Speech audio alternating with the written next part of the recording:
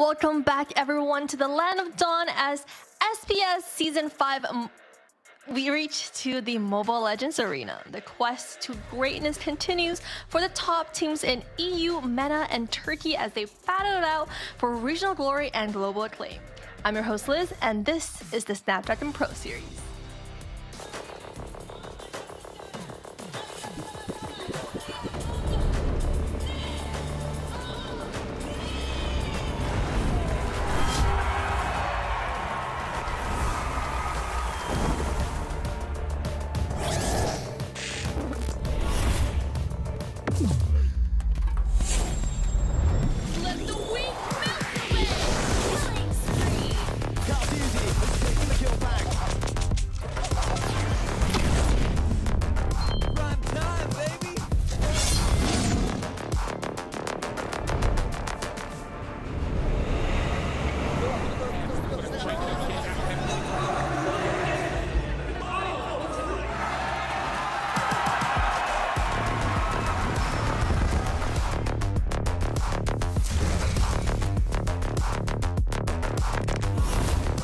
Looks like the players are ready.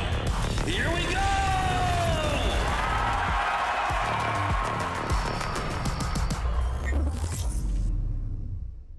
The Snapdragon Pro Series is brought to you by Snapdragon Elite Gaming, Samsung Galaxy S24 Ultra, Monster Energy, and DHL. Back to the Land of Dawn we go. This is the Snapdragon Pro Series Mobile Legends Edition. I'm your host, Liz, and joined at the desk by Steph Weezy and Yue. How are you guys doing today?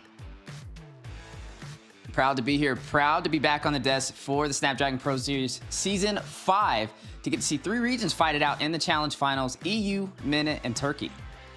Yeah, now I'm absolutely excited to cast alongside by 2 very handsome and beautiful hosts here. But the top 8 teams coming through from both these. But social, guys, follow us on the socials. Yes, make sure you follow us on X, Instagram, and Facebook at ESL Mobile. And make sure you join us on our Discord channel, that is Snapdragon Pro Series. You'll get the latest intels and the information on all your favorite teams. That's right, and definitely let us know what teams you guys are representing as we progress through the series. But also, quick QR code on the screen right there. Make sure you guys scan it for a chance to win a $100 gift card by taking a quick survey. Super excited, guys. It's been a pretty pleasurable time coming into this Snapdragon Pro Series, but prize pool coming up on the screen. That's right, guys. For the first prize, they will be walking home away with $20,000. But even the 8th prize takes something away, so we know it's an epic series. Yeah, definitely something to be proud about. All these teams will be competing it out. 8 teams, 4 from Turkey and MENA, or Turkey, 4 from EU and MENA. But let's take a quick look at the format so far for the Snapdragon Pro Series. It started out with open qualifiers for both Turkey and EU and MENA combined, and then they both fought it out in the open finals, and now the top 4 teams from both regions were able to make it into the challenge season for a single elimination bracket. Yeah, and the single elimination bracket, again, it's 4 teams from each of the regions here. For the quarterfinals, we're going to have Birthright versus Moon Knight on the game 1, Twisted Minds and S2G Esports. These are going to be 2 things that we're going to be watching today. But tomorrow, it's going to be Fireflox Esports versus Team Falcon and the Prestige versus Opertum Esports.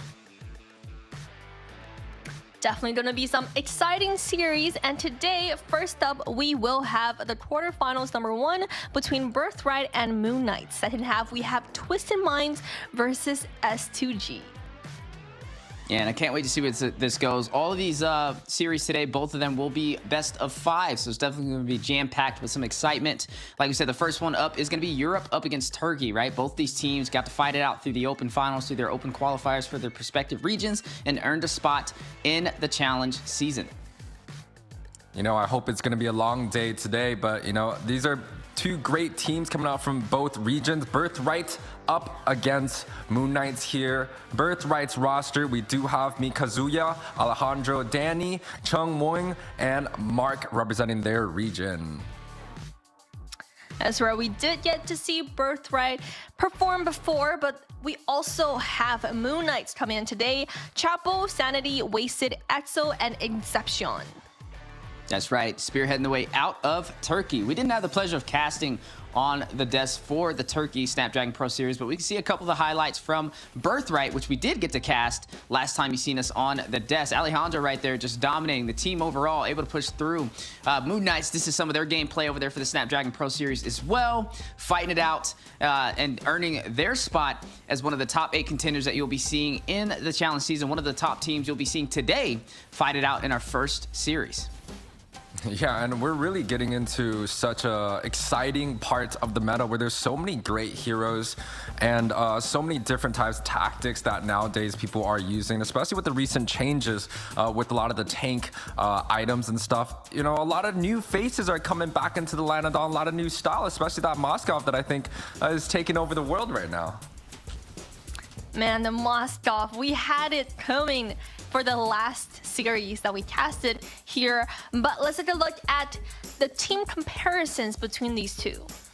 That's right, Birthright's up against Moon Knights, head to head. We're gonna start with the left, looking at Birthright. Most pick heroes, you're gonna see that Boxy alongside that Minotaur, one of those frontline, up close and personal heroes. I can definitely get the job done with sustainability. Most bans are gonna be that Frederick Mathilda. We're gonna swing on over to Moon Knights too. You saw that Lilia in there. Moon Knights out of Turkey. Definitely somebody we're gonna be keeping our eyes on as we progress through our first series.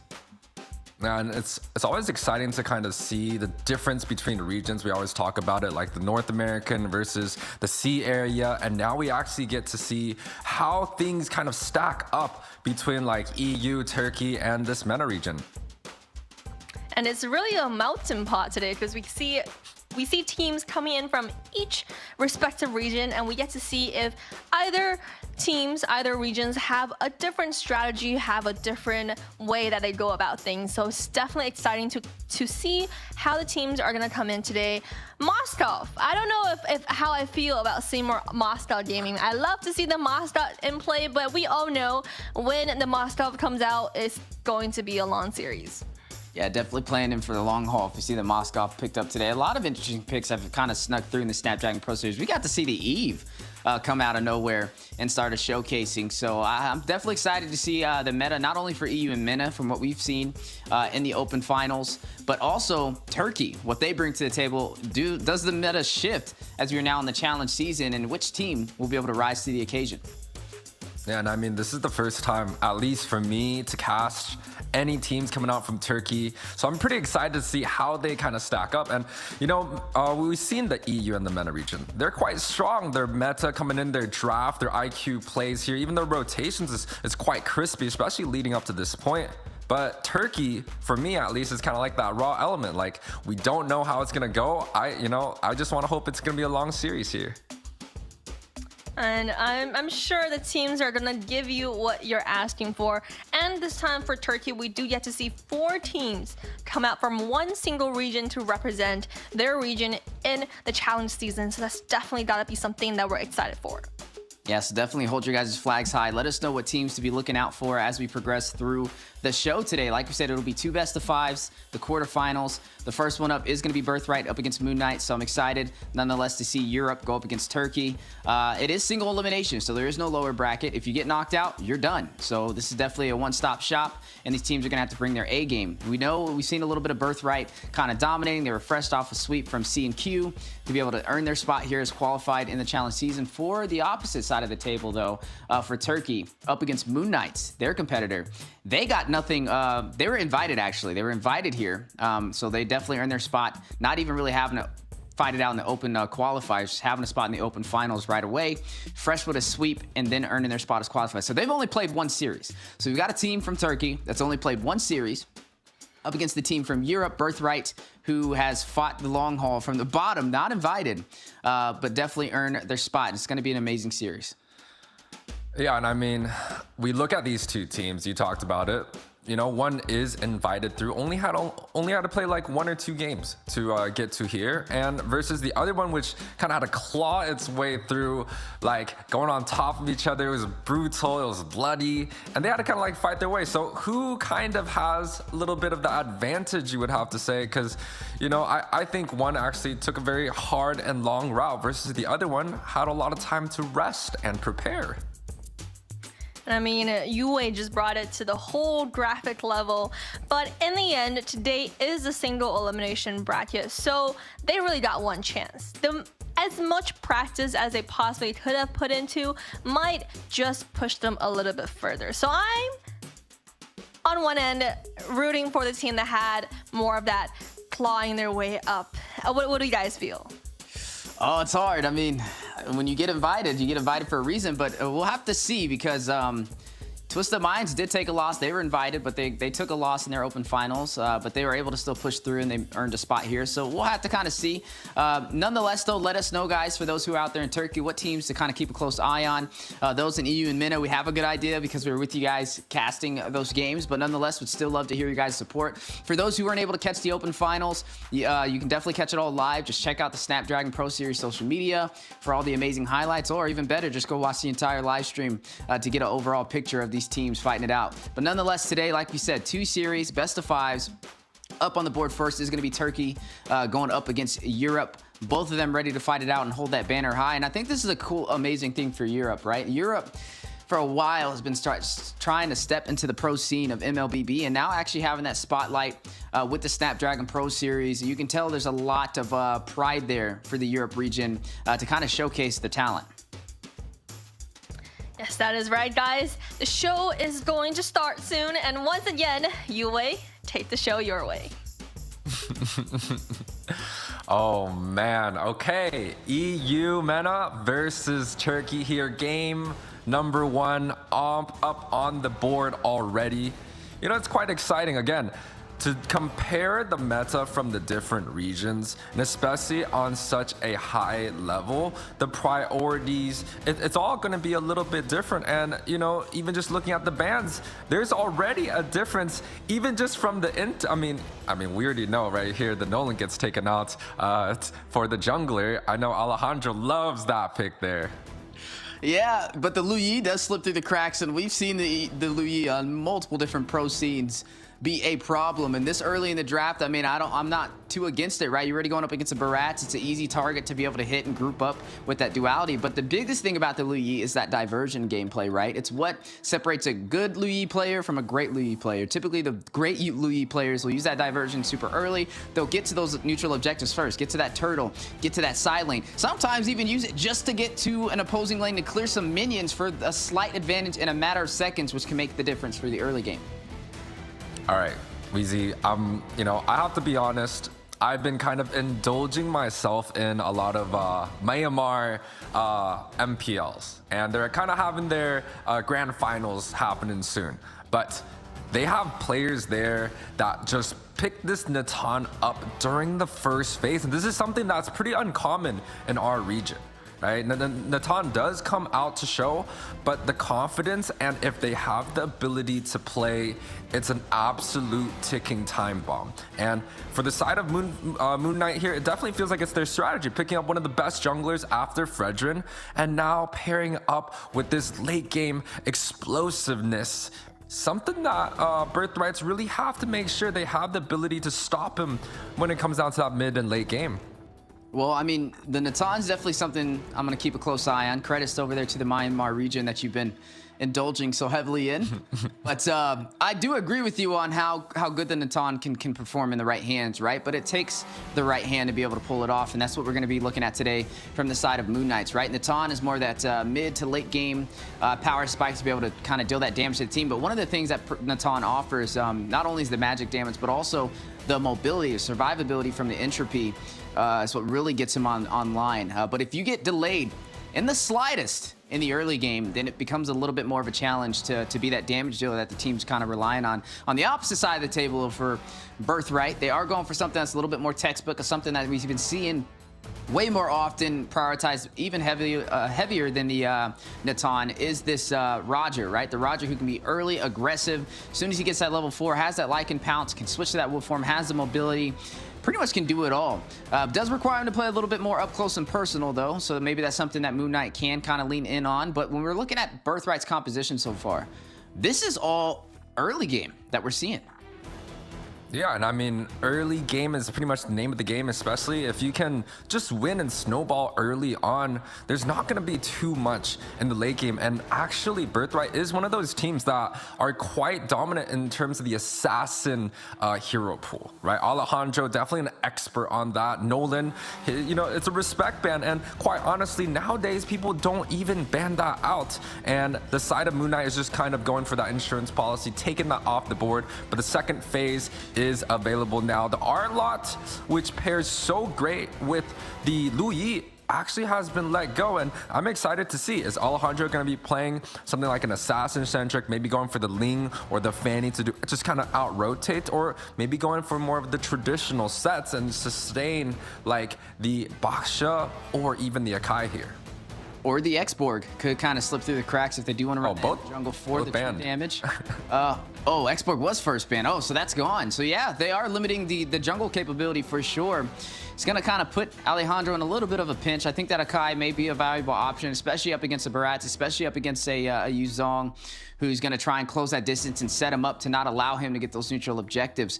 But he has some great crowd control on his side to kind of stop Moon Knight from being aggressive on those engagements, right? You not only do you have the Terizla with the penalty zone for that massive knockup, but you also have the mid laner, right? You have Lu Yi with the duality to be able to chain together heroes such as that Yuzong, such as that Barats, who do want to kind of group up and try and take that up close and personal fight. So I think there's answers for both sides right now for the early phase though. Oh, actually, I don't know, because they just locked in that Grok.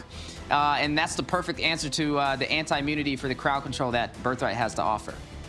Yeah, the Grok pretty much is going to be able to kind of just walk in front of both the Lu Yi and also the Terizla with pretty much no problem at all. So now Birthright's pretty much have a decision. Do they want to stack more CC? Yes, Grok is just going to get better and better, but they have the potential to catch the Natan, which is going to be pretty much the huge problem that Birthright is going to face. Or maybe they go for some sustain. It seems like they have already banned out the Florin, so potentially they could still go for some other healers like the Raphael or even the Estes. But Birthright is still somewhat lacking in terms of their front line. They have the Terizla here, and yes, they stack CC with even more CC here. The Tigreal gets picked up along with the Martis. Yeah, the Martis. I can't believe I forgot about the man that has traveled so many worlds, right? Martis with the anti-immunity to CC, just like the Grok, can definitely be a threat. There's a decent amount of crowd control even for the side of Moon Knight that he can kind of lean on. Now, I'm looking at the Tigreal, right? Tigreal can definitely get some great setups with the Implosion. He's not going to probably be able to hit the Grok if he can hug that wall, be able to proc that passive to be anti-immune to the crowd control. But he can have some decent setups, especially on that Yuzong, possibly on that Barats, but it's definitely going to be a challenge. We'll have to see how this kind of plays out. But nonetheless, crowd control is definitely leaning in favor for the side of Birthright. It looks like they're trying to close this out super early, right? They're trying to get some massive setups. They're trying to get that snowball on the first turtles and get the job done. When I'm looking at Moon Knight, though, they're playing a little bit more for the early and late game play style. You have the Lilia, who's great in the early game, great against the up close and personal heroes such as the Martis, the Terizla, the Tigreal, and that's great early game pressure with just her alone. But then when you add the Natan, it kind of blends that early game into that mid to late game to be able to pick up the pieces where Lilia does not. Yeah, I mean, you know, I like how you kind of put it. The side of Birthrights, they do have a very strong early game, but they also have a very strong CC lineup. And typically when it comes down to a lot of crowd controls on a team, even if they don't add up, especially in the early game, they still have the possibility to stack ultimates on ultimates. If the Natan brings a Purify in, right, you get the Flicker Tigreal onto him, Purify popped, rinse and repeat, right? Now you get the Terizla Flicker ultimate going in. It's going to be trouble. So, you know, I feel like the side of Moon Knights, they have the explosive time bomb of the Natan. If they can get him set well, especially early on, you know, the side of Moon Knight is going to have a great time when it comes down to that 3-4 item power spike. But on the other hand, they really have to be careful of the ability of the implosion, of the penalty zone, and even the Lu Yi teleportation. It's going to be hard trying to control the map, and we're heading into the land of Dawn here. That's right. Well said by UA as we jump into the first series of the challenge season. That's right. It is the quarterfinals. Birthright, all the way out from Europe, going up against Moon Knights, all the way out from Turkey in a best of 5. Man, it's always kind of interesting to see the Barats as like a little small dinosaur coming out through, especially in the early phase. He's all quite cute and cuddly in the beginning, but as he gets the stacks going, like he's gonna be kind of big. And you know, when he gets to that point, that's when kind of the clear speed is gonna come through. We're talking about the jungles coming out from both of these teams. Barats is one of those jungles that like to invade early, to put on the aggression. I'm not gonna be surprised if we even see him just kind of cut through his green camps and go directly at Martis soon. Yeah, can definitely be aggressive, but like we said, Birthright has a very early game composition, so they got to kind of pick their poison. If they go in with aggression, they need to go in as a team, as a collective, to be able to pull it off. If not, the crowd control can definitely be a little overwhelming, especially up against Mark on that Tigreal, who's a very early key player in a lot of these games, has that knock up to be able to stun and also stop heroes from invading on into the jungle, onto those orange buffs, onto those purple buffs. But right now, like we said, both sides fighting it out. We are expecting, at least for the early game phase, to lean more in Birthright's favor. Moon Knights is going to be more of that late game composition, but if Moon Knights can find a way to take the early game, then they pretty much can guarantee this game in their hands, because once Saxo, like you said, that time bomb that needs to be diffused before that mid-game, or before that 12-minute mark, that's definitely going to be both sides' main focus. But speaking of focus, Alejandro, first blood! A nice start for the early phase. 1 kill on the board for Birthright. Yeah, he does get the kill, but the Num Num comes through here. The stun gets popped off, and Alejandro pretty much getting away with just a little bit of health. He's able to kind of just dash through just because of the very first skill. You talked about it. It's the anti-CC immunity. He kind of just hits that 1, 2, 3 combo, and he's out in every single one of these team fights. Birthright up 1 kill now. The turtle is going to be available, and Barat is already on this objective. Yeah, he's going to go ahead and start it, but Alejandro was able to top back off at the base, so he's full HP, ready to take the fight, ready to go the distance. Black Dragon coming out. Chapo did fall nice and early, but now a chance to avenge himself. Big stun. Wow. Chapo finding Alejandro. Target has been seized. No jungler for Birthright. Sanity able to get the turtle for Moon Knights, and now Mark and Mikazuya needs to get out of there, but the chase, the 3-man rotation, forcing out the flicker from Mikazuya, and the objective goes over to Moon Knights. Yeah, very impressive target lock coming out from Moon Knights. The setup was pretty much when the Grok was kind of in front of the Martis, right? The Martis used his spells early on, and that pretty much led him to not have the immunity that he was looking for. He pretty much got set by the Grok. The Yuzong came in with the Petrify, guarantee stun knock-up combination, and he was out of that fight completely. Now Moonlight pretty much has the lead. It's not actually too significant though. It's only like a 400 lead, so it definitely feels like the side of Birthright.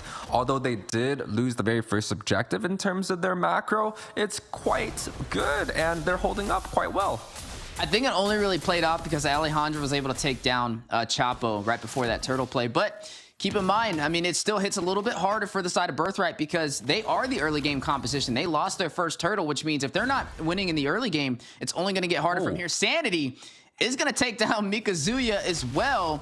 Going to be his first kill of the game on the bot side alongside Chapo to be able to strip some of the gold plating. Speaking of stripping down, though, Ayaya stripping down those black shoes to be able to regen herself. Almost picked off by Alejandro. Far overextended, though. Has the Mortal Coil's Inception. Trying to trap him in with the Guardian's Barrier. Diversion play, though.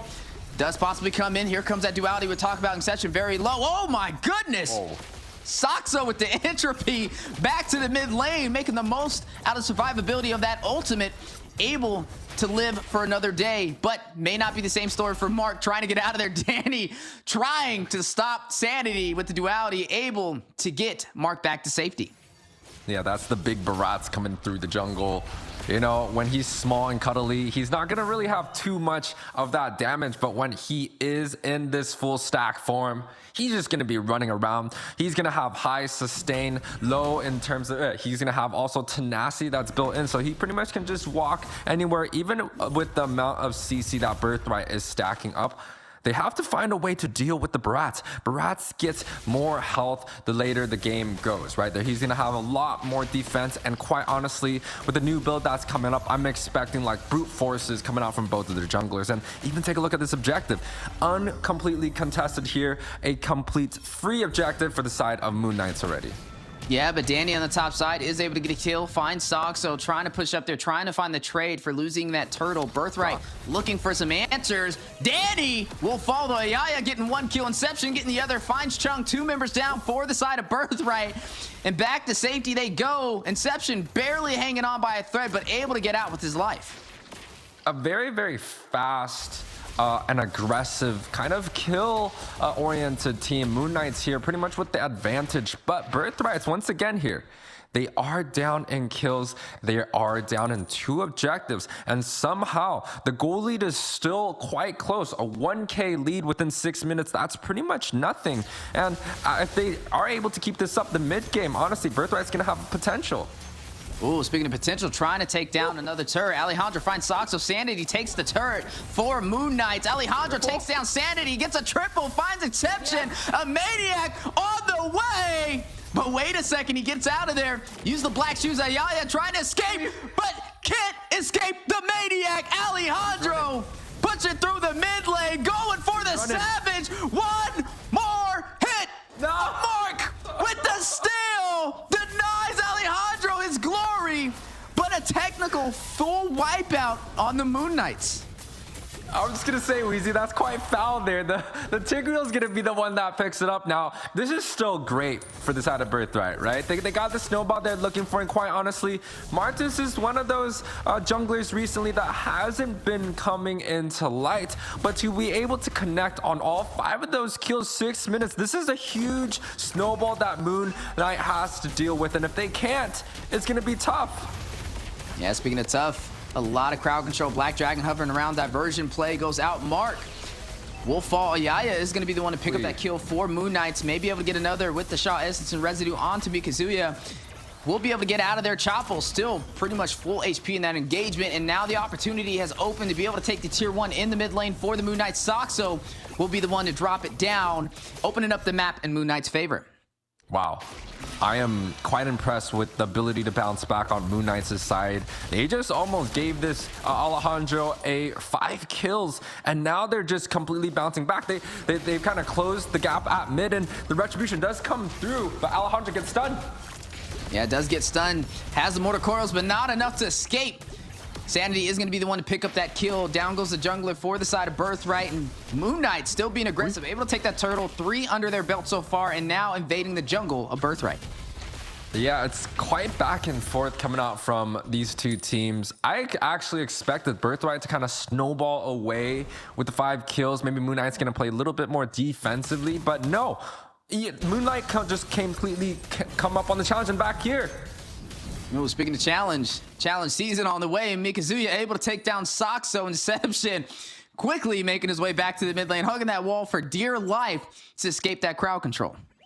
Man, 0-3 on Soxo is not something we want to see when it comes down to playing the Natan, right? And quite honestly, a lot of the marksmen these days have been playing above their level, and I feel like it's quite impactful in terms of playing that gold lane role, especially since a lot of the armor's gotten nerfed. But before that implosion, yeah, it does go down. Black Dragon hovering around. Got to see that amazing highlight. Alejandro denied over there from that Savage. But on the bot side, we are seeing a lot of engagement from the side of Moon Knights. You are going to see Alejandro get the kill, though. We'll be able to shut down Chapo right there on the overextension. Now 9-6 on the board, 26K.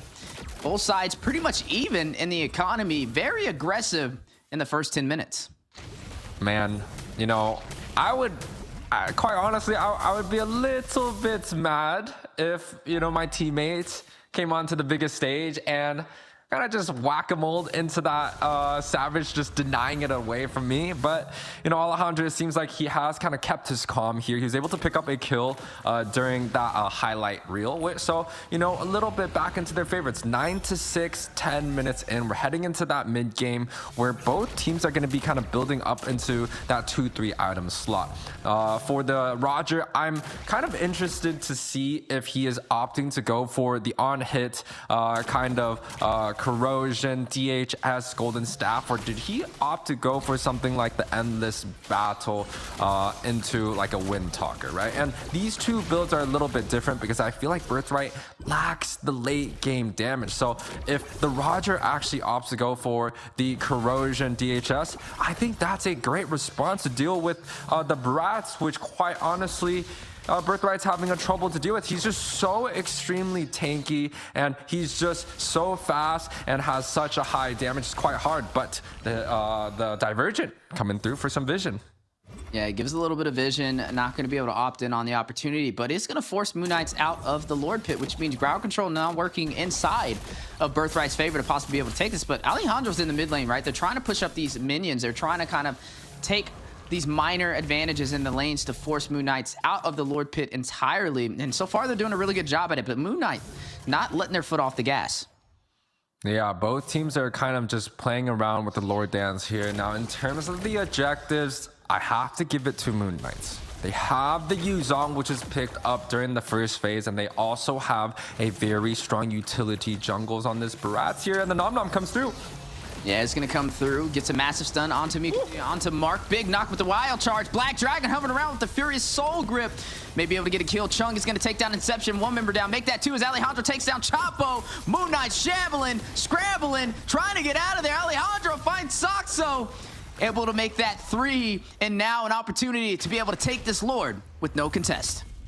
Yeah, I mean, it was a great tactic coming out from Moon Knights, right? They were able to get kind of the Daytonans welcome stacked up with a stun, and they had Inception pretty much coming in with the Flicker Ultimate Wild Charge. They were able to get a two-man stun and then paired up with the Yuzong. Yes, the strategy was quite good, but who did they end up going for? It was the Terizla and the Tigreal, the two of the tankiest members, and then you saw the counter set coming out from the Terizla. Pops the Purify. Pretty much the members of Moon Knight were just in such a bad position after just blowing so much ultimates on the tankiest member, and they didn't even connect. Then the Implosion came out with the counter set, and the whole team fight got reversed. And the side of Birthright here looking to go aggressive once again.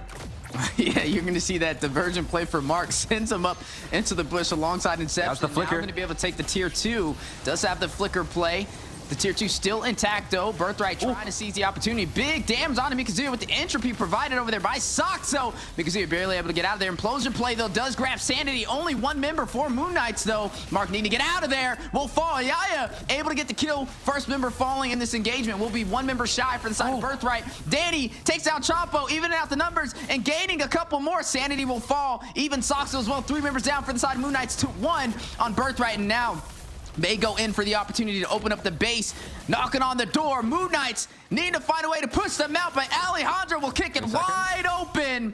20 seconds until members start spawning back in for the side of Moon Knights, but the base has been opened up and Birthright now controlling this game.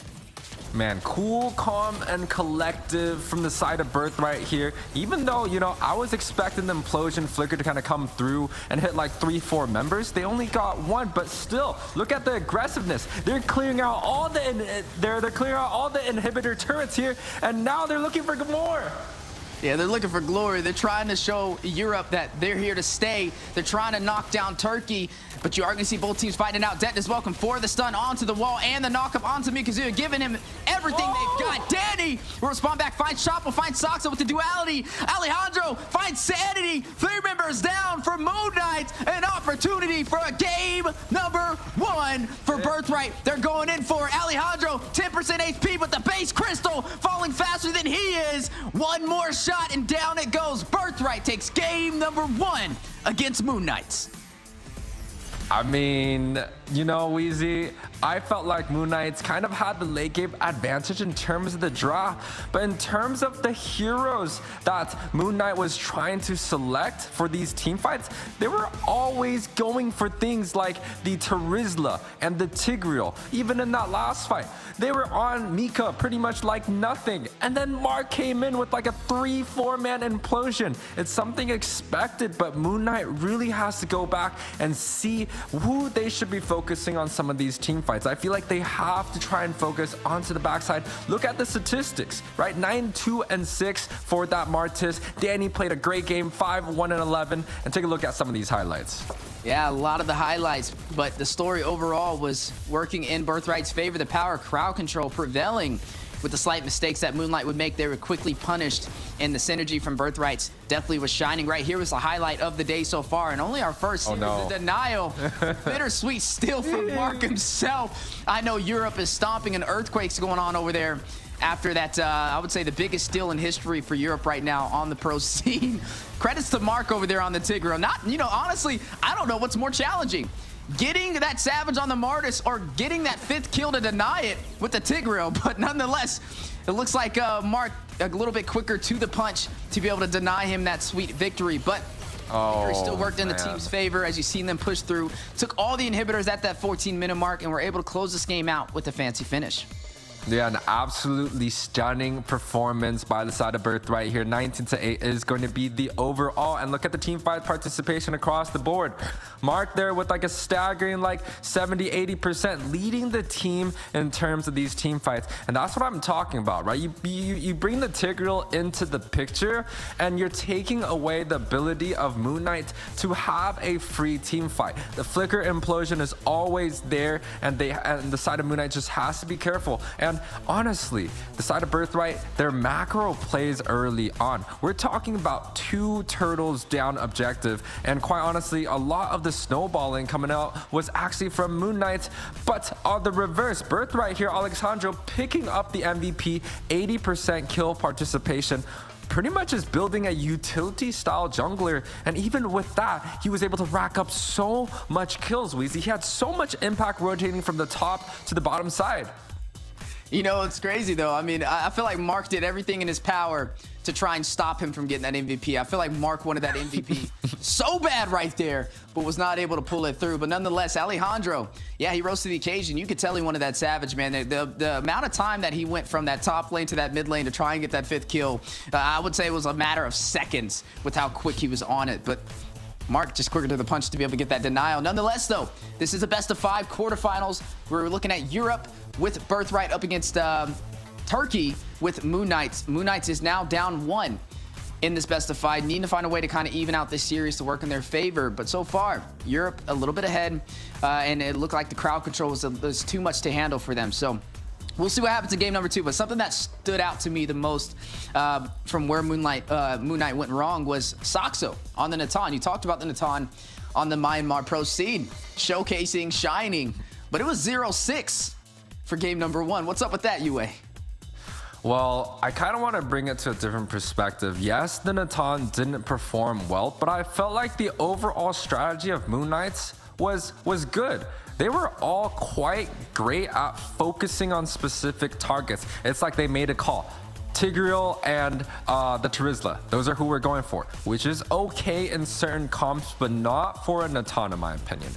If they were to draft something like a Kaja carry, where they could shred down the front line. They're very good at focusing on specific targets, but it was just the wrong targets and the wrong comp. Lilia, quite honestly, is not a tank shredder. But if you go something like a Lunox, right, that is gonna burst down all the front lines that they're focusing on. So I think Moon Knights go back, maybe pick up something like the Franco or the Kaja, pair it up with the carry or the Lunox, get some heavy single target damage, and they're able to mow through specific targets. I feel like they will find success because the team fights look good. They were stacking ultimates onto ultimates. They were getting the Sun and CC chain. It was just that the Terizla was too hard to kill. The Tigreal was too hard to kill, and it just ended up backfiring them, and Birthright just had the snowball and pretty much was able to walk through. Yeah, you know, digging deep in your bag right there, the Lunox. I haven't seen that Lunox in a while. I would love to see it. Honestly, I feel like it's one of those heroes that's oftenly overlooked. I don't think it really fell out of the meta. I just think it's just not prioritized with all the recent changes and heroes that have been a little bit more in the spotlight. Lunox would have been a wise decision there, man. We got to get UA out there to the turkey seat. The coaching. Yeah, get him over there to coaching, because that was honestly a really good analysis from your side to be able to see that that Lunox slip through the cracks. But I don't know if we'll see it. Maybe Turkey pulls it out. We didn't get to see EU and MENA pull out a Lunox. We got to see them pull out a Eve. So they're getting a little bit more creative. Some of these mages are starting to come back around as that pendulum swings. But swinging into things, we are now jumping into the second game of the day for the quarterfinals. Number 1, Birthright, with an advantage 1-0 on our best of 5 up against Moon Knight. And you know, it's quite exciting to see that Birthright was like, yes, I'm gonna take the Barats the first game. Or no, you guys took the Barats first game and we were able to deny that. But this time around, they're not even giving Moon Knight the chance to take the Barats, which quite honestly did perform at quite a good level early on. We saw pretty much the objective rotation coming out from Moon Knights. It's great. But somehow Birthrights, even with being down 2 turtles, was able to maintain the gold, which means the side of Birthrights, they are great at trading things, right? Not only they could drop the objectives, they could still find advantages on the opposite side of the lanes. And I think Birthright pretty much is showcasing that they don't need objectives to be able to go through with this game. And quite honestly, that's why Birthright is great at assassins. A lot of the picks, they are allowed to play something like the Nolan that gets respected ban out today. You know what, I'm wondering, Wheezy, are we going to be able to see the Nolan coming out and play? Because, you know, I know Alejandro really wants this hero pick. I would definitely love to see it. I mean, the Nolan is something he's kind of showcased out there for a while for Spain. So definitely something that he's comfortable on. It does get banned out here. Maybe we'll be able to see it walk as we progress through the series. But something that has been progressing is the Roger pickup, right? This time there is an Anton still available. But Moon Knights had an Anton last time, right? This time they have the Roger, who was in Birthright's hands. Maybe this is the deciding factor to kind of help them in that gold lane. Because Soxo, like we mentioned, Oxo had a really rough time getting online with that mid to late game marksman, especially when his team was kind of falling on some of these neutral engagements. Just didn't create the opportunity for him to kind of shine on that mid to late game marksman. But with an early game marksman, he definitely has a lot more, a lot earlier. Well, you know, the win rate for the Roger is kind of making me a little bit scared. It was like 38%. And a first pick Roger is kind of tough. There's still a lot that's available on the board, right? The Moskov that we've been quite honestly seeing throughout every single region, it should be able to come in. But yes, an untraditional pick. The Freya actually comes out and play. This is something I'm not really too comfortable with, but even over here in North America, we have great Freya players. And I know in C areas, especially those ranked games, people are picking this hero up and just dominating the lane with it. Okay, I will just say one thing. In North America, we only have one great player. Just one. Yeah. It's not like on the pro scene we're seeing a bunch of Freyas. We only have one player who everybody fears for dear life on that Freya. But yeah, maybe this is the same story out there for Turkey. So definitely don't take it lightly, because when we do see it on the pro scene, it dominates. But we'll see how it kind of plays out in today's game. Oh, wait a second. Minotaur and okay, so Angela's going to be in the mid lane, and they have the Minoan Fury. That's good crowd control and sustainability in Birthright's favor. You know what this is setting up for? This is setting up for a Lunox in the gold lane by the side of Birthrights. No, I'm just kidding. They still have a lot of magic damage, right? You know, the Angela and Baksha. That's a lot of magic damage already in the favor of Birthrights. But if they were looking for a little bit more, yes, I think the Lunox could provide some sort of mixed damage that Birthrights may be looking for. But honestly, with just the Basha, I think it's quite enough here. On the other hand, Moon Knight does pick up this Vexana. And I just want to talk about the story of Vexana for me. In the beginning, when it came out, it was like, whoa, why are they picking this Vexana? I don't think it's that great. The mobility is not there. there, but it has grown on to me. The Lord coming in is pretty much just like a mini Lord marching down your lane, has the ability to give so much vision, is so tanky, and provides so much utility. It's a great pick for the side of Moon Knights, and I think it works quite well with the amount of front lines that Moon Knights don't have. It provides just a little bit more utility on that front end. Yeah, but for the side of Moon Knights, right, they have that Vexana, they have that Roger, so they got good damage, I would say, overall. Even the Freya is good for the early game. I'm wondering what they're going to pick inside of that jungle position, right? Do we have that Roger in the jungle? Do they slot something else? I mean, you see the Fredrins banned off the table. You see the Barats taken off the table. You see the Boxius picked up. Now, Martis is still available. We got to see the Martis in game number 1 on the side of Birthright, not on the side of Moon Knights. Maybe they're going for that. Even the X-Borg's taken off the table, so there goes that Moskov you were talking about. We were wondering if we would see a showcasing on it. It's definitely been heavily prioritized on the pro scene recently. Able to deal a lot of damage, able to use that Spear Destruction for mobility to get to anywhere at a moment's notice. But today, it will be banned out, and the mark's been picked for the side of Birthright will be the Claude. So Birthright actually now going with a little bit more of a late game compared to that last one, right? The Louis and the Rogers are quite early on, but this time around, Chung is going to be picking up the Claude, and that's going to pretty much guarantee them this late game insurance, right? Not only do they have the Minotaur, which does quite well level 4 and on, now they have the late game. But Moon Knight here coming out with a Terizla Freya. Potential 1-3-1 strategy? Because I think the only jungler available now is going to be the Roger. I think so. You're speechless. I think so. But I mean, there's a potential that this is going to be a Freya jungle and a Roger in the gold lane. It could go either way. But I mean, it works both ways though, I guess, because we've seen a Freya in the gold lane before, but then we've also seen a Roger in the jungle. So you never know, but I would say one thing, Moon Knight's definitely being a little three-dimensional, keeping us on our toes, guessing which way this is going to go. Birthright still yet to see their final pick for the XP lane. It is going to be CC, going to be able to have a high mobility, be able to get to the back line, be able to possibly get that Vexana, and be able to possibly out-rotate whoever is in the XP lane, the Terizla. So we'll have to see how that kind of plays out. Right now, though, like we said, Birthright, with the slight advantage, was able to take game number 1. The power crowd control working in their favor. This time around, though, like you mentioned, not the earliest game composition, but more of an overall composition, right? That works from the early all the way to the late, especially with that Claude, gets that DHS to be able to deal some massive damage. That golden staff could be a possible problem if they can hit those power spikes. Now, Yue, this is going to be interesting. Let's go ahead and place our guess. Do you think Freya's in the gold lane or the jungle?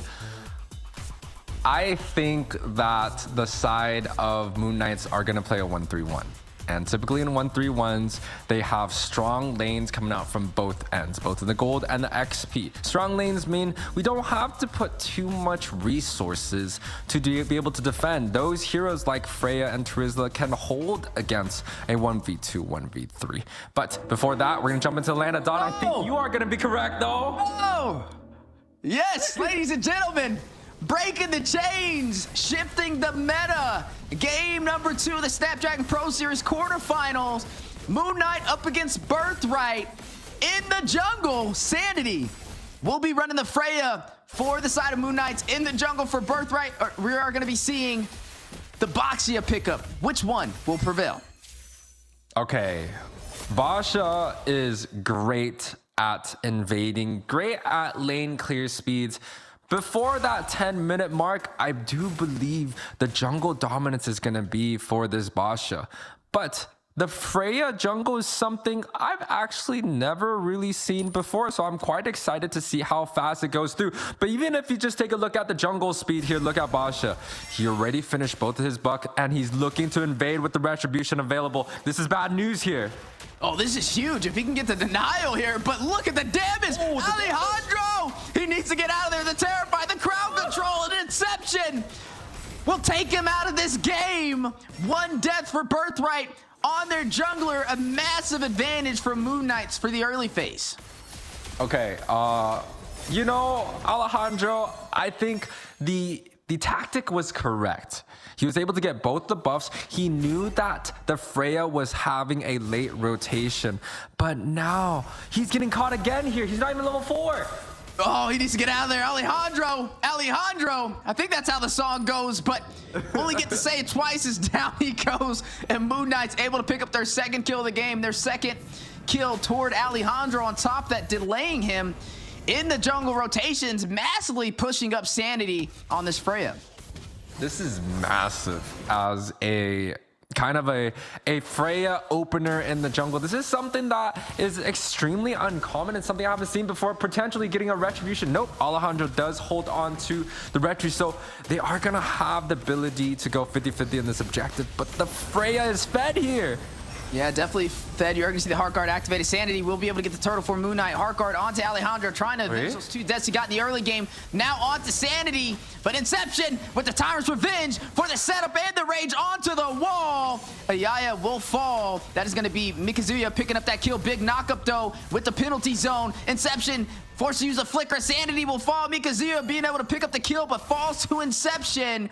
Both sides finding some kills right there, but the objective will lean on over to Moon Knight, 3-2.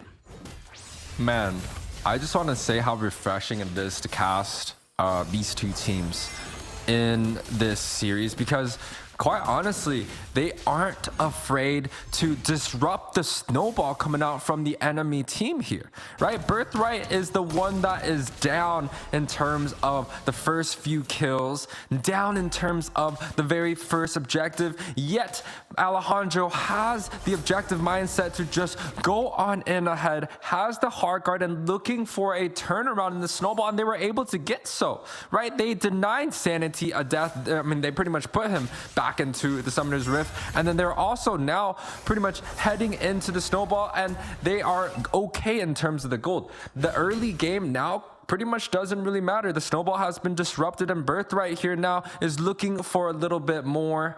And, you know, look at the gold leaderboard. It is in favor of the Roger. Kind of expected in terms of that gold, but the reinforcement comes through. Yeah, Hardcore activated on Alejandro again. Blazing Duet from Chung, able to get the kill, finds Ayaya. One member down for the side of Moon Knight. Both sides fight it out still. Looks like Birthright is going to try and push in, possibly on this tier 1 turret. They do have minions in play, but Oxo and Inception for the denial there to contest. We'll be able to clear out these minions with ease and force Birthrights out of the lane. Yeah, even though Birthright is still down in terms of the gold, it seems like their macro rotations, they're not afraid to put a lot of resources onto any lane that they're looking for. And they were able to get a small push onto the top side, but now the turtles are coming up here, and Claude purifies out early. That's a utility that is not going to be available for the next objective, potentially allowing Moon Knights to get this one uncontested. Yeah, and nobody has their ultimates minus Alejandro right now. Sanity will be able to get the turtle for Moon Knights, maybe able to get some kills. Mark, very low, needs to get out of there. Like and pounce from Axo, will catch him from afar, gets the double, takes down Danny. 2 members down for the side of Birthrights, and a turtle in Moon Knight's hands. Yeah, and for the first time, Moon Knights actually have a significant lead along with the kills, right? Game 1, Moon Knights did have the kills, but I didn't feel like the lead was too significant. But this time around, with this Freya pocket pick, they're able to be quite aggressive in the objectives. They can get the damage that they're looking for, and potentially it might just be that Birthright doesn't have the damage coming out from the mid, right? The Angela Minotaur is a double utility roam slash mage flex, but you know, paired up with the Basha, there's not much damage coming out from there. They have to wait for Chung to get online, and Chung right now still having a pretty decent game, has the first kill available there, but the side of Birthright, they really have to find a way to slow down the snowball. And speaking of slowing down, both sides speeding it up right now on the bot lane. Heart Guard activated again on Alejandro. Manoa and Fury, big knockup from Mark, trying to provide the setup onto Moon Knight. Not going to find the opportunity, but able to allow Birthright to go back to their side of the jungle without losing any members. Yeah, I mean, they kind of just used the Minoan's Fury there. They were looking for a potential set, and when they only were able to set on that Kufra, the side of Birthright was like, you know what? We can go back and, you know, rinse and repeat. We don't have to full commit, because quite honestly, Moon Knight was there in position. I felt like if that team fight did turn, Moon Knight was just gonna dominate them. And now with a small cut coming through, the reinforcements are coming back, but I'm not sure if Birthright has what it takes here.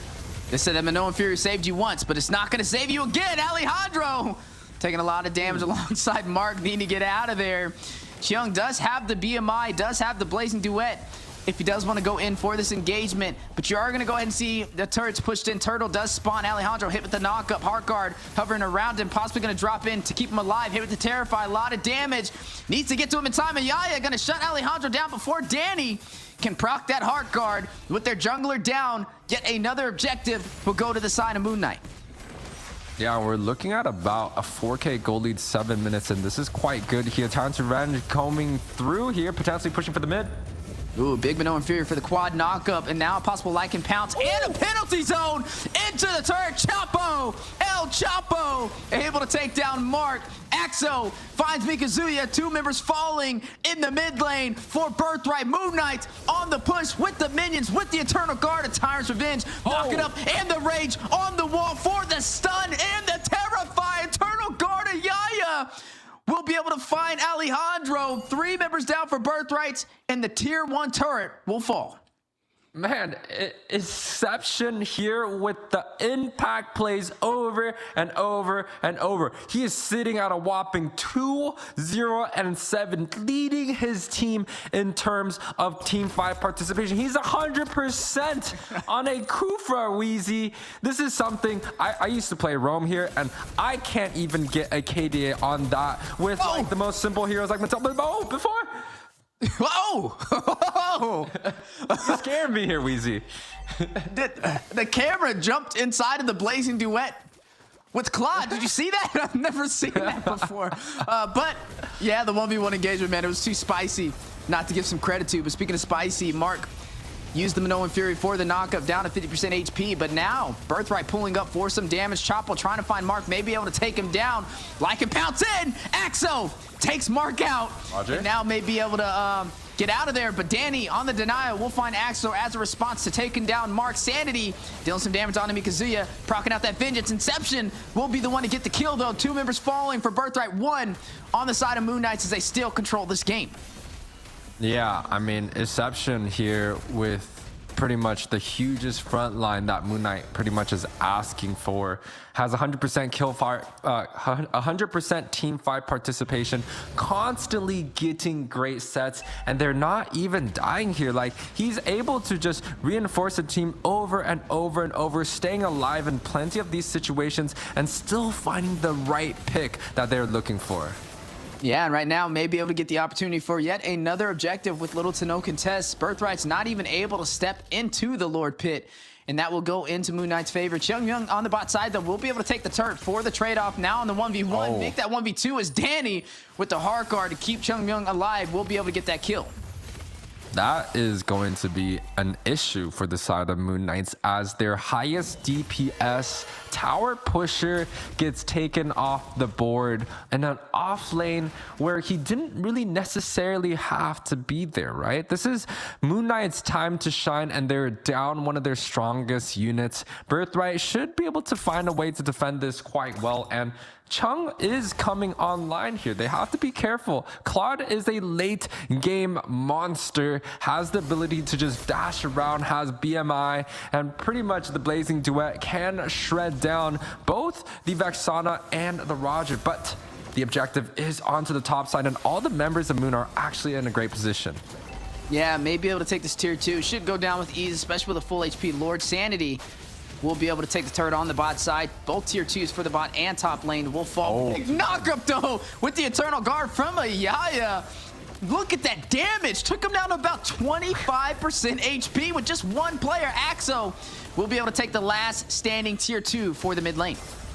Yeah, we got to respect the Vexana damage here as he picks up the Lightning Truncheon, just adding a little bit more burst into her already annoying kit with the glowing wand, right? And Vexana is a very, very good hero. The only thing that she is not great at is her mobility. She doesn't have dashes. She doesn't have a built-in sprint. So, you know, if she does get caught off, majority of the time she's going to die. But on the other hand, great CC, right? The first skill pretty much just allows the enemy to give a little cha-cha in front of her for like a 1.5 seconds. Paired up with the knock-up, it's quite hard to just go full-on head-in, and she even has the anti-heal provided. So that ultimate coming out from Vexana is going to be huge impact in any of these team fights.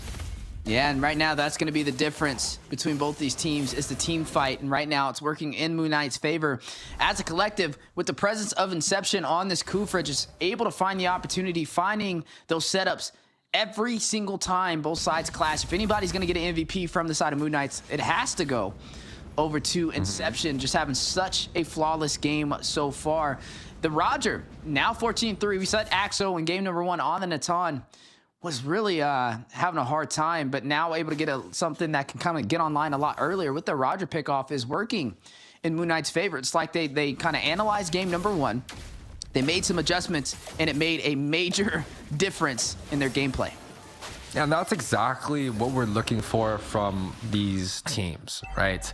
The ability to be able to bounce back after kind of a hard loss coming out. And Birthright, you know, they played well in game 1. They had the Marches pretty much walking around the whole entire time. But this time around, the control is in favor of Moon Knight. And I honestly want to say the goal difference is even more than what it was in the last game. Moon Knight is playing a phenomenal, clean game. They even have a Freya in the jungle, Wheezy, something we've never seen before. Yeah, it's history in the making out there for Turkey right now. It's one of the first to pull out the Freya in the jungle in a while now. First time for me and you both to be able to have the pleasure of casting, that's for certain. But you are going to see Moon Knight's in the favor, 13 minutes in, 11-5, up by over almost 10,000 gold. Luminous Lord now making his way on the bot side. A potential chance for Moon Knights to tie up this series. Ooh, a potential item spike here too. The blade armor gets picked up by the Kufra. Is going to make things quite difficult for Chung, especially when he's going to be on that tank. And also a Demon Hunter sword for the Roger. So a lot of late game front line. The Lord is going to charge onto the bot side. Gets that tower here. Yeah, now an opportunity for Moon Knight's series. Big knock-up from Chapo. Sanity finds Shung Myung. Mark will fall. Alejandro will fall as well. 3 members down as Mark gets the kill. Lycan pounce onto Mikazia. Gets the double. And down goes the base crystal. What is going on right now? You're able to see Moon Knights tie up this series against Birthright. Yeah, I mean, the Vexana in the first phase, the impact, like, that was huge. We talked about how good the Vexana could be here, and exactly that's how it was shown. The Vexana hits the ultimate, and then the other members just pile on. The Terizla had a great set on top of that. The Kufra came through. Like, the damage just made sense for the side of Moon Knight as they're able to take this game in a 14 minutes. And you know, a great performance coming out from Moon Knight, but honestly, it is so good how they're able to just bounce back immediately with such a clutch pick here with the Freya that we've quite honestly never seen before. I'm taking that into the rank game, Wheezy. That's what we're doing this weekend. We're taking the Freya into the jungle, and we're stealing that strategy. Dang, we were supposed to be ranking together this weekend, but I guess, I don't know if that's going to happen anymore now. But anyway, jumping back into this, you are right, the Freya pickup was definitely interesting. It worked out inside of Moon Knight's favor, but I think what also shined was the synergy from the team overall. Able to hit those power spikes at the right times, able to get those objectives with little to no problem. And Birthright, I think it kind of started with them not respecting that Freya in that jungle, right? We saw Alejandro be very aggressive in the early phase. He tried to rush in, like you even mentioned, right? The Boxia, quick at rotating, quick on getting those orange and purple buffs. But we saw him get those and then try and rotate around his Sanity to take his as well, and was quickly punished and taken down. And I think that's what kind of started this victory for the side of Moon Knights. And I mean, I just want to point out the duo mid coming out from Moon Knight was actually able to both get 100% team fight participation. This is huge because the mid and the roam are pretty much the most impactful role in any of these games, especially when we're talking about pre-10 minutes, right? The early game rotation coming through, that is exactly what is necessary for these teams to kind of prevail. And the side of Moon Knight played that quite perfectly. There was pretty much no defense coming out, and the MVP goes to Inception. Well deserved, Wheezy. I felt like this guy was so huge on this Kufra. That's something I want you to be going on, because I'll be the Freya, you be the Kufra, and we're winning ranked games together. That's the secret sauce. That's the method to 100% win rate out there for ranking. So make sure you guys try it out. Let us know how it goes. But nonetheless, like you said, well-deserved. He did really good. Inception was opening up the windows of opportunity that the side of Moon Knights could kind of prevail on, right? He had the setups for the Tyrant's Revenge, the Tyrant's Rage, the bouncing ball for the slow. He was everywhere. Every single set was impactful, and we could feel it out here on the caster's desk. And definitely a major victory for them to be able to tie up this series. Now this is anybody's series, right? There's a chance for Birthright to get 2. I always say in a best of 5, if you can get 2 wins in a row, it's really hard to come back from that, right? Because you're basically at match point at that moment. But when you're tied 1-1, it's anybody's ball game. And right now, both teams, we're going to decide who's going to take that final shot to have the advantage for match point. Will it be Turkey with Moon Knight? Will it be Europe with their team as well, Birthright? We'll have to see how this kind of plays out. But this is interesting. The Freya. What do we think happens from here? Is it even worth being banned out? Or do you think that's something that can just honestly always be picked? Because I feel like too many teams just don't pick Freya or even play it on a pro scene. Here's the frustrating thing about winning or losing against a Freya is that you don't really know if this is something that you have to take out of Moon Knight. Maybe this is a strategy that they practiced beforehand, but it's something that you don't typically ban it out against anyone. There's not many teams out there, not many players out there that can take Freya onto this level. And, my honest opinion, Weezy, I felt like the mid combination of the Vexana and the Kufra was what led to Moon Knight's success. Yes, the Freya was there in play. Potentially be something else. But I do think it was the mid that made the biggest difference. But Weezy, yes, Freya taken off the board. I do like that, to just even the odds. Birthright was like, great game, Moon Knight. We're not looking at that hero again. That's crazy. I have mixed emotions about this, but I would have banned the Kufra before I would have banned the Freya. I'm just going to throw that out there. But nonetheless, Freya is off the table, so we won't have to worry about that again. Freya now has a 100% win rate on the Snapdragon Pro Series Season 5, so that's definitely something we're going to keep a close eye on as we progress through the challenge season.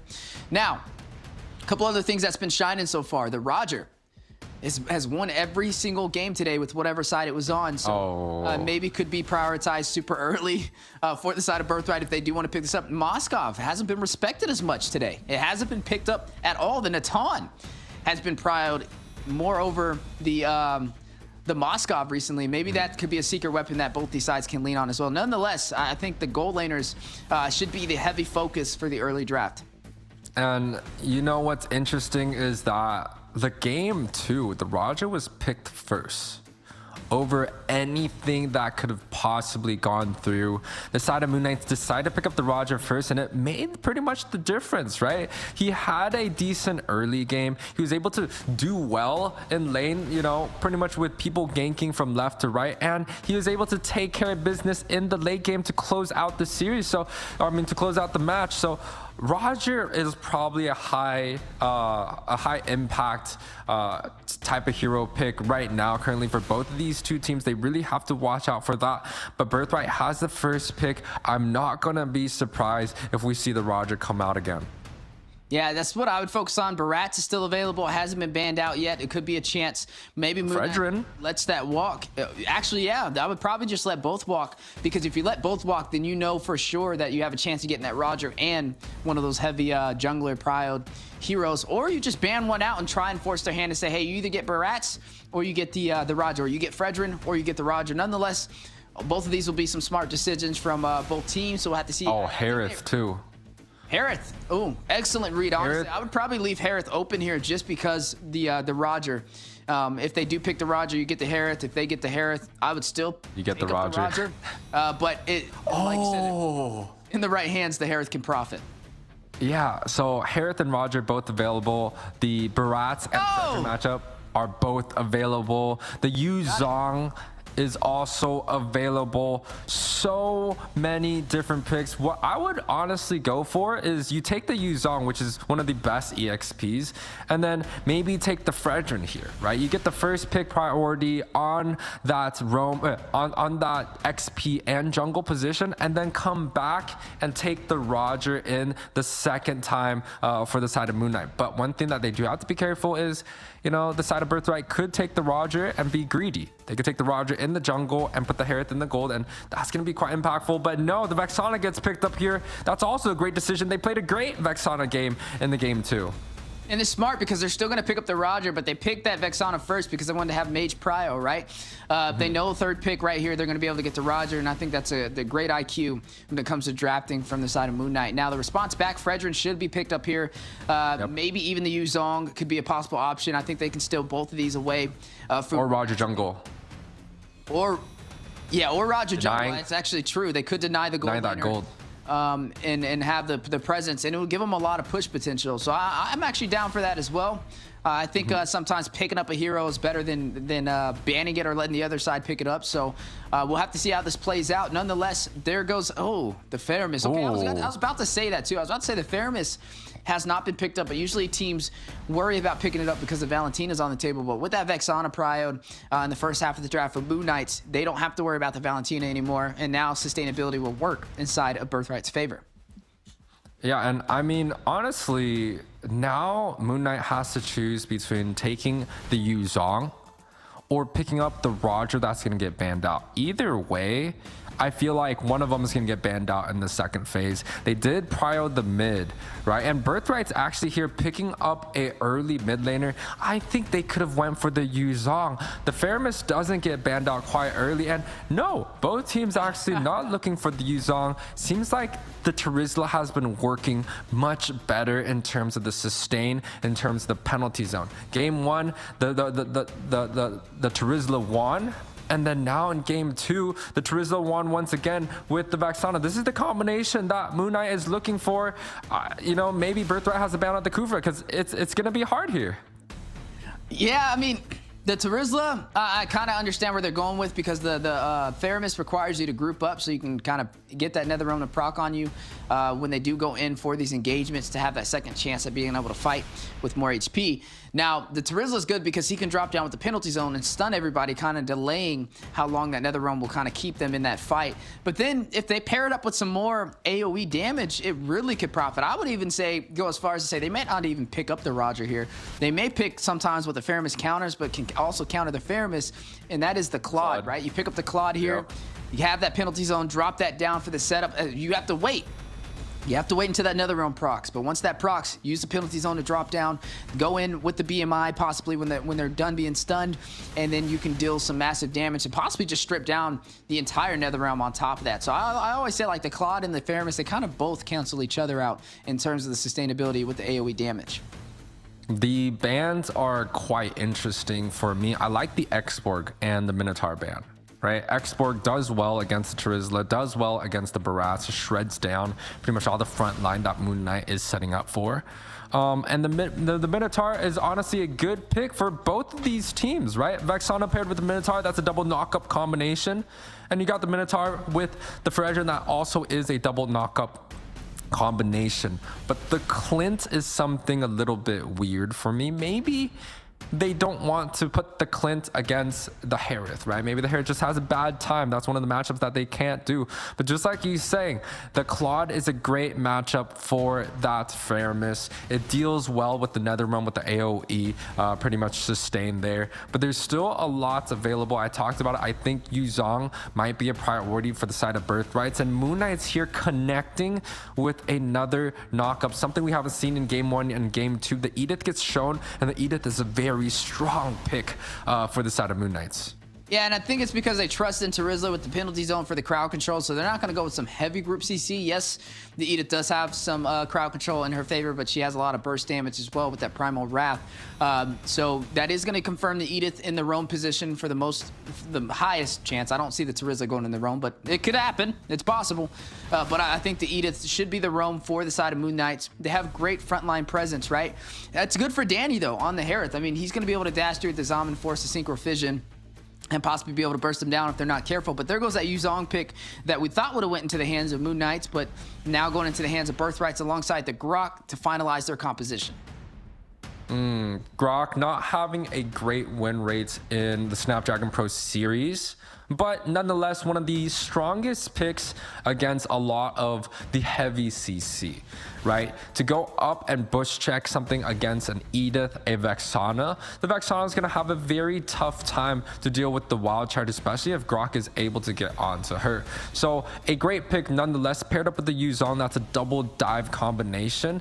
You know, I don't think the Vexana is going to have a strong game compared to the last one, but the carry gets picked up here. I actually think the carry would have, you know, fit quite well in the side of Birthright's composition, especially to go up against the Trizla and the Barats. But carry gets picked up by Moon Knights to deal with the tankiness of Birthrights, which is great, I think, right? Carry late game hero, Grok early game. You're pretty much just negating all the pressure that Grok can give in terms of the late game, and it deals well with the Fredrin there up in the front. The only worry that I have when you throw in that carry is carry lacks mobility, right? And if they stack her with the Purify, yeah, she'll be able to get out of the crowd control, but you have heroes that can close that distance with ease, right? You have that Yuzong who's going to kind of close that distance with that Petrify. He can force out that Purify super early before even using it. He can just drop down on the carry, have her use her Purify, wait for it to not work anymore, and then use the Petrify. You know, but again, we're talking about a Yuzong, and these are heroes that takes a really good hand to be able to pull off. But speaking of good hands, both teams have been dealt even cards so far, tied up on this series 1-1 in our best of 5 for the quarterfinals. Birthright up against Moon Knights, game number 3. Woo, Wheezy heading into the land of dawn, game 2. This is going to be quite exciting, quite the show for both of these teams. And now we actually get to see a utility jungle versus utility jungle. Game 1, we had the Martis, which, you know, is still considered a fighter. And then game 2, we had the Freya. But this time around, we get more of a traditional matchup coming out from both sides. Both teams kind of warming up in terms of their draft, getting a lot more what do you want to say? The target bands out, right? Getting their feet a little bit wet. Now they understand how each other plays. I think this may just be one of the most important matches between both of these teams, because it's probably most likely going to lead to a snowball, which is going to be hard to defend against. Yeah, and I feel like with both these compositions, they're pretty much even on the power spikes throughout the game, right? I mean, you have the late game damage from the Herod, you have the late game damage from the carry. Both of them definitely like to prefer to fight closer, but Herod should shine a little bit better in the 1v1 up against the carry, at least for the early phase. So Oxo will have to play a little bit safer. Both of them have that Purify that we kind of mentioned to get out of that crowd control, especially with that Trizla being on the table for the side of Moon Knights, especially with that Grok being on the table for the side of Birthright. But I'm wondering how this neutral engagement is going to work, right? These neutral objectives for this turtle. You have that Nether Realm, and you don't have who we would have said that Claw to be able to burst it down to be that counter. Oh, speaking of counters, though, a lot of battle spells used nice and early before this first turtle play. You know, Wheezy, I'm a little bit confused on why we're not seeing Moscow's in play, but before that Inception here. Oh, will be bursted down, and it looks like they were worried about that Kufra a little too much, so they're going to focus on Inception nice and early in this game, and that's a wise decision. I mean, he's the setter, he's the game opener for Moon Knights, and falling first in game number 3 could be a potential recipe for disaster if he's not careful on his footing. But you are going to see the positioning now into the jungle. Oh. Birthright with the invasion, trying to deny the farm. Look at the Guardians barrier trapping them from being able to get into that purple buff. Oh, no. But who gets it? No, looks like they were not able to get the steal, but they were able to delay some time as the turtle now spawned in. Yeah, now the retribution has been used by both of these teams. I feel like they're both quite content with just slowing down the objectives, but now Barats is going to have a slight edge, right? He has the blue buff. It did not get denied away, and now he has the potential to get the turtle, while the Fredrin is still going to have the red available. So in terms of the level, in terms of the farm, Moon Knight is going to have a small lead here, but the gold lead still kind of goes in favor for the side of Birthrights just due to the kill on Inception. And I think taking out the roaming early is quite good. Inception had a great game last time. A small denial is going to set Birthright up for success here. Yeah, but everybody with level 4 now ready to take it the distance for the first turtle of the game. First blood did go over to Birthright, though, so they have a slight advantage. Black Dragon now hovering around, showing some cards nice and early. Alejandro will be able to get the turtle for the side of Birthright. Dennis Welcome for the stun on the wall with the knockup of the Eternal Guard and the Terrify. Yaya will take down Mikazuya as a response. 1-1 on the scoreboard, but the turtle goes to Birthright. Yeah, I mean, Birthright's able to get this objective up with no problem. It's definitely going to add a lot more value in terms of all the other members, right? Look at Harith already having a great time in his lane. Oh, a small jungle invade here.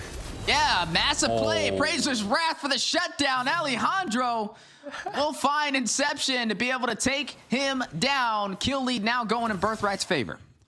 No, no, no, says Alejandro. I mean, I love that emote, but you know, it's a denial. Moon Knight was able to kind of try and close the gap, and Inception had a great game in game 2, but this time is down 0-2. He is having trouble. Both the kills from the side of Birthright has gone into them, and I think it's a great focus. That's the momentum. That's typically the main or the secondary shot caller, and if they're able to kind of get him, you know, not in his groove, that's going to be one huge mental block for the side of Moon Knights to kind of have to reinforce.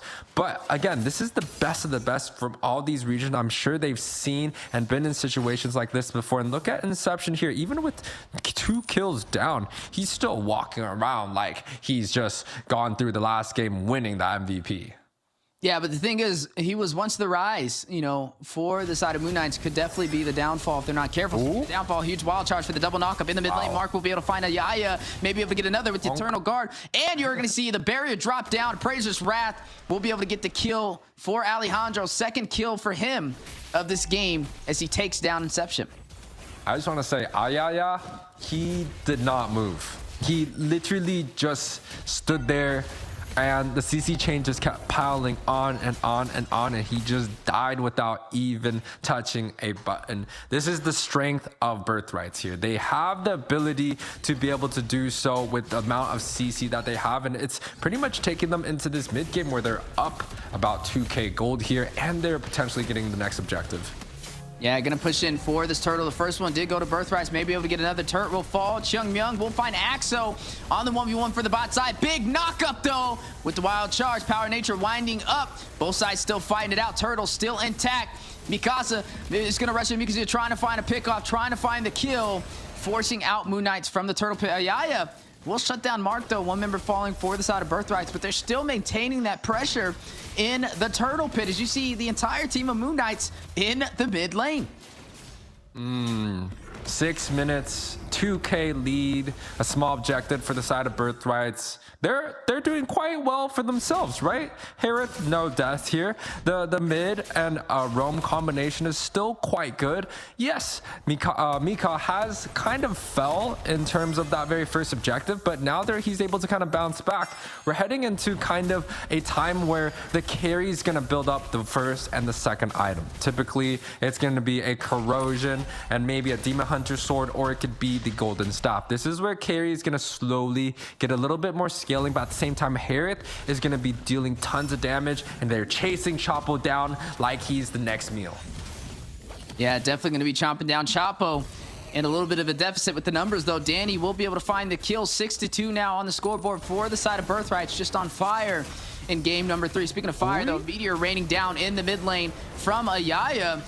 Procking out that Nether Realm from the side of Birthright. Ayaya will be able to get the kill, though. Takes down Alejandro, the jungler for the side of Birthright. May be able to get more. Chung Myung will find Exception. Sanity finds Mikazuya to respond back, though. Sanity is about to fall, though. Gets a double just in time. Shuts down Chung Myung. 3 members falling for Birthright in the mid lane. Yeah, I think the next game Birthright is going to be like, we're done with this Vexana. Like, the Harith was pretty much under the tower just looking for kills. Even look at this. The setup from the Vexana is just too good, right? He's able to get a lot of the CC coming through. He denied Chunk here underneath the tower. Boom. Locked in. Double kill. Vexana impact is just too high. The first game, the Vexana slipped. I mean, the second game, the Vexana slipped through. He had 100% kill participation, but Inception just shined a little bit too bright. But now Aya has it once again and is doing so much work for the side of Moon Knights. Yeah, picked up the lightning truncheon for the echo damage. Zalman force drop it down. Mark will find exception though. One member falling for the side of Moon Knights. Make it another. Sanity will find Mark. That's going to be a 1-for-1 trade so far as the Lord spawns in. Another realm has been procced in though. Deadness welcome. Nom nom in full effect. Chapo will find Danny. Gets the dub with the execution strike. Takes down Chung Myung. 2-to-1 trade in Moon Knight's favor. Now making quick work of this Lord with a slight opportunity. You are going to see Axo join it as well to be able to chip it down with this carry. Yeah, these games are absolutely back and forth coming out from both of these teams here. Really, really close. And now the Black Dragon form gets popped here. I think the target lot is going to be on Sanity. He has the Petrify, oh, no. But look at the damage. Needs to get out of there. He didn't even use his Petrify. He does fall right there. A miscalculated play for the XP laner of Birthright, his third death of the game. And now Moon Knights will seize the opportunity. Yeah, that's bad news. That's an XP that's down 3 kills. But before that, Mark is looking for the objective still. Yeah, you're going to see Chapo doing a lot of damage. Sanity will be able to get the Lord for Moon Knights. Alejandro responds back, taking down Deception. Chapo need to get out of there. They're able to get 2 kills off of it, but lose the Lord to Moon Knights. Hey, 9-9, 10-9 now in the overall. The Lord is going to be marching down on the favor of Moon Knights, but in terms of the members up alive here, it's very, very close coming out from both of these teams. Birthright's with a lead in terms of the XP. Even with the Lord down, they still have advantages across the map. You know, both teams are, I think, quite happy with how this turned out. Moon Knights, they get another chance with the Lord marching down. Carry, that ticking time bomb, just needs a little bit more time to get online. He's going into that third item power spike near this 10 minutes in. And for the side of Birthrights here, they have the advantage in these team fights. Yes, Mika can't really get to the position that he really wants with 3 deaths, but the other members, the setup from the Hair, the setup from the Fredrin, and even the Faramis Netherrealm is honestly giving them such an edge in all these long-drawn team fights. Yeah, and Axel able to give him breathing room on the top side. Does take the tier 1 turret with the positioning. Nobody there for the now. You've seen on the bot side, Chung Myung kind of rotating around, trying to delay this Lord from pushing in onto the tier 2. So they're making the Lord work in their advantage for the side of Moon Knights. But now the play still does go in. Guardian's Barrier drops down to block off Moon Knights from pushing any further. Exception, though, being the exception, will be able to claim a turret on the bot side. So both sides claiming a lot of real estate. Exception will be able to get a kill as well. Finds Alejandro, forces out the Netherrealm from the side of Birthright. Black Dragon hovering around, casting a major shadow on the 3 members of Moon Knights. Make that 4.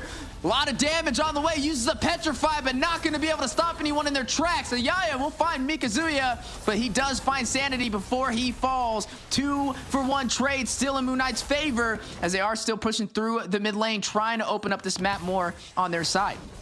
A tough team fight coming out from both sides. Birthright almost pretty much looked like Mika was almost going to take the heads off of like multiple members of Moon Knights. But the CC coming out from Inception paired with Aya's stuns, just a little bit too much handle for the Black Dragon here as he ends up falling once again here. But they did shut down Sanity, the Brats that has been pretty much making an impact throughout every single part. 4, 1, and 6, multiple members of Moon Knights are doing quite well. So I think for the side of Birthrights, they have to shut down the Brats, right? They have to put somebody on the Vexana where she's just not out there walking around doing whatever she wants to.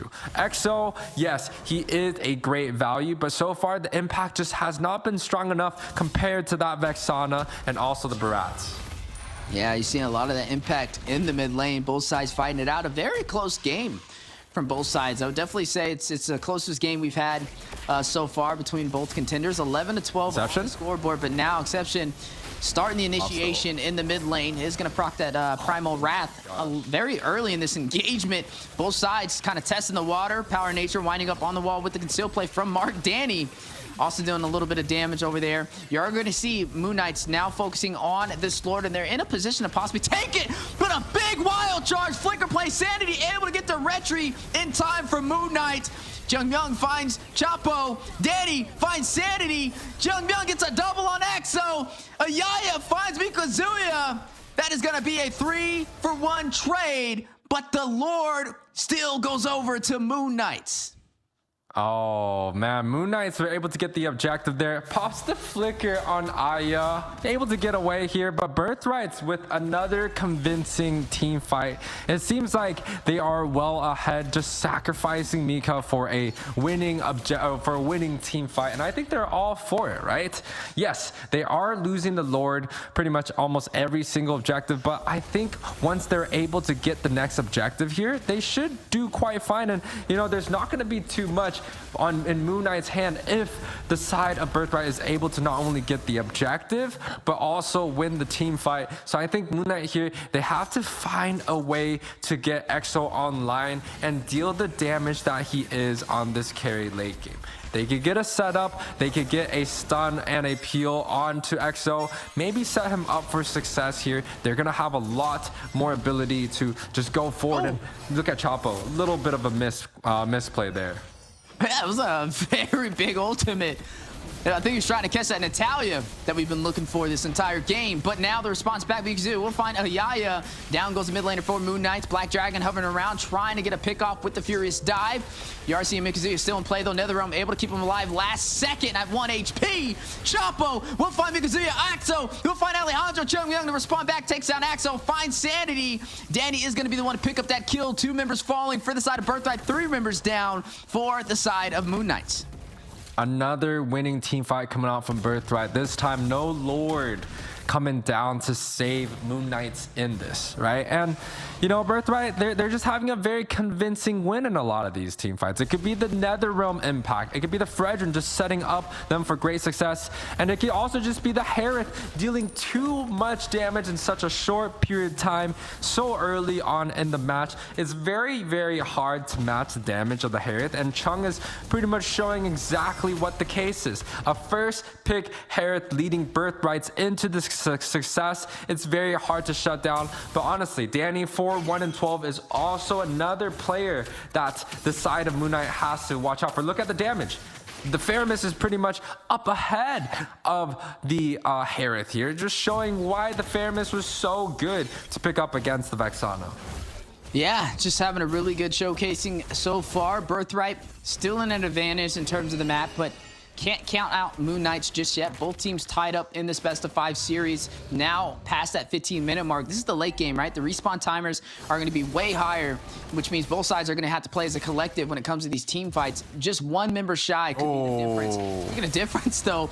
The dash in from Exception, he uses the flicker right there. Now the Primal Wrath. Going to quickly try and use their utility to burst down this Lord. An opportunity for Birthright to try and punish. They are going in for the kill, though. Black Dragon back to safety. Alejandro will be able to get the Lord for Birthright. A massive turnaround. NetherRealm has been activated. Mark able to get back to safety. Chung Myung is going to find Sanity. 1 member falling for the side of Moon Knights and a Lord in Birthright's favor. Yeah, the Lord does go into the hands of Birthright for the first time in the last 3, and they're able to still get that winning team fight that they are looking for. It just seems like in terms of the micro, right, Birthright has the ability to win a lot of these team fights, a lot of these small skirmishes. They really haven't lost any significant team fights here, and now with the Lord marching down, it might just be the end for the side of Moon Knights for this game. Yeah, it looks like Birthright trying to close this out. They have a Lord on their side to possibly be able to close this down. But Moon Knight still with the denial. 50% on the Lord right now. Inhibitor in the mid lane has been pushed open. Massive damage, though, with the Eternal Guard from Ayaya. The power of this Vexana toward that late game is undeniably strong. Yeah, and it's allowing the side of Moon Knights to have a little bit more time completely disengaging Birthright here with just an internal guard. We talked about the damage coming out from that Vexana in the game 2. And game 3, she is still leading in terms of the damage dealt for both of these teams. This is a problem for the side of Birthright because now it gives more time for that carry to go online.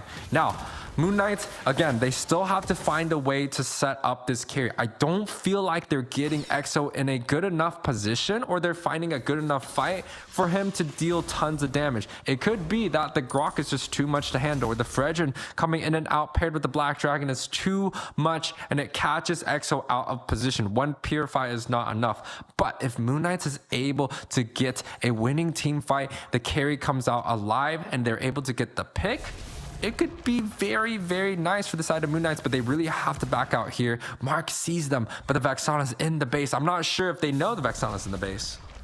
Look how surgical these teams are rotating across the map, just hiding in every single bush, waiting to recon some information, letting the roamers go first. And this is how you're supposed to get it done in the late game. I love to see how objective focused both sides of the coin are for Europe and also Turkey. Definitely something to be proud about for those watching their favorite regions. And I can't wait to see which way this goes. But right now, it's pretty much even Stevens across the board, right? Both sides, even though it's a 2,000 gold lead, we're 18 minutes in. Both sides are past that 50,000 threshold for gold, which means everybody is full build. Down to the wire, down to the team fights is what this is going to kind of boil in on. And it's really going to be on who has better synergy, who rotates and makes that quick decision, but also doesn't make the first mistake. And right now, something I'm noticing is Mikazuya on this Yuzong, the Black Dragon, he's able to bait out a lot of utility. A lot of times he just goes in with the Black Dragon. He doesn't drop down. He doesn't use the Petrify. He just waits for them to use their ultimates very low, goes back to safety, and then you see Birthright go in for the punish. Maybe a possible play for this Lord. Oh, yeah, the double knockup comes through here. Yeah, you already see Speed Light Wheels as well. Inception forced to use that Primal Wrath. Alejandro, very low. He is the jungler. NetherRealm trying to keep him alive, but Axel with Speed Light Wheels will find him. Chung Myung will find Ratch. You're going to see Axel get a double. Finds Chung Myung. Axel! Dude, needs to get out of there. Axel with the triple kill. Finds him. Danny and Mark, the only ones left to tell the story. Danny, a lot of damage onto Axel. Wait a second. I think he's going in for it. Mark, maybe able to spot him out. Drops the barrier. Axo able to get back to safety, forcing Moon Knights back to the base. They don't have lane prio to work in their favor. 30 seconds until you'll see all members spawn back in for Birthright.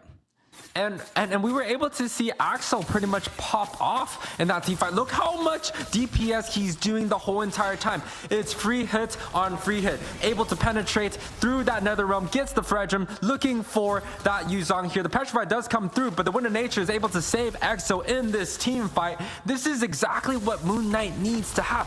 A small winning objective. And here, the NetherRealm gets popped early. Yeah, they force it out from Danny. That is massive for the side of Moon Knights. The Lord is still in play. Guardian's Barrier drops in the mid lane. Yaya finds Alejandro. No retribution for the side of Birthrights. Look how quick Moon Knights rotates over to the Lord. Take it while you can. You're going to look at Birthright trying to go in for the denial. They don't have the retribution play. And Moon Knights, Sanity, will be able to take this Lord. Yeah, and again, it's great setup from the side of Moon Knights to be able to get Axo in a great position to free hit.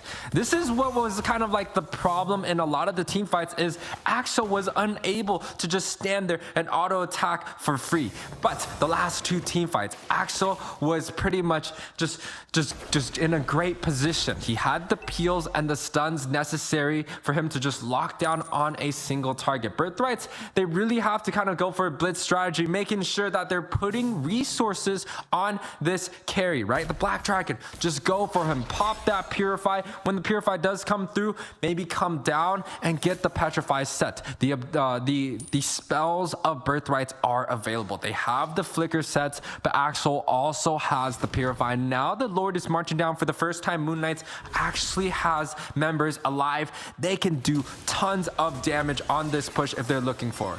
Yeah, Axel picks up the immortality as well. Denton is welcome to initiate this engagement. Sanity will grab Mark, forcing out the NetherRealm from the side of Birthright now with the opportunity to try and close this out, but a possible mistake. Mikazuya into the backline. Winter Truncheon in play, trying to keep him alive. Danny will find Sanity. A 1-for-3 trade as Mikazuya is going to go ahead and shut down Exception.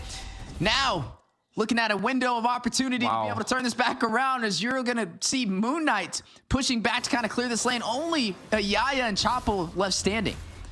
So, you know, that last team fight, you had Mikazuya coming in with the Black Dragon to kind of put Axel out of position. And honestly, Axel had a great fight before that Lord against the Black Dragon. He was looking to do so once again.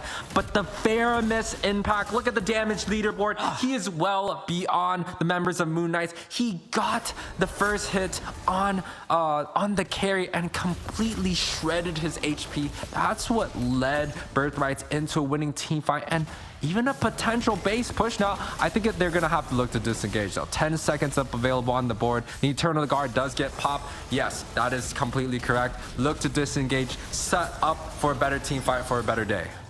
Oh, Chapo with the penalty zone back to safety, though. Axo picks up that Windtalker, now going to have those enhanced basic attacks to really still get some damage. I'm wondering, he must have sold it and then picked it back up, because there's no way at 23 minutes he's just getting that Windtalker. But nonetheless, the ticking time bomb is officially here. Axo on this carry. The damage output is there. But Danny, you saw the damage leaderboard with this Faramis being a top competitor. Huge.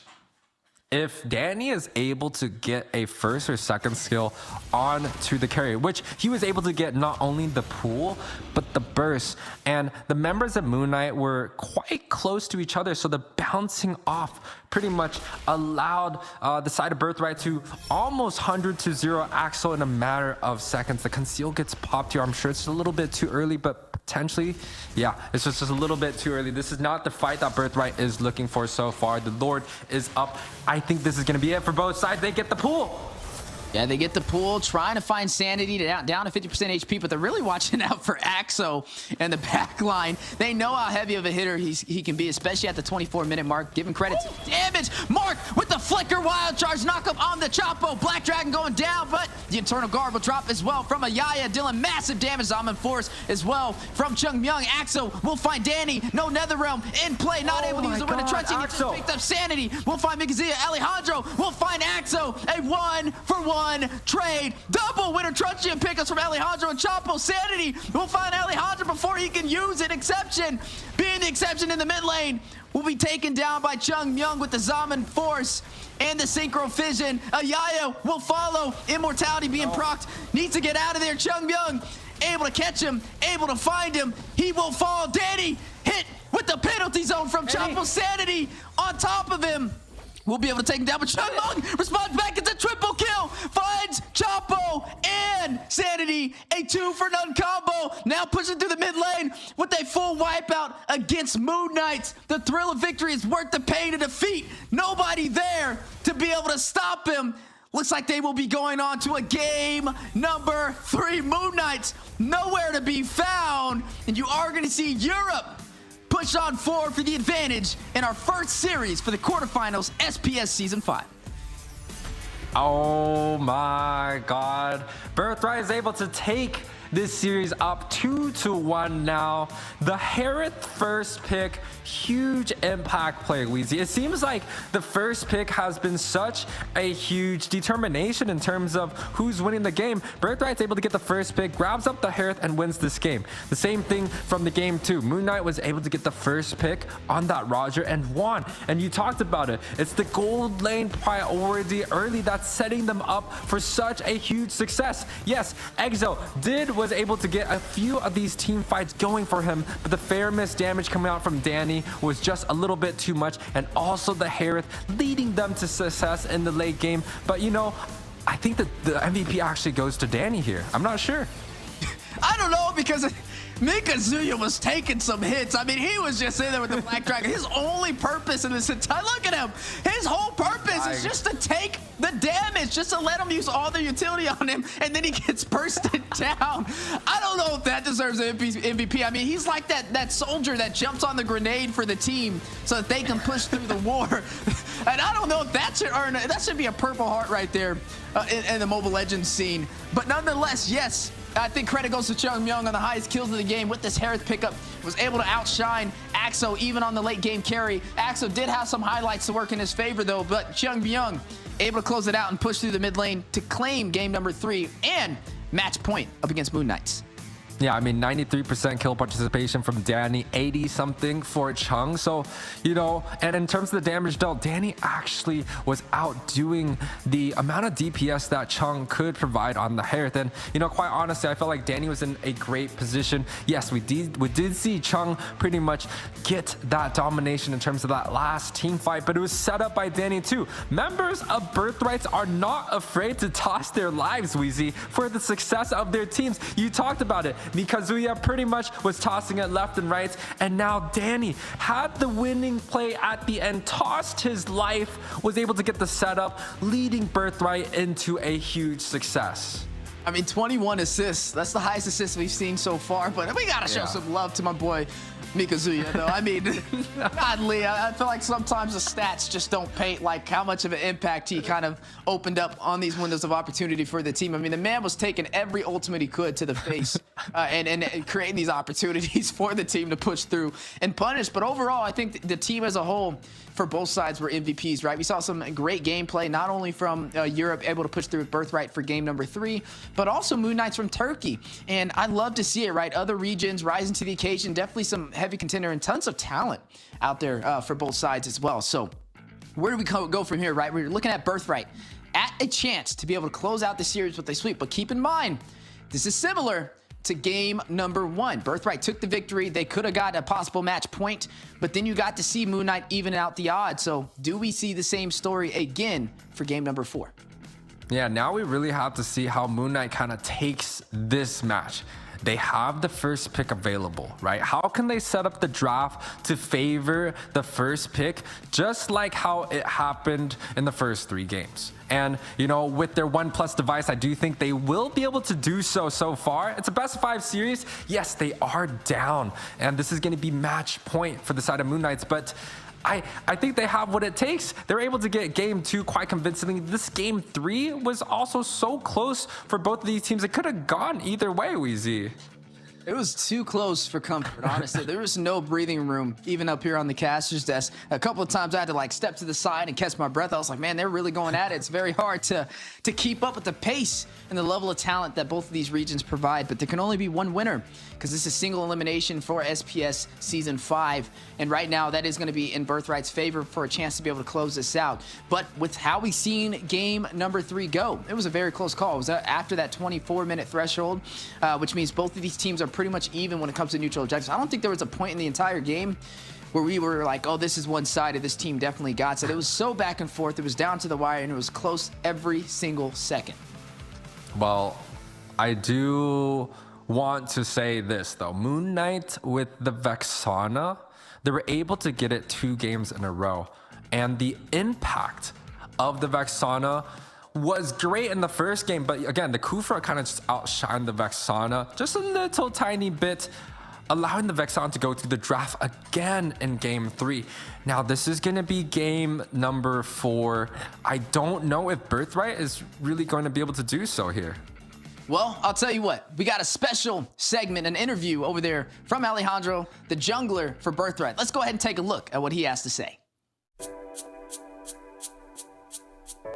Oh, I stopped playing Mobile Legends because a family of mine told me to download it, and we didn't have an opportunity to play professionally in Europe because there weren't any tournaments, big tournaments, and now that we have a lot of tournaments going on in Europe, we took the opportunity to be professional. We're excited to play pro teams because in Europe we have many teams in Europe that has a lot of level, and we needed this tournament to show that we can play against professional in MENA. I would like to play against Turkey or Russian teams. We're excited to play. It was weird because we didn't practice so much during the tournament. It's gone well and we're proud of it, but we have to play more. My favorite hero is to play this season. It's been Nolan as a jungle because he has a lot of movement. You can do objectives easily, you can invade the enemy easily. It's pretty easy to play.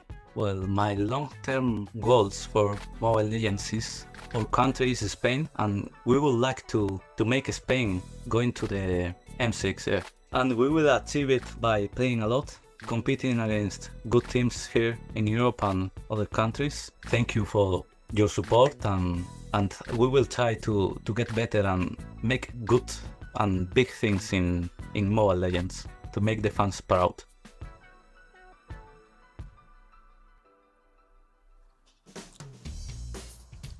Definitely a treat to see Alejandro, the jungler for the side of Birthright, all the way out from Spain, holding that banner for Europe.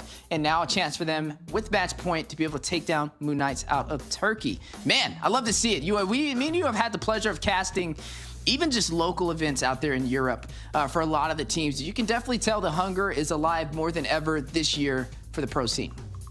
And I really think it's great for the EU to kind of get the spotlight now that they've been really trying to get throughout the whole entire years. The Snapdragon Pro Series now kind of shining it in that region is providing a lot of, ability to meet all these talents here. And of course, right, for the side of Birthrights here, they're able to showcase Alejandro's Nolan that unfortunately I think we're just not going to be able to see today. Like, it's sad. It's sad. I want to see it. And quite honestly, that interview, you saw the quick hands. He went from like Winter Truncheon into immortality in just matters of like half a second during his death. So, it's fast hands from Alejandro. We actually got to see a showcasing in that last engagement to be able to close out game number 3 between both sides. We saw a lot of players picking up that Winter Truncheon, but they were not fast enough to press it, to delay the damage, to suppress themselves. I think it was the most hilarious thing ever. If you go back and just rewind and watch how many Winter Truncheons were items, but nobody froze with the suppression, it's insane. But now we are here, game number 4, 2-1 in favor for Birthright, all the way out from Spain, representing Europe. Turkey now at a deficit, needs to even up this series and may have a chance. They were able to do this in game number 2. So they could have another shot at success to be able to tie this up, but they only have one more chance. If they get knocked out here, they are out of SPS Season 5, and you'll be seeing Birthright move on forward into the semifinals. Here's the thing that I like about what's happening in the drafts here for both of these teams. They are more so banning out targets, right? The Nolan, the Natan, 2 picks that it feels like Birthright has over-prepared here. So, Moon Knight is just taking them off the board. At the same time, the Freya pocket pick from Moon Knight that led them to the success on game 2 is also taken off the board, right? So it's leading to a lot of situations where there's a lot of good power picks, like the Fredrin gets to come out and play. The Vexana pretty much goes freely. The Harith, Roger, Moskov, all of them are free games for both of these teams to pick up. And it's very nice, especially for me. I love Fredrin. I want to see the Fredrin being played. And I know a lot of people have been like, Fredrin's overplayed, overrated, yada. Like, I want to see Fredrin out being played here, and it's such nice things to see that we don't actually get to see these bad enough. Fast Harith gets picked up 63% win rate. Yeah, but this time it's going to be on the side of Moon Knight. It was on the side of Birthright in the last game, right? We got to see them kind of dominate with Cheong Myung. Now, Roger is still available, could be picked up, but probably going to pick that up 3rd, unless they expect the Roger to be picked up in the jungle. We kind of mentioned that in the draft last time that could be a possibility. But no, we're going to get the Barats picked up right there for the side of Birthright. The Fredrin. Vexana. Ooh, yep, 100%. 9 pick. It should be. But if not, we see how much damage that Vexana can kind of push through, and definitely something you're going to want to watch out for. There it goes. Vexana call out from UA himself. I'm telling you, man, we got to fly him out. This time, though, he's got to go out to the Europe scene, since they were the one to pick up this the Vexana to deny that going into Moon Knight's hands.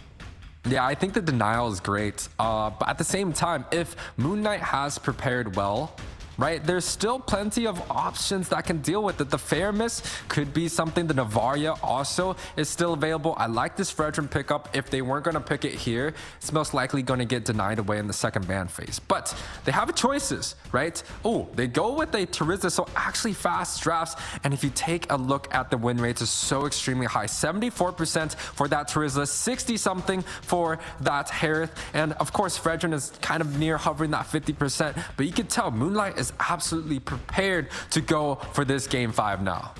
Well, I'll tell you what has 100%. It's that Freya. This has been banned out again for this game after we got to see it showcased in the jungle for the side of Moon Knights. Now, Yuzong is still on the table. I wonder if it's going to be picked up and respected this earlier. Do they go in for that Roger or that, I would say that Roger right here, possibly even that Claude could be a potential option for the side of Birthright. They have the flexibility, but they're going to go in not for their gold laner, but for their XP laner instead. Xborg does have the true damage. It's good to be able to soak into that Fredrin. It's good to be able to soak into that Terizla, and it also has a lot of sustainability, not only with the Farago armor, but when you buy that immortality as well. And it's in the XP lane, which I tend to favor a little bit more than the jungle, just because I consider when the Xborg's in the jungle, if you don't take advantage of the early game and you fall off against a bully like the Fredrin, it's very hard to catch back up. So for the side of Birthright, I think they're going to look to ban out some of the mage picks. They have the Vexana available, so denying things like the Navaria and the Faramis, I think are going to be quite priorities. But the Lilia is going to be taken out. Now, for the other hand, I think Moon Knight might be scared of anyone that uses like a Trinity build for the marksman. Trinity as in something like a Demon Hunter's Sword into Golden Staff and Corrosion. But there's plenty of heroes that can utilize that, right? They have the Moskov, which is great at that. The Claude and the Carry are also available here. So I think the side of Birthright still have a lot of options, but Moonlights get the opportunity to choose, right? The Claude, the Carry, the Moskov, even the Roger can use that Trinity build. So definitely still a lot available on the board. I like the Roger ban. I would not be surprised to see a Moskov ban here too. I wonder if Navaria gets picked up. It hasn't really been prioritized super often. It could definitely play from afar up against Birthright, not having to worry about the up close and personal composition with that Xborg and that Barats. Could be a valuable option. You know what else could work here that you kind of mentioned earlier in the draft?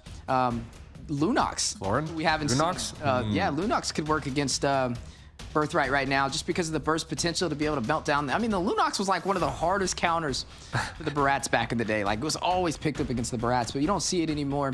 But I'd love to see it back in action. But nonetheless, I feel like there's some great early game pressure from the side of Moon Knight already with the Terizla, with the Fredrin, and also that Harith, who can be a little bit of that bully in that gold lane. We still got to look at what marksman Birthright is going to pick up here. That Roger's been taken off the table. They have already good early game. I feel like they can flex in that Claude if necessary, or they could play safer and go that Irithel route. But nonetheless, I think there's some wise. You know who else is here? Did he walk? Clint. They banned the Clint that one time when the Harith was picked up. And we were wondering, was it because the Harith would have a problem with the Clint? And I wonder if that's something Birthright will go in for. You know, as much as I like the early game potential for the Clint, I don't think it's going to be enough to shred through the health of Terizla and Fredrin, right? But something that actually has walked that both teams kind of looked to ban out was a Florin. I'm not sure how utility it is in terms of the comps like this, but it is something that pairs up with both the Fredrin and the Barats. It might be something that they're looking to pick off. The Minotaur does get banned away, so no double knockups coming through, and the Tigreal comes out to play again. 3 times picked, 100% win rate. We saw the impact of the implosion during the game 1 to lead to Birthright's success, and this time around they're potentially looking to do it once again. They could pull out a Diggy. They could pull out a Diggy. A lot of these heroes can give that a Kai. Or the Grok. Can be pulled out here, the Grok. There's a lot of counters to give that Tig a little bit of a harder time initiating with those implosion plays, and something that Moon Knight can kind of lean on for the final 2 picks of this draft. We're still yet to see the marksman, though. I really want to see... Oh, my gosh, Moskov could still be picked up here for the side of Birthright. I mean, we haven't seen a Moskov all day today, but right now for the side of Moon Knights, they still have some options on the table. I want to see how they counter the Tig. They're going to go in for that Kufra exception. We saw he was the opener with that Kufra. I mean, had to respect it. Got the MVP on it as well. And it's going to be paired up with the Valentina, which means they have the implosion on their side. They have not only the implosion, but the internal guard of the Vexana. And I just want to say the Vexana in this series has been super impactful for both of these teams. But last pick available for the side of Birthright, I feel like a Moskov could be quite good if they were looking for something more frontline shredding. Maybe the Carry could be a good option. I feel like the Claude, it might take just a little bit too long to get online. So I would pretty much like the Carry or the Claude. I mean, the Carry or the Moskov here. I would like to see the Moskov. I am curious to see why they banned that. Yeah. There goes the Moskov. I really want to know why they banned that Clint. in the previous game. No, I still want to boil down to, well, what exactly was that about? Maybe it was a misclick. But yes, the Moskov now stepping into the land of Dawn for the first showcasing today. Moskov was heavily prioed in the EU and MENA Open finals, and now going to debut in the Challenge finals for the first time. Every time you see this hero, you're talking about 20-minute games. It goes to the late game, goes the distance with that Moskov. So definitely going to have to keep a close eye on it as both teams are getting ready to jump into the land of Dawn. Let us know which way you guys think this is going to go. Birthright in an advantage for a potential match point to close this out and move on to the semifinals. Moon Knight with the chance to be able to tie up this series and go the distance all the way to a game number 5. Yeah, man. I mean, this is going to be quite the exciting match. Birthright's already leading the way with 2-1 here. So Moon Knight, they really have to win this game to be able to go on, or else I do believe they go home here. So the side of Birthrights have everything in their way. But once again, Moon Knight was able to bounce back in every single series. This might be going to game 5 as we head into the land of Dawn. It's going to be between Birthright and Moon Knight for our game number 4. Exciting match coming in our way here already. That's right, UA, take us your way. Take us my way. Now jumping into game number 4. Birthright had an amazing turnaround performance in the last game, but it was a very close call. It was anybody's story. But right now, the story's been written in Birthright's favor for the advantage. A lot of emblems now showcasing on the board, and I want to say it's pretty much evened out between both sides. Yeah, I mean, it's quite standard coming out from both sides here. You know, it's interesting that they picked up this Chigrill and they paired it with the Moskov. I think it's great because the Chigrill forces out Purifies, and Moskov is able to close majority of the gap. Now, Moskov nowadays in the meta, they're expecting Moskov to be able to win in almost every single matchup. But Moskov against Harith, it might be just a small tricky situation. It seems like the Moskov is still having quite the advantage. Is able to get some trades in here and there, no problem. But in terms of kind of like that mid to the late game, yes, Harith is going to deal a lot of damage, a lot of magic damage, but the Moskov should be able to take care of the front line that the Fredrin, the Kufra, and also the Charizla provides for the team of Moon Knight. Yeah, and the mobility from the Moskov and the attack speed is what's really going to rev up as we progress through this game, something that Moon Knight needs to have a plan for. Moskov, who got picked later in the half of the draft, the Harith was kind of prioritized up close and personal in the first realm. Whoa, we're going to see that little dinosaur on the bot side. A little credit over there to Alejandro, who we got to see his amazing interview out of Spain for Birthright, trying to hold up that banner for EU. Yeah, and you know, very standard rotations coming out, but you can see a small level advantage for the side of Moon Knights here. They're able to get 4 level 4s up and running. But on the other hand, Danny's still level 3, and the Brats not even close to the objectives. Yeah, last Sanity is going to go down, though. Sanity, speaking of which, we'll be able to get that turtle for the side of Moon Knights. 1 objective and a nice early start for them.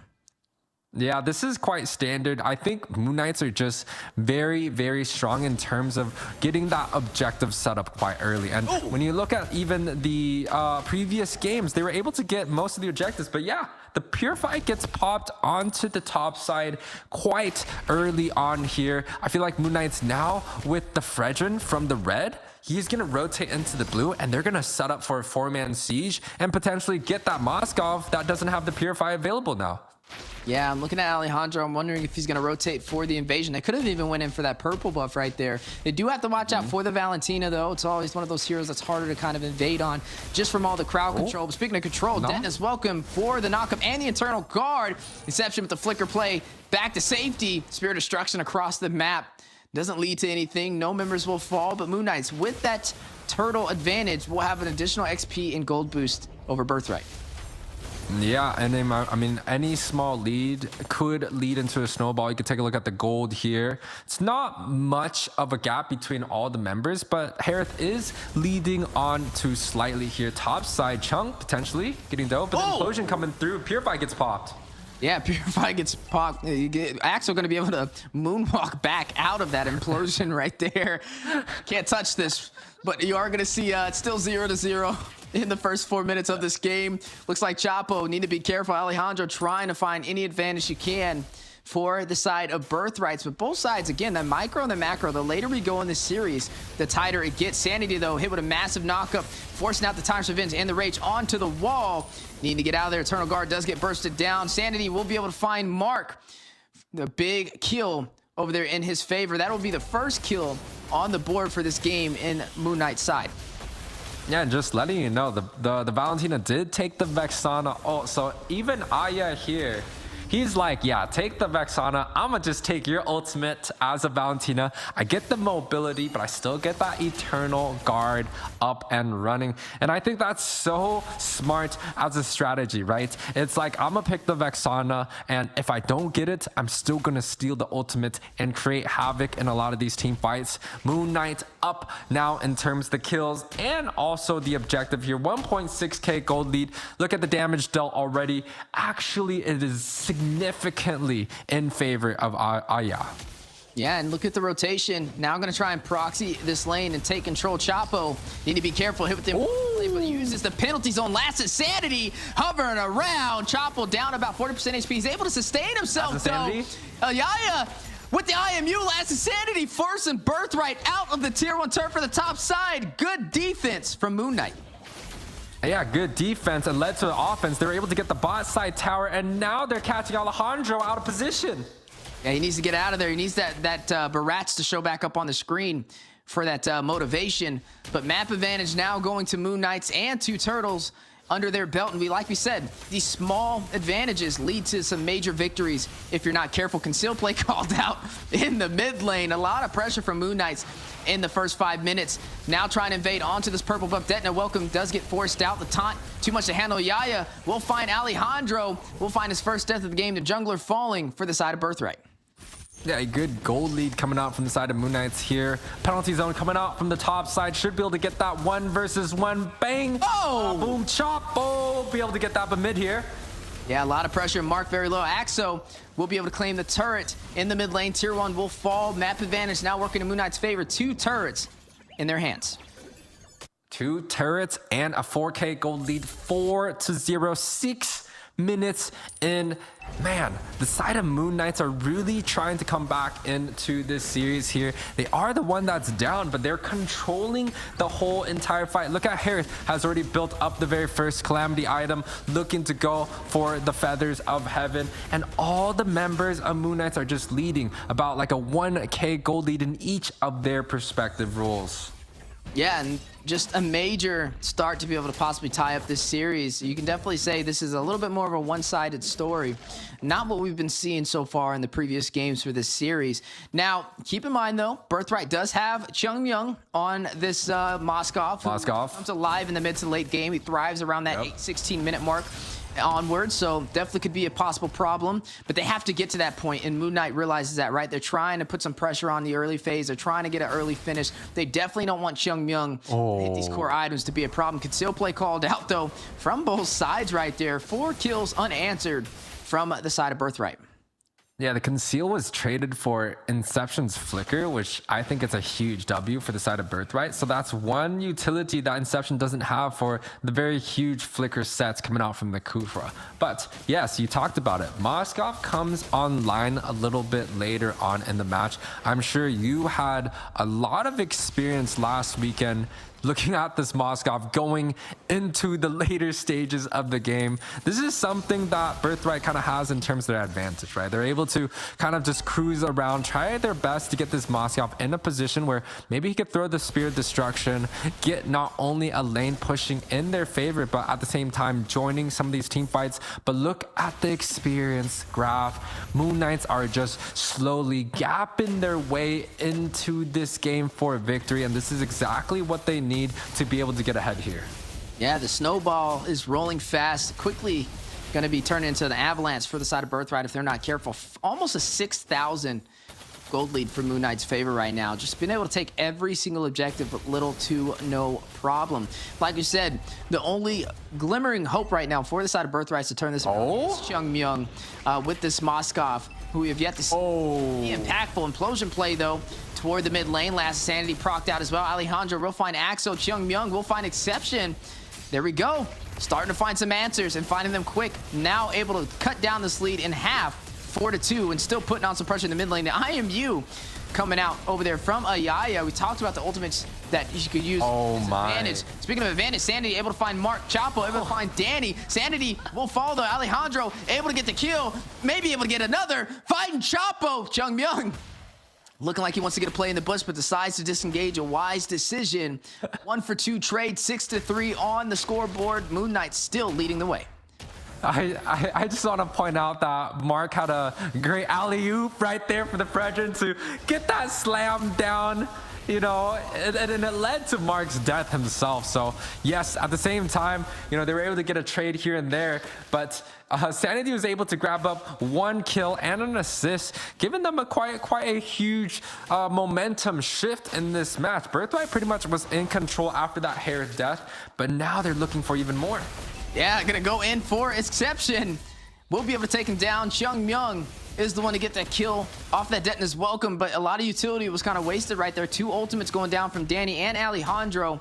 I wonder if this is where Moon Knights may try and go in. They're down their roamer though, so they're down their frontline capabilities. Going to put a lot into the hands of Chapo if they decide to engage on this Lord play, but I think they're still going to go in for it. Is this the right decision though? Implosion. Time will tell. Implosion play from Mark. Not going to hit the mark. Alejandro will be able to get the Lord for the side of Birthright. IMU last standing by Yaya. Axel will find Alejandro. 1 member falling for the side of Birthright. Make that 2 as Mikazuya will fall as well. That's going to be Sanity picking up that kill. Airborne knockup onto Mark, trying to escape to safety, but the chase is real. Yaya able to dish out some pain and find a 3rd member of Birthright right there, leaving Chung Myung and Danny left to defend, but a Lord on their side. Yeah, a huge team fight coming out from the side of Moon Knights here, able to turn things around. Yes, Sanity was zoned away, right, by the export, but the retribution does go through in the hands of Birthright. But at the same time, Moon Knight was able to take care of business there, you know, just denying 2-3 members off. So there's going to be no push coming out from the side of Birthright here. But again, Moskov is kind of like that late game machine gun, and we're starting to see why he's so impactful. Chung Myung is already 2-0-2, so he has the ability to do quite well in some of these team fights. And then you could also see the amount of CC that the side of Birthright has may just be a little bit too much for Axel to kind of come online, right? And he already has died once. He's definitely looking to try and carry this game on the Harith, but the Implosion on the Tigreal, the first skill off the Vexana, those are 2 spells that he must watch out for in order for him to get a clean team fight. And speaking of team fights, concealed Implosion in the mid lane with the Eternal Guard knockup, and the Detna's welcome. What an Exception do to deserve this play from Birthright. Down he goes. The tier 1 may fall as well. Opportunity has been seized from the side of Birthright as Alejandro will claim it. Appraiser's Wrath in the mid lane. Penalty zone to follow up. Immortality proc by Mikazuya. Zaman Force and the Synchro Fission from Axo on the defense. And now Birthright needs to push out. Moon Knight on their tail. Chooses to kind of test the waters though. Doesn't fully engage, and Birthright will be able to go back to their side of the jungle. The ability for Mark to just make these like conceal, flicker, implosion play on a tank, a solo tank on the mid side, to be able to make those decisions, it's quite hard and it's quite tough. Not many roamers are going to be making those decisions. They're going to be like, you know, I don't think it's worth it if I toss all my spells on one enemy tank, but Mark is able to do so and choose so. And it's leading them to success. They got the mid lane tower added onto that, losing no members, but just the cooldown of the flicker, implosion, conceal combination. So, you know, the side of Birthright, they're able to use some of these kind of big IQ plays from their roamers and get some pickoffs here that are quite important, leading them to quite a good success around the map. Moon Knights, they have to find a way to bounce back and potentially try to get the set off that they're looking for, just in the same way that side of Birthright is looking. Just when you gave Mark a little bit of credit, down goes that Implosion. Not going to hit anything. And now the Detna's welcome comes out as well from the side of Birthright's. Last of Sanity, a lot of ultimates going down. Because will find Sanity off that play. Synchro Vision, Zaman Force will drop down from Axo, trying to find a play in the mid lane. They are 1 member shy though. No retribution on their side to be able to contest this Lord, but they do have a lot of ultimates available to possibly use in their favor. Birthright testing the waters is going to reset this Lord, and now it's being controlled by Moon Knights. They're pushing them out of the Lord Pit with the last Insanity play from Ayaya on the IMU. You are going to see that Destruction Spear go out over there from Chung Myung too. Not going to go ahead and ride alongside it, though. You're going to see Last Sandy go down, this time from the side of Mukazuya. Denton is welcome for the stun. Got to press into the wall as well. Exception. Wolf wall. Alejandro picking up the kill. Implosion play. Axel will be able to take down Mark. You are looking at both sides. Multiple members lost. Ayaya will be able to get a kill as well. Chung Myung finds one. Finds Ayaya. 2 for 2 trade. Moon Knight still in the Lord Pit, though. Should be able to claim this. I don't think Alejandro's going to go in. He is very low, and the Retri play goes over to Moon Knights. No Retri needed, though, as Axo will be the one to pick that up. Yeah, and I mean, the side of Birthrights, they're able to get the pick off that they were looking for in that original fight. But look at the 4-man penalty zone coming out from Chapo. The impact plays from the XP, and then now look at Ayaya. Yeah, right? Like, I thought, hey, the Vexana is one of his best heroes, but the impact on this Valentina is still so extremely huge. He was able to get the shutdown, the pick-offs there for that team fight, and now Moonlight has the Lord marching down on the mid. How can they convert this into a possible inner inhibitor tower? But the plays coming out from Alejandro, and also Mark is still available. And the play in the mid lane, this may be a game winner if they can pull it off. Moon Knights with the pressure on the Alejandro, overwhelming him with the numbers. Axo able to take him down. One member shy for the side of Birthright, and a Lord pushing through the mid lane toward this inhibitor, knocking on the door for a chance to tie up this series. Birthright on the defense, trying to hold off Moon Knights with everything they can. Yeah, and you know, the Lord came out quite fast. They came down quite fast. This is just due to Chung Myung's ability on this Moskov with the Trinity build. He just shreds down pretty much any opportunity possible. And yes, the outer turrets gets destroyed here, but that's still a pretty good defense coming out from Birthright. But I think the aggression still might continue here. I don't think they can close this out, though. They only have one lane of minions and 4 members standing strong. Make that 5 as Alejandro will spawn in time with the Eternal Guard on their side. So they are going to have to disengage right here. But nonetheless, they're able to take 2 inhibitors off that play and a tier 2. So Moon Knights definitely still controlling this game. But keep in mind, it's now 16 minutes. Chung Myung, 3-0-5, yet to fall on this Moskov. And we know how this story can go. Yeah, he's already at this full build mark, so technically his scaling has hit the ceiling. So now it's just up to Birthrights to see if they could get the engagement they're looking for. Quite honestly, Moonlight with Chapo here hitting 3 4-man sets here. That's pretty much making the impact that they're looking for. On the other hand, we haven't seen Mark come out yet. He's been able to get like 1-man implosions and get the pickoffs, but in terms of a full entire fight, it seems like Moon Knights, they're able to spread out their units, stretch it out, making sure that the implosion only hits 1 or 2 targets and never the same priority targets. And paired up with the purifies that are available for both the Harith and the Vexana and the Valentina, it's going to be a hard catch going into the late game for the side of Birthrights. Yeah, the implosion plays just haven't really been consistent enough for me. There's times that we've seen him use it and literally grab nothing off these implosions. So I think the later this game goes, this is going to be huge if Birthright wants to be able to win these objectives, is Mark's placement on these implosions, right? Either go in for the jungler or go in for the backlines to be able to get the advantage. Try and grab the numbers and masses. Speaking of masses, though, a lot of damage is going to be dished out from Moon Knights in the mid lane. Zaman Force used very early, which means Axo will not have his ultimate to be able to use in this team fight. Yeah, so this is kind of why the Purify is such an overpowered spell in terms of the late game. You can see the side of Birthrights, they're kind of scrambling. Mark is just unable to get the set that he's looking for. Potentially, this could be something. They have to get like Mikazuya there tanking, soaking up a lot of damage, or Alejandro, and then Mark just comes in from the back, just like this. Ooh, can still play with the knockup. Mark trying to find the opportunity. Implosion goes down. Immortality goes and it gets procced. You're seeing both sides fight it out though. Immortality on Mark, able to sustain himself, able to get back to safety. Real recall to live for another day. Not the same for Mikuzaya though. Does take a lot of damage with that last insanity from the IMU from Ayaya. No, he's able to get out of there. All members are alive, but now the play we've been waiting for. Chung Myung able to find a kill, takes down Ayaya. The mid laner has fallen for Moon Knights.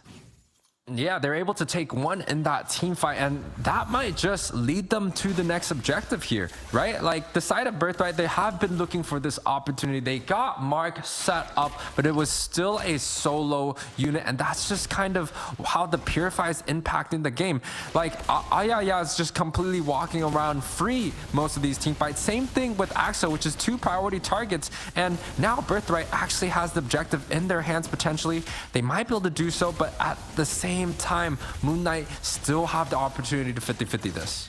Yeah, I think they should go in for this. I mean, they have a little bit of a window before Ayaya can join the party, and I think they realize that, but they're running out of time, and they're running out fast. Mark trying to frontline the damage. Last sanity goes down from Yukazuya. Zama Force will drop from Axo. Big knockup. Mark very low. Axo able to even out the numbers. Down he goes. Alejandro will be able to get the Lord for Birthright, but at what cost? Ayaya will find him.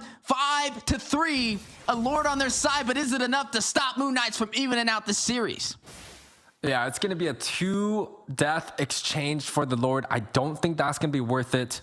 I think Moon Knights is just going to walk down at mid, clear everything possible, and potentially end this game. But at the same time, they have a Lord, and there's so much damage coming from the Vexana. Last insanity play.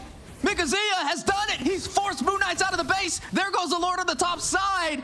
And now, Birthright may be able to turn this around.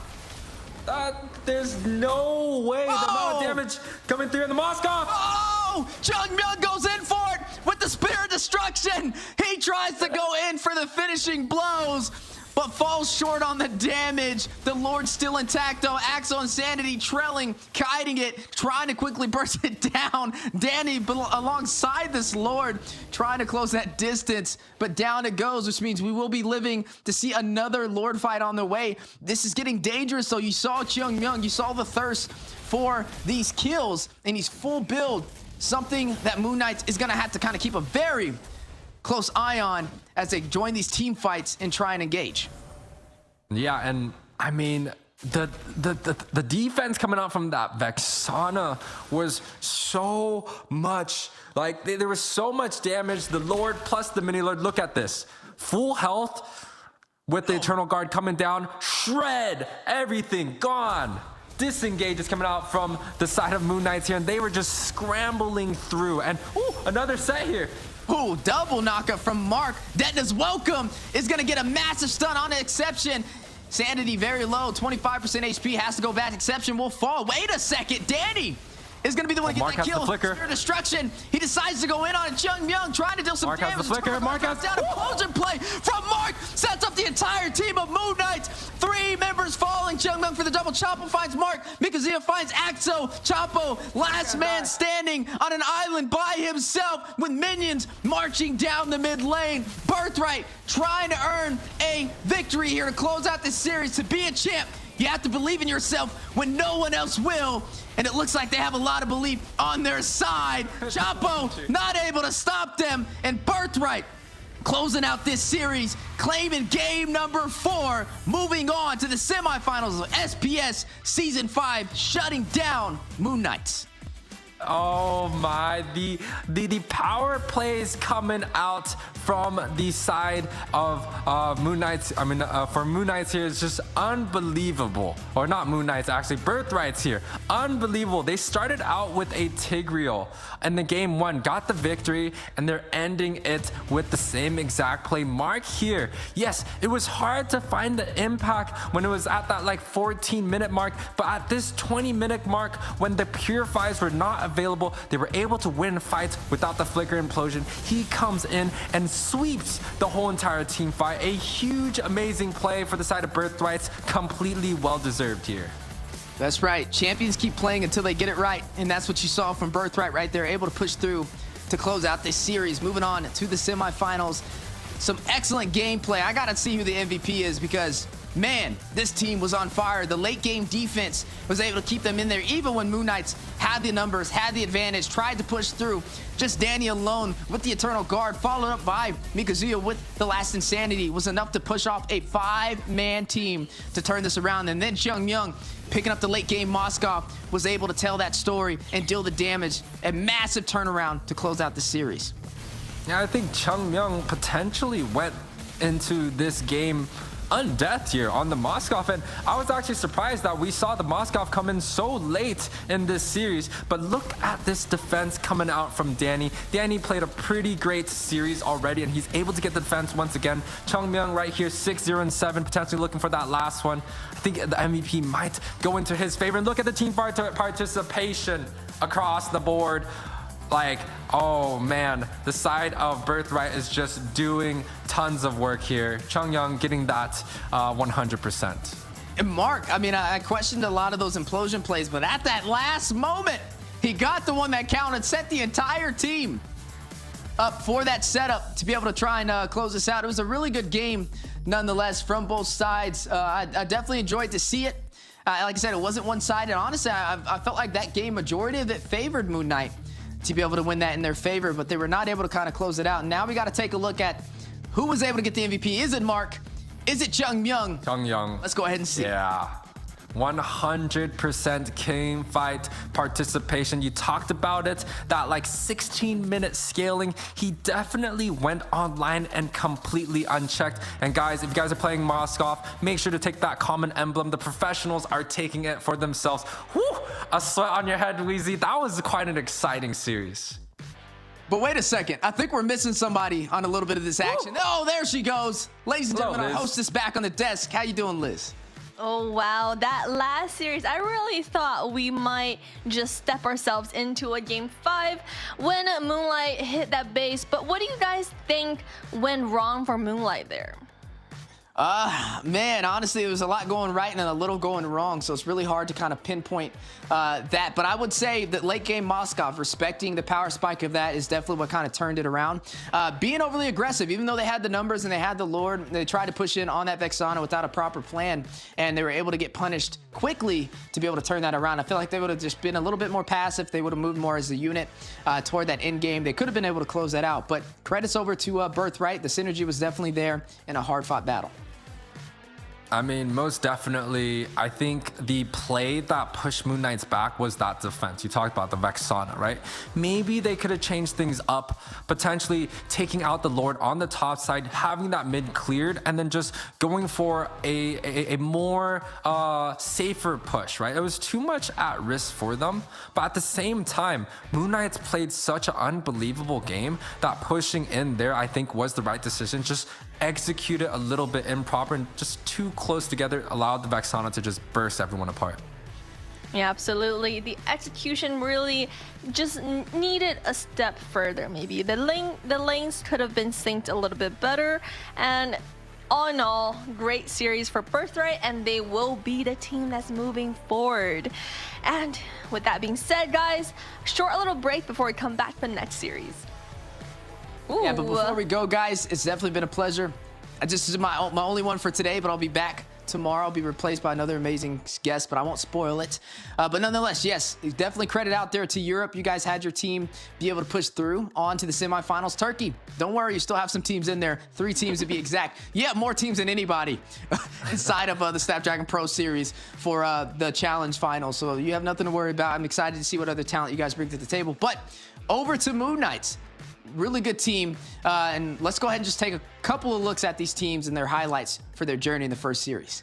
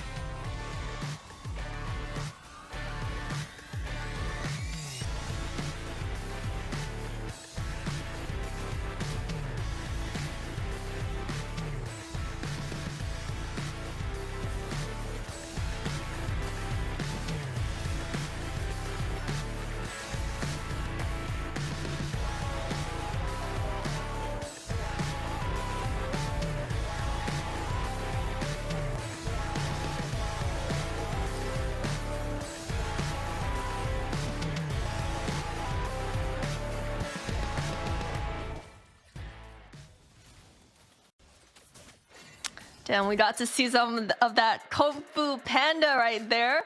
Twisted Minds versus Centennial Quan. I believe we saw that on the first series of the Snapdragon Pro for EU. And today we might be seeing them in the second half.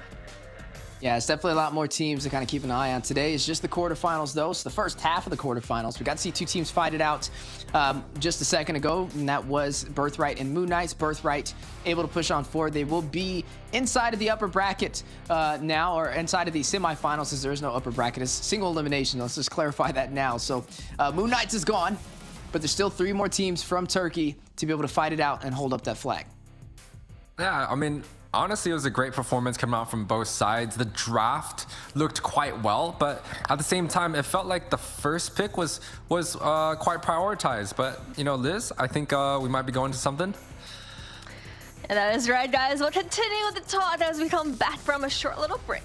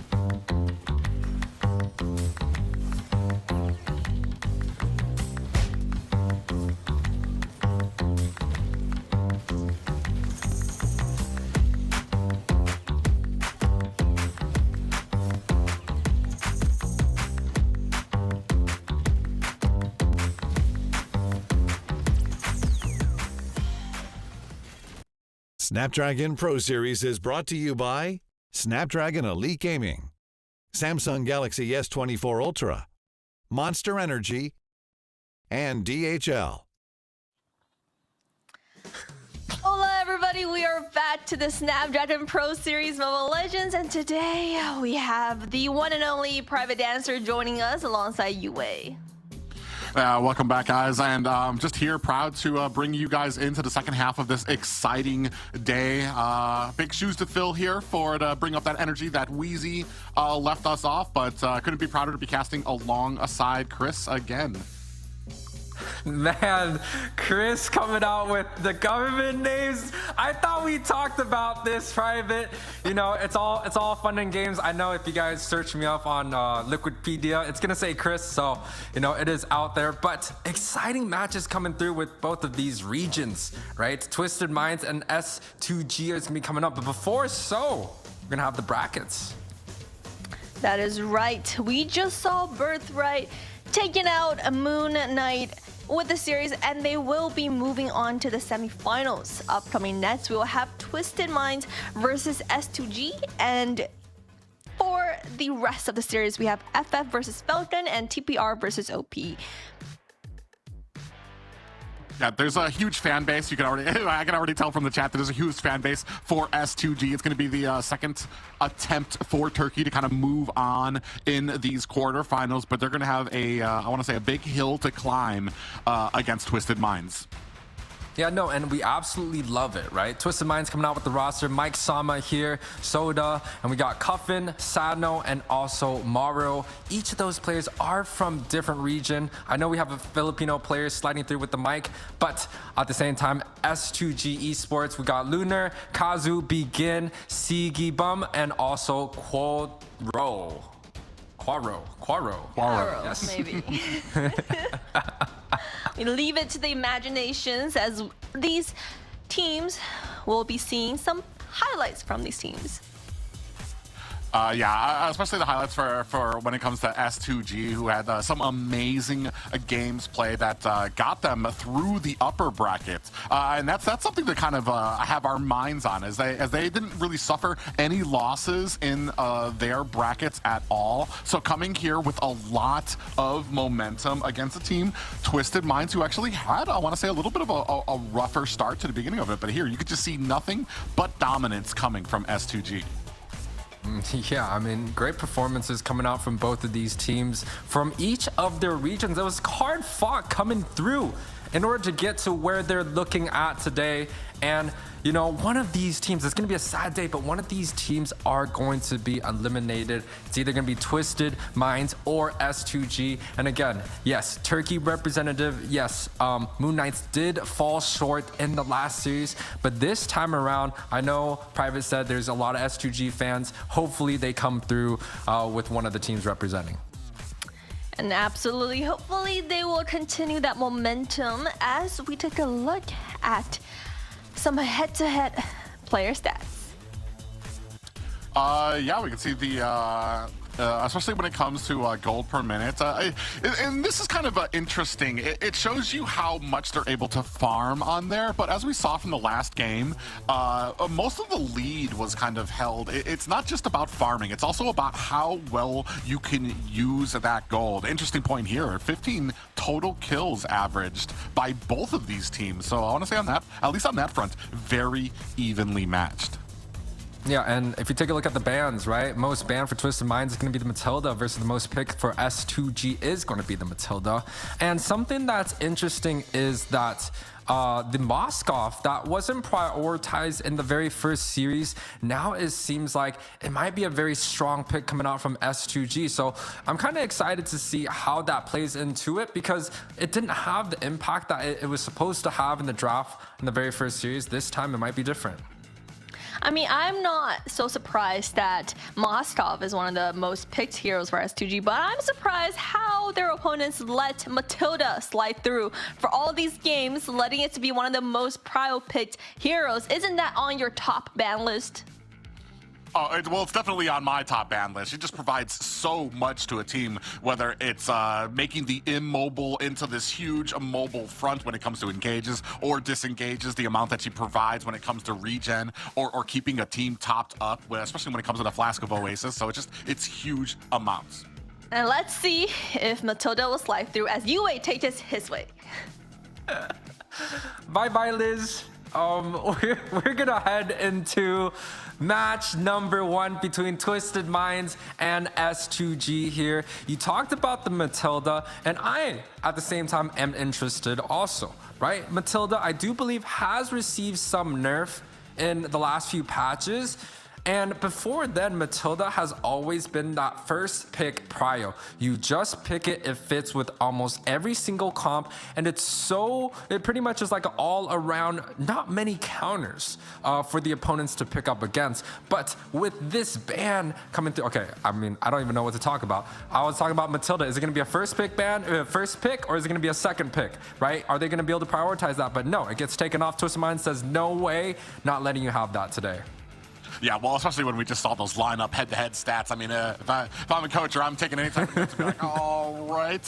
I'm expecting maybe a prioritization on a Moskov. Maybe that's going to get banned out as well. It has kind of snuck up in the last few weeks, like just seemingly from like out of nowhere, with how well he can kind of hold his own. The fact that that spear can come in handy, so he can be on the other side of the map, absolutely demolishing towers and still have enough to be able to get back into the fights with the Lord as well. With Matilda off the board, maybe there's a little bit of prioritization onto the Minnow, because he does provide a lot more healing for the team. With Flask of the Oasis, you add that to a lot of shield that he gives to a lot of the team. And then, of course, just the plain old Minoan Fury, the CC that he adds to it. So maybe some prioritization there. I do see that we're taking Chip off of the board here. That's a big team synergy type of, I want to say, compositions that you get with that. To the point that, like, it's just Chip roaming around the map. And if he catches anybody, you immediately have the entire team at your back. And I really love how open the draft is still for both of these teams, right? Talk about the mid lane. Nothing is banned out. So Louis, Vexana, Novaria, Valentina, everything is available for both of these teams to pick. If we talk about the gold, nothing has been taken away. The Harith, the Moskov, it's playing into both teams' favor where they get to decide what they want. And now the only thing that I think could be a prioritization could be the Fredrin, with the Barats being taken off the board. But even with the Fredrin, there's still so much available for both these tems. Well, they're going to go with the Harith pick, and as we see from the stats there, it's not a terrible first pick there. 67% win rate for a hero in the gold lane. I mean, that's just saying a lot, and there's a lot that he can bully in that lane right now, even when it comes to a Moskov in the lane. We've seen the Rogers kind of dance around out there as well. I know Rogers can kind of be countered. As you move into the late game, Roger can maybe start kind of, he has more of a team presence where he can start chasing down some of those lower kills there, but the priority, it's going to be answered immediately, as you were talking about, that big priority onto the Fredrin and the Lu Yi. Yeah, I mean, the Lu Yi, just like the chip, pretty much can go around the whole entire map wherever she is looking for. And the Fredra now, with the Barats being taken off, is considered probably the best jungler. But yes, followed shortly, the Boxia and the Akai should be kind of picked up here by the side of S2G potentially. Other picks that they could opt to go for, the Yuzong, which has been that staple first pick in the XP. If not the Yuzong, they could also choose to go with the Trizla, which has made a huge impact in every single one of those matches earlier today. Very interesting. I mean, and you talked about, like, I want to say jungle answers, but when you're talking about answers to possibly the Fredrin, in the mid lane, Vexana definitely comes up in mind because you can put a lot of CC right when Fredrin is needing to put down that retribution, when he wants to put down that Appraiser's Wrath onto the turtle. If you're CCing him into the ground, he's not going to be able to get off those abilities. It's going to give your jungler the opportunity for that, but it's one of those little games there. Are you going to be able to protect the Vexana there too? Because we also have kind of the same answer there. We got a lot of burst potential with the Lu Yi. And speaking of burst potential there, Paquito getting picked up by Twisted Minds. Yeah, I like the pack pick going up against the Xborg, especially in the lane, right? Xborg is one of those heroes that struggle early on to keep his shield, to maintain it, right? So things like the Trizla might do well in terms of the burst with the first spell. Same thing with Pac. The second skill, he's able to just go with the like 1-2 punch and burst out that shield early, creating a kill pressure on the Xborg, which is Xborg's weakness, right? There's other things that they could have gone for. I think the Yuzong probably has a more significant presence in team fights, but the pack rotates really fast. So this, especially in terms of that late game, Twisted Minds has the ability already to set up for a great split push, and paired up with the Lu Yi, that's like mobility onto mobility, versus on the other hand, S2G here with the Vexana is going to be quite stationary. Xborg doesn't have the ability to increase his movement speed when it comes down to that mid and late game. So it's going to be a battle between maybe a team fight present that S2G is setting up for versus a split push strategy that Twisted Minds has already gone for their draft. Yeah, the really interesting thing here for the side of Twisted Minds, which I think right now, when it comes to the 3v3 here right now, that kind of gives Twisted Minds a little bit of a leg up, is the possibility of the well-placed diversions from Lu Yi. Can we get behind some of those lane towers, perhaps to get some of those ganks? Can we get the good positioning during a lot of these objective fights to perhaps close in on Lunar and Kazoo, the Vexana and the Harith before these fights even begin? Take one of them out, and you're taking out a huge bit of damage from S2G here. So, but like we've seen before, it can be very tricky to get those diversions out there, to get them placed well, and that's what makes that's what turns those good Lu Yi players into great Lu Yi players. Yeah, I mean, it's definitely going to be hard to go up against. We already saw, I think, in the first game of our first series, the chip came through, and you could already see the rotation difference, how fast the game is being played. Now, Twisted Minds with the Lu Yi, I'm expecting kind of the same thing. It's going to be quite fast-paced, especially when Lu Yi goes into that 12-minute when he gets the cooldowns available. Now, this is a pick that we have not seen that much before. 0% picked in the SPF, the Snapdragon Pro Series here, and now Sano is actually picking it up. I was expecting a Roger here, Private. Yeah, I mean, 0% picked also means 0 losses. So right there, we have a little bit on us. I get the plan. It's because he's got a lot of that burst damage that he can put out.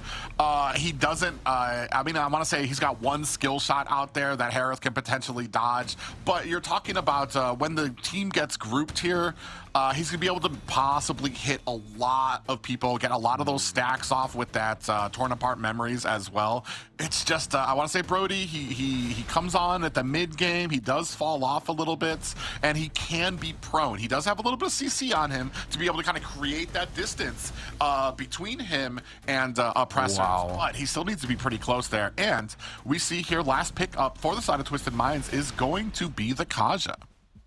Yeah, now the Brody kind of makes sense, right? With the Kaja being picked up so early, so early, the Kaja being picked up now, it allows kill pressure on the gold lane really, really early. When you talk about the gold lane, if you have the Claude, if you have the carry, it's not going to give that kill pressure, but a Brody, it's like a 1-2 stack, ult and dead, right? Paired up with Divine Judgment, it's almost guaranteed that they're able to have the answer to go up against the Harith early on.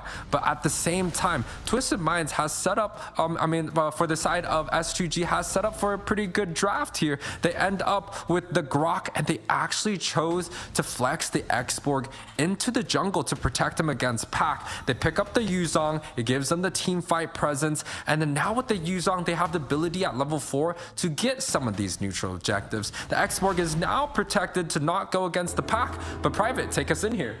Yeah, ladies and gentlemen, this is going to be game 1. S2G Esports taking on Twisted Minds. Both teams fighting here in the upper bracket of the quarterfinals. Yeah, and I just want to point out here, I could read a little bit of Chinese. 昨天更好, or right here for that Xborg, it just means 比昨天更好. It's like it's going to be better. It's going to be better than yesterday. So he's kind of looking for like a daily improvement here. I don't know. It might be a proverb. It just might just be something to motivate him. But again, S2G here already starting off, quite neutral. The Xborg is going to be going into that XP lane. So expect a very nice rotation for S2G to get that Vexana onto the level 4, onto the boss side. On the other hand, Twisted Minds going for a standard, pushing around that gold lane. So the Harith definitely has to be careful real soon. Yeah, and that's going to be the big thing, is the pressure onto Harith. As much as I like the Brody pick, I still feel like it's going to kind of fall behind on the Harith as you start getting those ultimates, as you start getting a lot more of those abilities. So there's going to need to be some type of pressure up there. Both teams doing a good job on the side lanes of making sure they know where people are on the map. If they don't see them, they're backing up a little. They're hiding in the bushes. They're making sure that they're not becoming that scapegoat for the team by pressing too far forward. Yeah, exactly. And, STG really has to kind of figure out what they want to do early on. With the Kaj and Divine Judgments, it's going to mean that S2G has the ability to get picked off quite early, and also paired with the Lu Yi, right? Twisted Minds, they pretty much have a very fast style. The Pack is going to rotate in quite fast, and they also have the Kaja with the Conceal to be able to get the 1 versus 1 here. But the one thing S2G has is the Xborg that can shred down so much of the tankiness early on. Speaking of which, we have a diversion that does not go through. Big pop-up lands on the Twisted Minds. Hoda still able to get the turtle. Down comes the Abraser's Wrath. Maro able to find a kill for Twisted Minds. That's going to be 2 down for S2G, and a turtle awarded to Twisted Minds. Yeah, a huge play coming out from the side of Twisted Minds here, able to grab up the objective, and they had the diversion coming out from the backside. We talked about this in the draft, Private. The diversion is going to make Twisted Minds move around so fast, so mobile, and they're able to do so just like that. Mario did end up using Divine Judgment, so that is not going to be available, but that's 2 kills in the favor of Twisted Minds, along with the first objective, putting them up 700 gold so far. Yeah, and the big thing here too is it's not just that. It forces the enemy team to have to wander about, to split up. They need to make sure that they're clearing bushes during all of these objectives. As you see, another diversion coming in here. Coffin might be able to catch Lunar, does put some damage on, but Lunar very wisely able to jump himself to safety. Yeah, I mean, that's definitely a lot of kill pressure for the side of Twisted Minds to be able to just rotate around. And even look at this. Yoda does not care. He can just go onto the Expert, gets that bonk off, choosing to disengage. I think that can be a smart decision. But top side here, they're getting the Divine Judgment. Yeah, they are trying to find it on to Siggy. Do not complete it. Siggy takes a heap of damage, but is able to get away. Karo doing a good job. He's remaining in the bushes. Just he didn't really show himself there. I want to say good synergy by S2G. They didn't needlessly show themselves out there. He trusted in Siggy to be able to get away, to create that distance, and just threw out a wall there for good measure. Oh man, the vision game from Mara here, just a little bit 210, like 200 IQ there, was just hiding in the bush, and they saw the Grok pretty much just walk around with no problem at all. Twisted Minds here already up a little bit more than what they were at about 3 minutes ago, but at the same time, I feel like S2G is playing towards that late game, right? The Brody quite early on. The Harith is like a 2-item scaler. If they get the 3 items and the Holy Crystal, he's going to be doing tons of damage, but the Divergent coming out from the backside. Yeah, diversion out there. It does look like Xborg in a little bit of trouble there. A ton of damage going on there. Black Dragon is out there looking to pay them back. Petrifies out. Coffin goes down to Siggy Cutie. And Mike distancing himself from the fight. In the back, Lunar looking for his kill on tomorrow. He is able to find it. That is 2 more for S2G. A total of 3, tied up with Twisted Minds right now. But both of them, Turtle sitting here sweating bullets. Nobody's, I think they forgot about him, at least for the second, as Mike Sama's going to go in onto Lunar, who's going to jump over the wall to get that distance.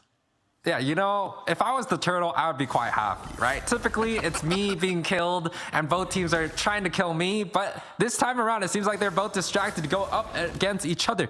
Now, Divergent, this time around, Coffin did put themselves in pretty decent position, but end up backfiring. Even though they were able to get that first kill off the Export, 3 of the Twisted Minds member end up getting shut down. The goal lead is still quite close coming out from both of these teams, but it just shows you that not only they're sometimes good, but before...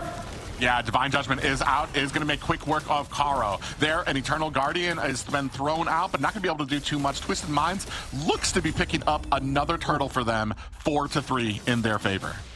Yeah, I think Soda or Yoda was trying to save the retribution in order to get onto that blue buff, but the Eternal Guard, I've seen it so many times that Eternal Guard can just steal the Lord by itself. It was a good retribution coming out from Twisted Minds, able to save that. They not only get the turtle, they also get the top tower, setting Brody up for an even greater advantage early on. The 3 members with the accompaniment of the diversion. It doesn't look like they're going to be able to get and latch on to Siggy, who is able to lay down that Zaman's Force, dash himself to safety, and very quickly, I like that. Twisted Minds, they don't force it, they don't jump underneath the tower. They realize, all right, we messed up. We're just going to have to disengage, reset on the map. And, you know, it's going to just get faster and faster as the time goes on, because Coffin's just going to have a lower and lower cooldown. The conceal play gets popped here. Conceal play with the Divine Judgment. They saw Koro from almost across the map, and they're like, all right, we're just going to go ahead. We found a target. We're going to be able to lay into him. And especially this early, where he doesn't have a lot of the defensive items he needs just yet. They go ahead, they find the Divine Judgment. That's the second time they've been able to get that and burst him down. Up at the top, oh, you can see that Mike Sama, a little bit of damage laid out, but not too much for the wary there. It doesn't look like S2G is going to be able to get away. Yeah, and I don't even know if they realize. Yeah, they do. Export realize that he's just laying some fire down. It's a good thing they choose to not go for that. I think that was definitely a vision. But again, it's just going to be faster and faster for the side of Twisted with this Louis that gets picked so heavily, banned so heavily, and has such a high win rate. And also, Twisted have this Kaji going for the pick, just like you're saying. Yes, the defensive item from Coral is just not there yet. Look at the damage leaderboard. It is just completely leading. All 5 members of Twisted Minds are leading in that chart. That tells you how the game is going. It's extremely one-sided in terms of these team fights, but Twisted Minds is a pick comp heavy type of team, but S2G has the team fight in their favor, especially with the Yuzong and the Xborg and the Grok. Yeah, and it really kind of relays down to this early game. Are we getting the kills and getting some of those towers? Another pick off onto Karo, who finds himself alone. And this is kind of like those decision makings you have to be very wary of. And oh, another version coming out there. It's going to go ahead, close the distance onto the Resident Begins, throws out a Terrify. Down goes the Eternal Guardian. It's just enough to allow him to flicker and create that distance as he was in trouble. But 3-6 now, Twisted Minds' favor. Yeah, the early game coming out from the side of Twisted Minds here, especially that Brody pickup that, you know, I was kind of like, interesting. There's still the Moskov. There's still something like the Roger available. A little bit untraditional, but Sano is playing a great game on this Brody. Now, I do want to take a look at some of the items if possible. There has been a huge trend in terms of building brute force on a lot of the junglers. I know Yoda has already built that up himself. It seems like the X-Borg potentially going for immortality instead of the brute force, but you know, the mobility of these junglers, especially with movement speed items, has allowed them to kind of go in and out of these team fights real quick, and the 10% cooldown just allows them better in team fights. Oh man, they checked that bush quickly. They knew he was in there. I actually kind of have to question. I know he was getting a little bit of vision, but I mean, you have no backup there. So I mean, you have to expect those types of things, just like some of the mistakes we've been seeing from Caro there on his own. But now, a little bit of look at the items. Yeah, double brute force coming out from both these teams. A Yuzong picked off. It was a divergent play coming out from that mid side, teleporting 3 members onto the top side. Now the side of Twisted Minds should be able to set up for a small siege near the top side. It's going to be the Harith defending. Maro does not have the ultimate, but the damage from the Brody still is going to be quite immense. Ooh, Hoda here against 2 members of S2G. That's just kind of showing the farm there. Another diversion is out. Are they going to be able to find the enemy jungler? They just too late, but I want to say a good positioning for this next Lord. Coral checks the bush, gets a little damage for his efforts. Lets him know, yeah, they're in there, as he's sitting at 50% health now because of all the damage they laid into him. Now, speaking of 50%, Lord at 50%. Doesn't look like S2G in a great position. Black Dragon out just a little bit too late as the Appraiser's Wrath and Retri gets and secures that Lord. Big pop-up lands on Amaro. Cuffin with the finishing touches onto Lunar, and the rest of S2G are in escape mode as they go ahead, create that distance, back up, and that is a Lord secured for Twisted Minds. Yeah, the side of Twisted Minds honestly playing this game quite well. Maro is just using his Divine Judgment just off cooldown every single one of these team fights. He's playing that pick comp so perfectly well. That's just hard to defend against if I was S2G here. Yeah, and right now with the Lord at the bottom, they're going to have a decent amount of pressure. It's not a Luminous Lord, so it's not going to be able to do a ton of damage. You really have your work cut out for you for Twisted Minds. You want to make sure all of these lanes are crashing in to create that pressure all around the map. As you see, S2G now going to go ahead and answer the Lord. 3 members here trying to defend this mid lane as the rest 4 members of Twisted Minds are looking to continue this pressure on through mid. That's going to be 1 tower down. Lord still coming through bottom and is taken down by S2G. Rest of Twisted Minds look to go ahead and reset on the map. Good idea to just disengage from here. Twisted Minds already has widened the gold lead up to 6K about this 12 minutes in, and potentially this is where kind of S2G is looking to just get a little bit more gold, see if they can find a power spike. Siggy QT here still with a pretty clean game, right? 2-0 and 2 has not died once, so he still has the potential to carry this match. But again, Mara has done such a great job finding the powder targets and the divergent. Yeah, you can see down and goes the mini bonk from Hoda as the Black Dragon out from the side, looking at all the damage coming down to S2G. Sano finds a kill onto Caro, and S2G forced to disengage yet again. Twisted Mind doing such a great job of like not pulling their punches, making sure that every bit of this lead is pushed and creates pressure onto S2G. Yeah, for a second we saw the damage being shown on the side. The only one that's on the board for S2G is going to be that Vexana, but it seems like potentially Twisted Minds is looking for another push onto the boss, and they should be able to get it no problem. Yeah, big energy eruption does latch on to X-Borg, and now on the wrong side, Maro he goes ahead, baits out the X-Borg, who does find himself an escape, but very close to getting ganked there and picked up by Twisted Minds. Now they're going to go ahead, turn their attention, clear out the enemy jungle. Yeah, Twisted Minds here playing such a great micro and macro game, pretty much winning on both fronts. They have majority of the objectives. All their towers are still alive. I mean, it's not as healthy as it could be, but it's still alive, right? That's just insurance policy for the side of Twisted Minds here. And with the next objective up being available, it feels like it's definitely going to be uncontested. And at the same time, if the side of S2G looks to contest, I feel like Twisted Minds have everything available to be able to just win some of these team fights. Yeah, and this is kind of the problem when you have such a late scaling composition. If you have not set that path, another diversion comes out, cutting off the escape of S2G. Black Dragon is out, but defensively looking for an escape. Begin actually finds a kill onto Mike Sana, and now they are pressing the advantage as Caro finds a kill onto Cuffin. That is 2 down for Twisted Minds, and turning the tables is S2G.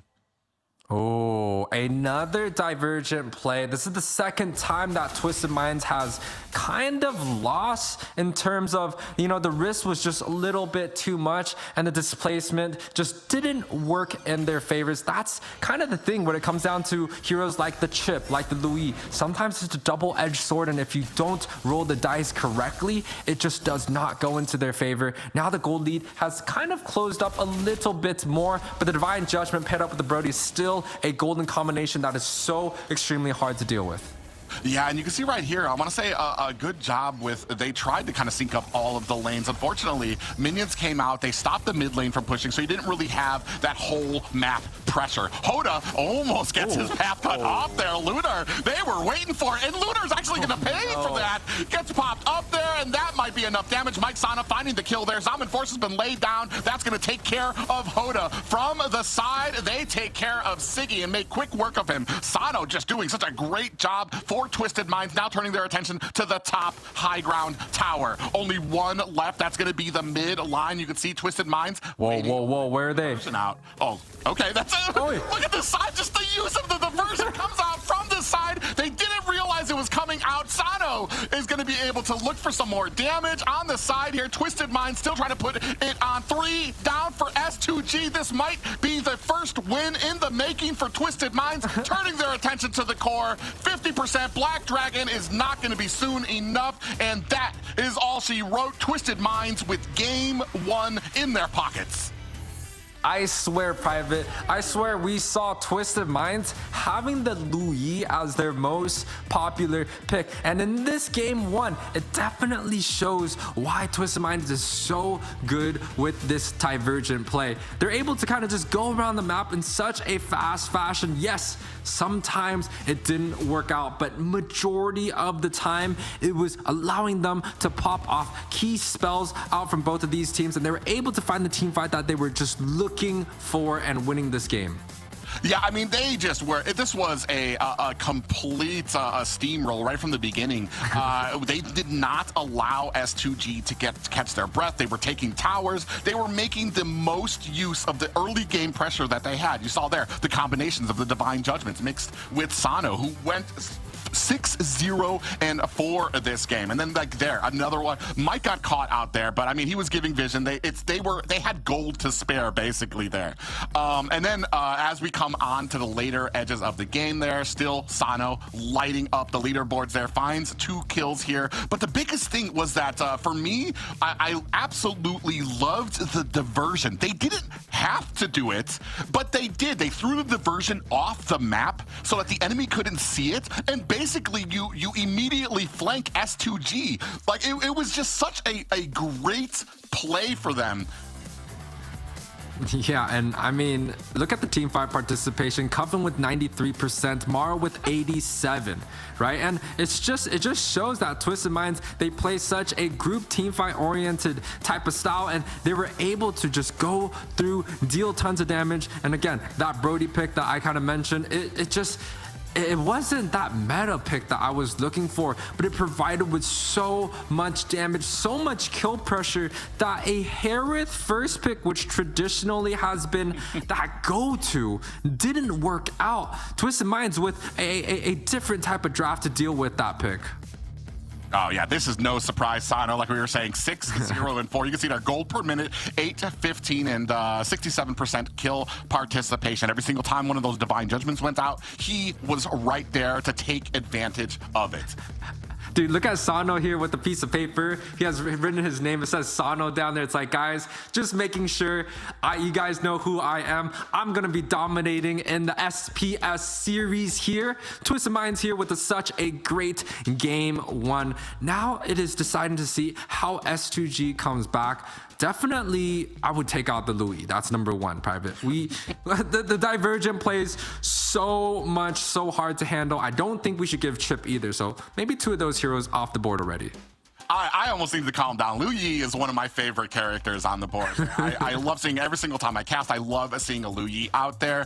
Sometimes it can be disappointing because a lot of people, they just take advantage of the passive of Liu Yi, the yin yangs, the CC that she can dish out. And I want to say the diversion is usually an afterthought here, not with Twisted Minds here. That diversion was the main reason for the Liu Yi pick, and they used it so expertly, especially, like I said, I'm going to talk about that last play again. Just the know-how to set the diversion off the map so that the enemy doesn't know where it's coming, and then the entire team just appears on the side to be able to flank the enemy. That just tickles me, and yeah, honestly, that needs to come off. There's just no excuse if that makes it through the draft.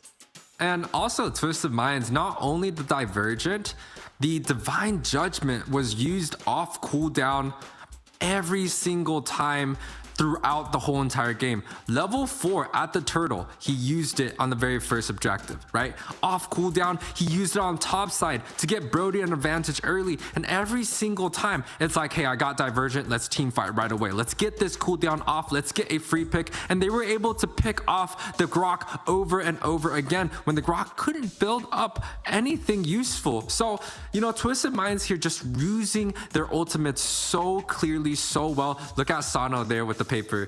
It's just chilling there. I've never seen something like this. Yeah, it's almost like he's under arrest for the damage he's been dealing out. The amount he was able to take out on the enemies should be illegal, and that's kind of he's holding up the line there. You know, turn to the left. So here we're gonna see the bans coming out there. Harith actually going to be taken off the board for the side of S2G. Still waiting on that Liu Yi ban out there. I mean, it's kind of the same thing the same kind of value that you get from Chip. I almost want to say Chip does it a little faster, a little better when it comes to like the maneuverability around the map and the surprise tactic of it. But man, I mean, when it comes to like team synergy, I want to say Twisted Minds right now just really showing, despite moving from the lower brackets in the finals of the last Snap series, they really came out here to prove something. Yeah, so definitely coming out trying to prove something for the side of EU. Twisted Minds here with a great game plan and a better execution coming through. Now we're in the game 2 for the draft.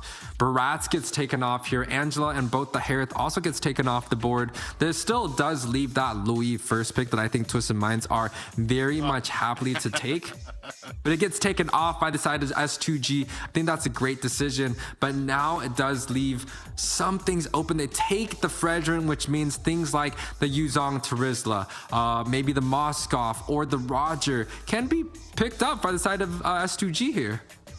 Yeah, Moskov going to be prioritized by the side of S2G. We've seen how, I mean, 65% there. He's a great pick. He helps you. The early game, a little bit rough. He does need some of those items, but as you get into the mid game, as you start getting into the late game, it's undeniable. His pushing power, his clearing potential there, and then his ability to split push and get back into the fight as well. Big amounts of CC coming out from the side of S2G here with an Edith pickup.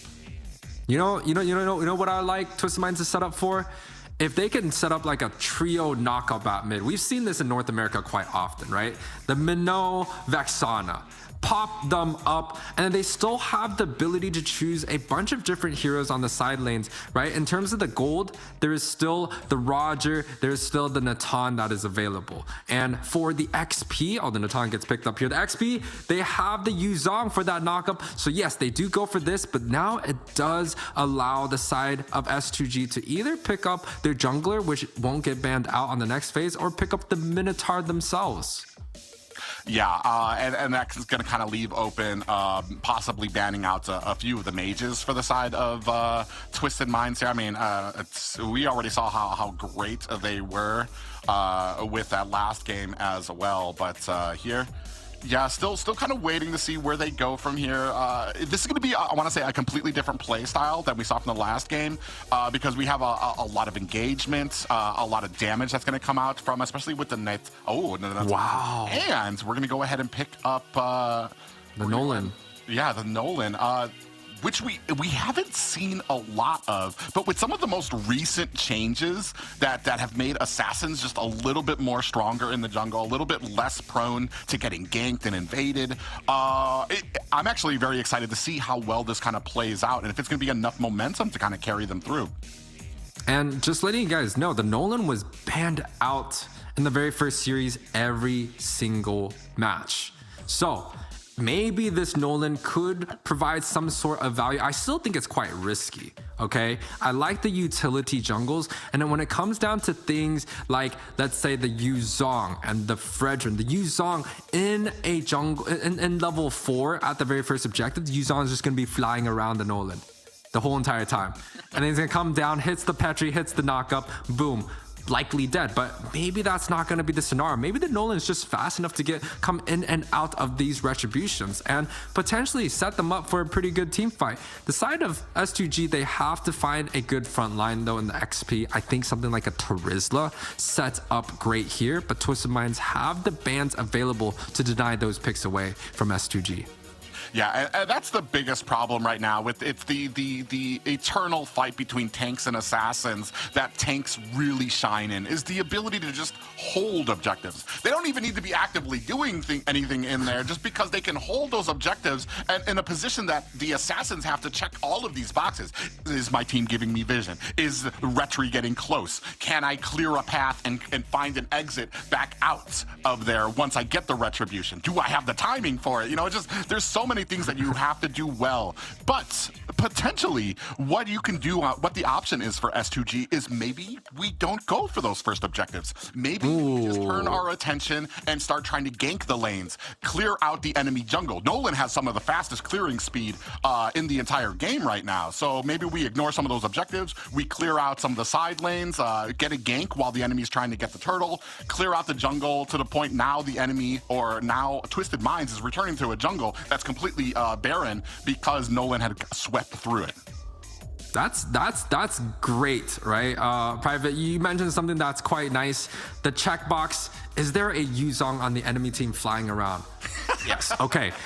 So yeah, maybe that's what they're set up for. The Edith is a perfect pick off on the side lanes, right? You get that flicker in 1, 2, boop, in the back, Nolan comes in and dead. Doesn't matter who it is, they're able to get the pick off. So that actually provides some sort of potential for S2G to find a way around the strong presence that Twisted Minds has set up for in the objectives already, right? That's going to be quite tough. But yes, second phase ban already over. Seems like S2G is focused more on the roam position. There's still the Minotaur, which I think is a much better ban compared to a Kaja or Grok.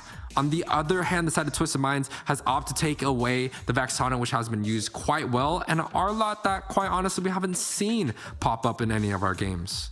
Well, and that's the big thing I want to say for Twisted Minds. You're possibly looking for that CC. I mean, you have a lot of it with the Fredrin out there. Possibly a Ruby could come out too. So any single time the assassin tries to come in to get some gank, he's going to get a round up, a lot of CC, the I'm offended from Ruby. There's just a lot of answers on the side of Twisted Minds to kind of stop the engage coming from S2G. We do have Valentina coming out, potentially an answer. If you do pick up the Minotaur, now you're going to be giving up a Minoan Fury also to the side of S2G here as well. Still waiting on that mage pick for Twisted Minds. I am scared for S2G. Again, we talked about the scenarios, right? How many boxes do S2G have to check off before Begin or before Kazu, which is the jungler, can even attempt to get the retribution off? And And there's another 2 boxes of ultimates that they have to try and figure out. The Odette, which I've actually seen some of the North Americans play earlier today. I know Hoon was on this Odette and got a crazy kill. I'm expecting the same thing here. Sano with the Tigreal that has won for game 1 and game 4 earlier on today for the side of Birthrights. That is just a huge amount of CC for the side of Twisted Minds. You basically have a wall in front of all of these objectives, especially if Twisted Minds, we've seen how fast they are to kind of get to these objectives, making sure that the entire team is ready. Man, like I said, it's got to be a Trizla. It's got to be someone that can go in the front and say, oh, there's your Ruby. That works. It cancels out some of the implosion. It forces the Odette to be in somewhat of a better position.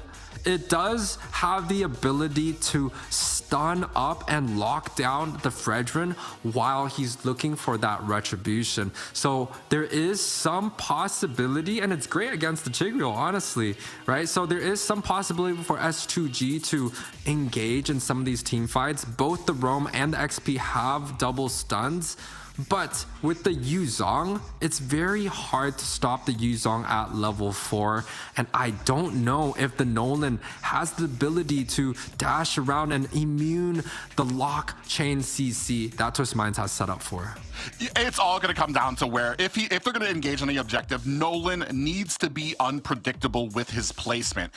As the Dragon sweeps around, he's going to be looking for the Nolan. He's going to set down. So you need to be at an angle at some position where you don't see him coming in with the Black Dragon. And that's going to be the key for this fight, ladies and gentlemen. Twisted Minds taking on S2G. 1 up for Twisted Minds. S2G looking to tie the game.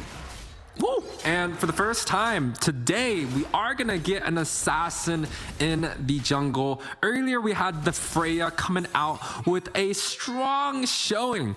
But this time around, we do get to see a Nolan, pretty much the first time that I get to see the Nolan in a very long time in the hands of S2G. We're gonna take a look at maybe some of the jungle speed. The Nolan seems to have a small bit of advantage actually early on, already finishing his red, going into that green camp, and potentially getting an early rotation ahead of Twisted Minds. Yeah, he's already in enemy territory right now. The Little Wanderer is going to go to Twisted Minds, so, I mean, making good use of that is Hoda.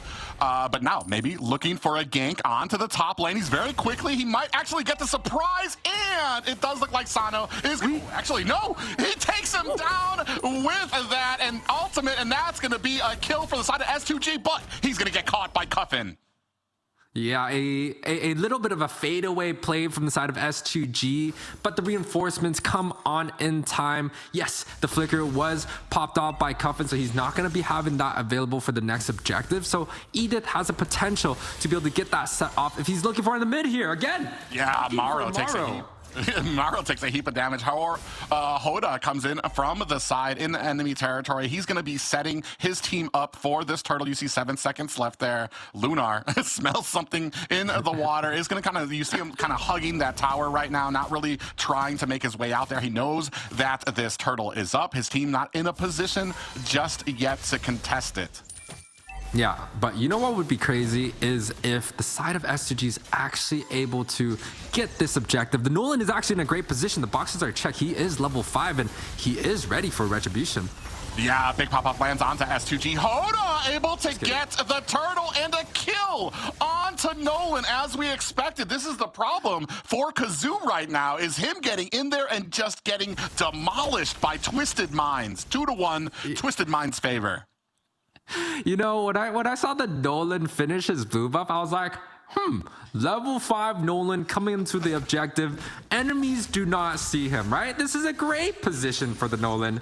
He comes in the second he kind of hesitated to try to get the last hit on the objective. And the second that he did, the Yuzong pop the Petrify got him in a knockup, when he ulted, the Nolan was out of the team fight. He was dead already.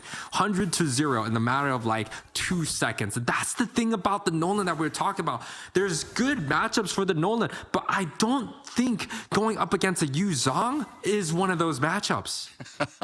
Well, it's something that's going to be written down in those books for him right now. They're going to have to find themselves some better opportunities for some of these fights as we take a quick look at the items. Yeah, the items are quite standard, but the Entropy coming through here. Edith popped quite low. Yeah, and Cuffin actually able to finish the job with that Swan Song. 3-1 for Twisted Minds right now, and they are just having a very smooth time with this early game. Yeah, you talked about it. Twisted Minds having a great early game, but on the bot side here. Yeah, Mike Sana in a little bit of trouble. 2v1. He's not going to be able to. I don't think he had that. I think he tried that Black Dragon maybe a little bit late, but it got taken down by the Nolan. Kazoo getting the kill there. 3-2 right now. Still Twisted Minds. Yeah, but that's good news for the side of S2G though, right? The Nolan is so good at having kill pressures on the side lanes, and when you have a Ruby on the side in the XP, that's a guarantee 1-2 combination stun lock, allowing the Nolan to get the damage he needs. At the same time, if he chooses to rotate with the Edith, that's another 1-2 stun combination. So Twisted Minds, they still have something to fear for in terms of this Nolan, but it seems like SUG is still not willing to give up some of these objectives. You see Mike Sama waiting for an opportunity. He gets I'm offended and CC'd in. Out comes the Swan Song. Mike Sama actually able to get away. In comes another Swan Song is out there from Cuffin. Caro actually finds a kill onto Cuffin. Lunar trades his life as well. That is 2 down for Twisted Minds, 1 down for S2G. I couldn't even see who got, it does look like Twisted Minds got that second turtle as well. Yeah, Twisted Minds did get that second turtle. You can see the damage leaderboard. Odette leading the way. Cuffin with a 3-1-1 here. But S2G now, they did not get the turtle, but they were able to get the top side tower. They won the last team fight with a 2-1. They're able to get the top tower, putting them actually just slightly ahead. So for the first time, S2G actually with an advantage here. Yeah, a little bit of an advantage for them. It's just, man, and that's surprising too, especially trying to walk into a Swan Song as an assassin, trying to find, like, there's just so much area is covered that it makes it very hard for any of the players for S2G to kind of come in for some of these engagements. They really need to focus, and you've seen them trying very hard. As soon as Cuffin goes in, they are latching on. Right now, a little bit of trouble now. Hoda gonna latch on. Speaking of which, Caro in trouble. Black Dragon is out, and Sano gonna find the kill. Now sitting at 1-1-2. Yeah, but you know, S2G, one of the things that they do have in terms of that advantage is when it comes down to jungle speed, Nolan is going to start shining a lot more. You can take a look already, level 10 compared to the level 9 of Hoda here, has the fast rotation going in on the opposite lane. Ruby is there to get that stun lock, and Nolan is just completely freed for just getting these pickoffs on the opposite side. That's the advantage of the Nolan. The later game that goes, he's just going to be jungling faster and faster, while the Fredrin, he's just going to be kind of the slow tank. Great at utility, great at CCing, but in terms of the kill pressure, he is still relied on something like a Natan to be able to deal the damage necessary for him to get what he's looking for. Oh, you saw that Kazoo did want to go for the ultimate. Oh, we do have a Swan Song out here from the IMU. And he is able to pick up the turtle. Sino finds a kill onto Caro. Cuffin finds one onto Lunar. That's 2 down for S2G, but the damage has been done. Now starting to pick up these objectives is S2G. Maro with a 3-man implosion, followed by the follow of Cuffin. 4-1-3, gets the Swan Song, pushes S2G out of these team fights. A perfect setup for Twisted Minds. And take a look at some of the items here. The Odette has double penetration with the Genius One and the Magic Shoes here, just doing tons of damage. Natan also has skilled with both of their items, looking to go for Holy Crystal on the burst. Coming out from the Nolan. Yeah, Coffin absolutely dusted by, I want to say, 4 members of S2G, even under tower. Nowhere is safe. You do see that IMU on Coffin as well. So they have a swan song available, does S2G, as they're going to go ahead, push onto this mid tower from the side. Hoda looking for an engagement. Black Dragon used just to zone out the rest of the team. So definitely, I feel like S2G, they have the ability to go for pickoffs with the Nolan, right? With the Nolan's with the Ruby, if the Nolan is with the Edith, he can just guarantee get a kill. And earlier we saw he was able to pick off that Odette, which was in line for the MVP, gets picked off quite instantaneously. Now S2G not only have the pickoffs available, they have the Ruby for some AoE CC, versus on the other hand, Twisted Minds somewhat reliant on team fight. All their members have big fancy ultimates, but those fancy ultimates come with a fancy cooldown, and if the side of S2G is able to get those cooldowns on, they could win some of these team fights, versus Twisted Minds have to set up greatly in order to get some of these team fights going in their favor. And this is kind of exactly what we were talking about, is this focus on the side lanes that Kazoo is having, is taking down these objectives, the slow rotations from Twisted Minds, just not able to keep up with the macro of S2G right here. Speaking of which, now 4 members of Twisted Minds set up for this very first Lord. Looking for an angle, begins, comes in, throws a little damage on the Marl, letting him know, hey, I know you're in there. But on the opposite side of the map, you can see that Kazoo just really not in a position, and S2G doing a good job baiting out the Lord, making sure it gets reset, so that Twisted Minds are going to have to waste more and more time. Meanwhile, Kazoo is off in the lanes, getting up that macro, trying to get some of those towers down. We do have an engagement. Explosion is out. Swan Song, double Swan Song from both teams, but a stun does go on to Begins. In trouble is Lunar. Cuffin with the finishing touches there. Now in comes Kazoo looking for an opportunity. Fracture is out, but it does not meet a mark. Oh, and we do have, in comes the marksman, Siggy Cutie, looking for an opportunity. Oh, and he pushes Mike Sama away to protect his jungler. The Lord is very low. It's going to be picked up by Hoda. Twisted Minds looking to put the damage on, and that, he's able to get away with the protection from his team is Kazoo. And I honestly feel like both teams are using their team comp quite well, right? Twisted Minds gets the first pick off. They saw the Nolan on the opposite side of map, so they opt to go for the objective themselves. The Swan Song coming in for a defense here. Yeah, for the defense, but not enough to Sang Hoda, who had to try to press up that front line. Siggy Cutie is on line right now on this Moskov, and this is why he has become like one of the top picks when it comes to that gold lane, is what he brings to the mid and late game. Yeah, and you know, S2G, they're still able to find pickoffs that they're looking for. Yes, the objectives goes in the favor of the Fredrin, but in terms of pickoff, the Nolan has shown why he is such a strong pick. And even in our last series, when it's banned out the whole entire time, I wanted to see the Nolan in action. In North America, a lot of the teams aren't picking this hero up anymore, but it seems like over here in the EU and Turkey region, they're picking this up, and it is working out in their favor here.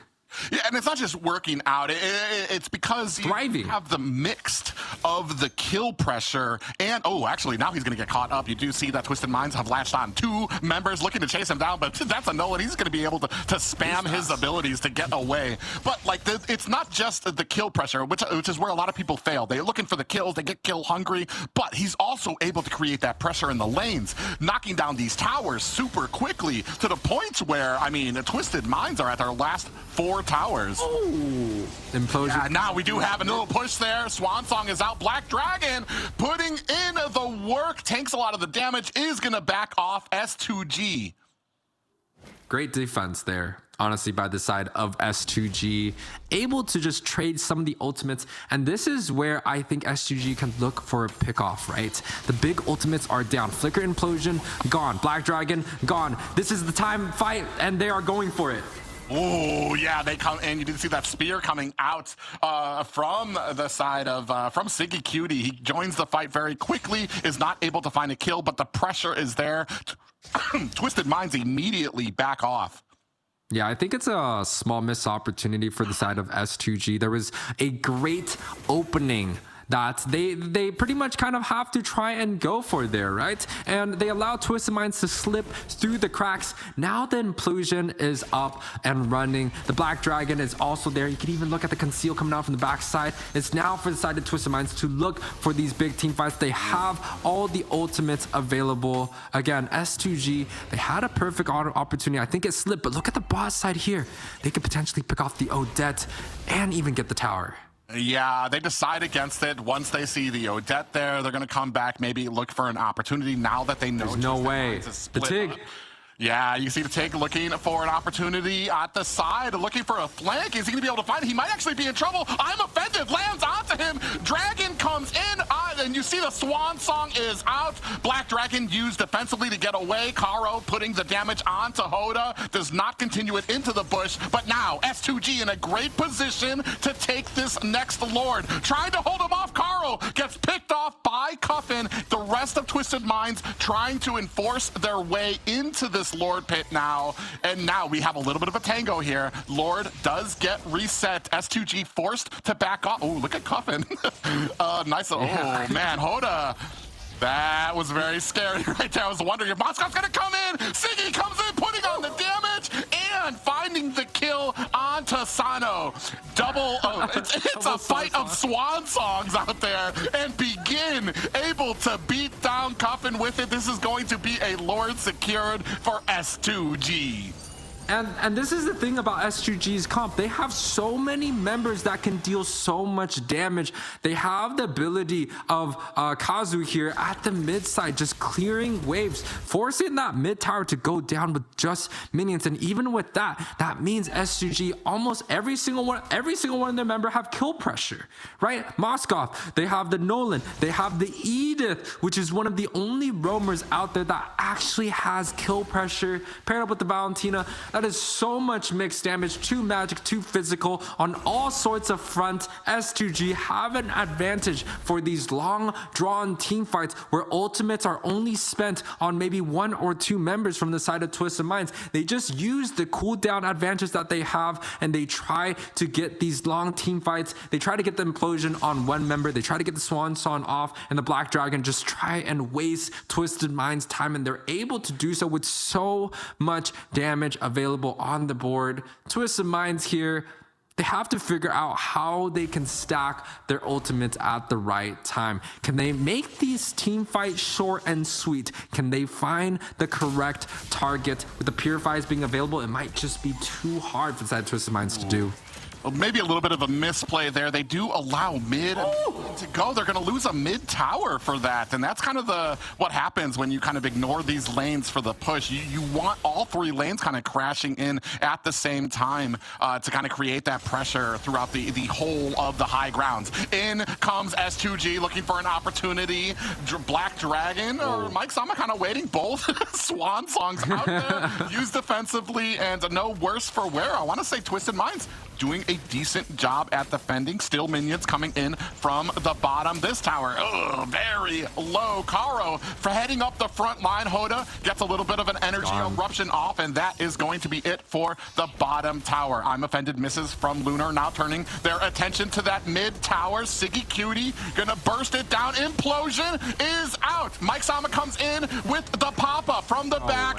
Another fracture from Kazoo finds its mark. Siggy Cutie finds a kill onto Morrow. That's going to be it for the core. Can they twist? They don't have minions.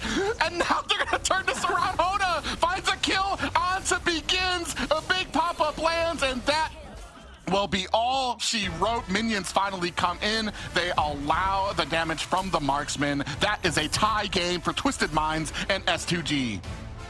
Yeah, a huge comeback, honestly, for the side of S2G here. They're able to use that Nolan pick to its advantage. I guess this is the reason why Nolan is getting banned out so much in this region. Nolan has such a fast rotation in terms of the advantage, going up against what we call traditionally one of the best junglers, right? Fredrin, especially with the cooldown, right? The brute force into the Oracle, that's a very high cooldown. Fredrin cannot even deal with the amount of mobility and damage and burst that Kazu has on this Nolan. A well played for the side of S2G, and they were able to use the advantage to connect them on this win.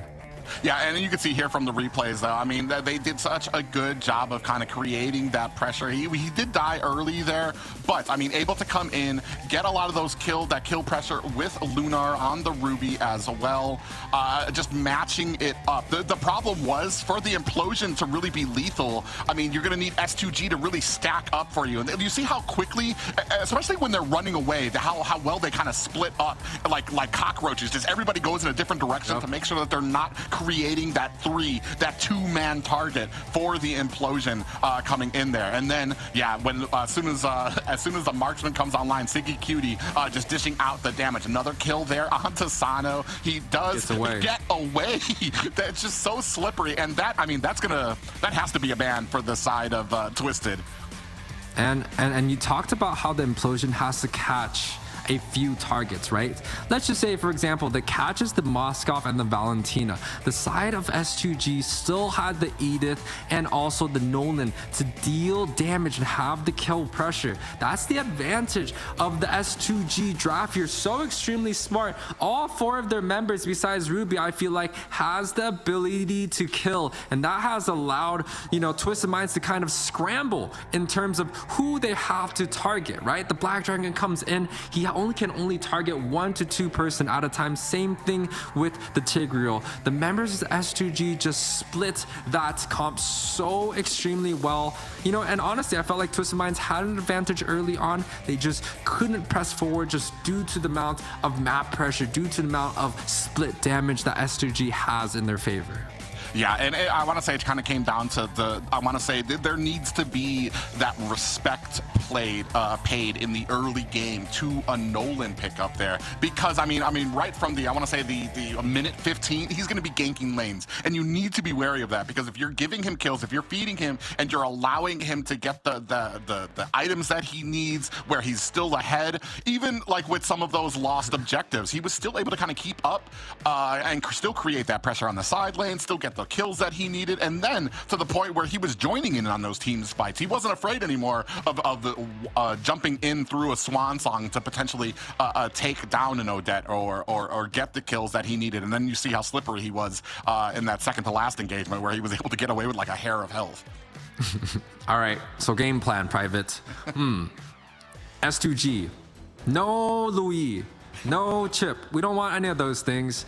And for the side of Twisted Minds, Nolan, you know, that was a great performance coming out from you guys, S2G, but off the board, off the chopping block. See, now the game feels a little bit more even. It is 1-1 though, Private. And in our last series, when it came down to 1-1, the last 2 games were so close on both fronts, back to back. It seems like both of these regions are just neck to neck at this moment. Well, and that just kind of comes down to what I always love to see, which is a strategy. They lost the first game, did S2G. They didn't let it shock them. They came back with a plan. Whoever's doing the coaching on the backside there, I mean, props to them for such a great and well-executed plan by them. But as we start moving more and more into these series and the trades back and forth, we're going to start seeing possibly things starting to be let out. This is going to have to be a Liu Yi ban out from the side of S2G, but as we start creating... Chip? Oh yeah, we still got Chip out there. Ooh. So now I think you've just given Chip to Twisted Minds.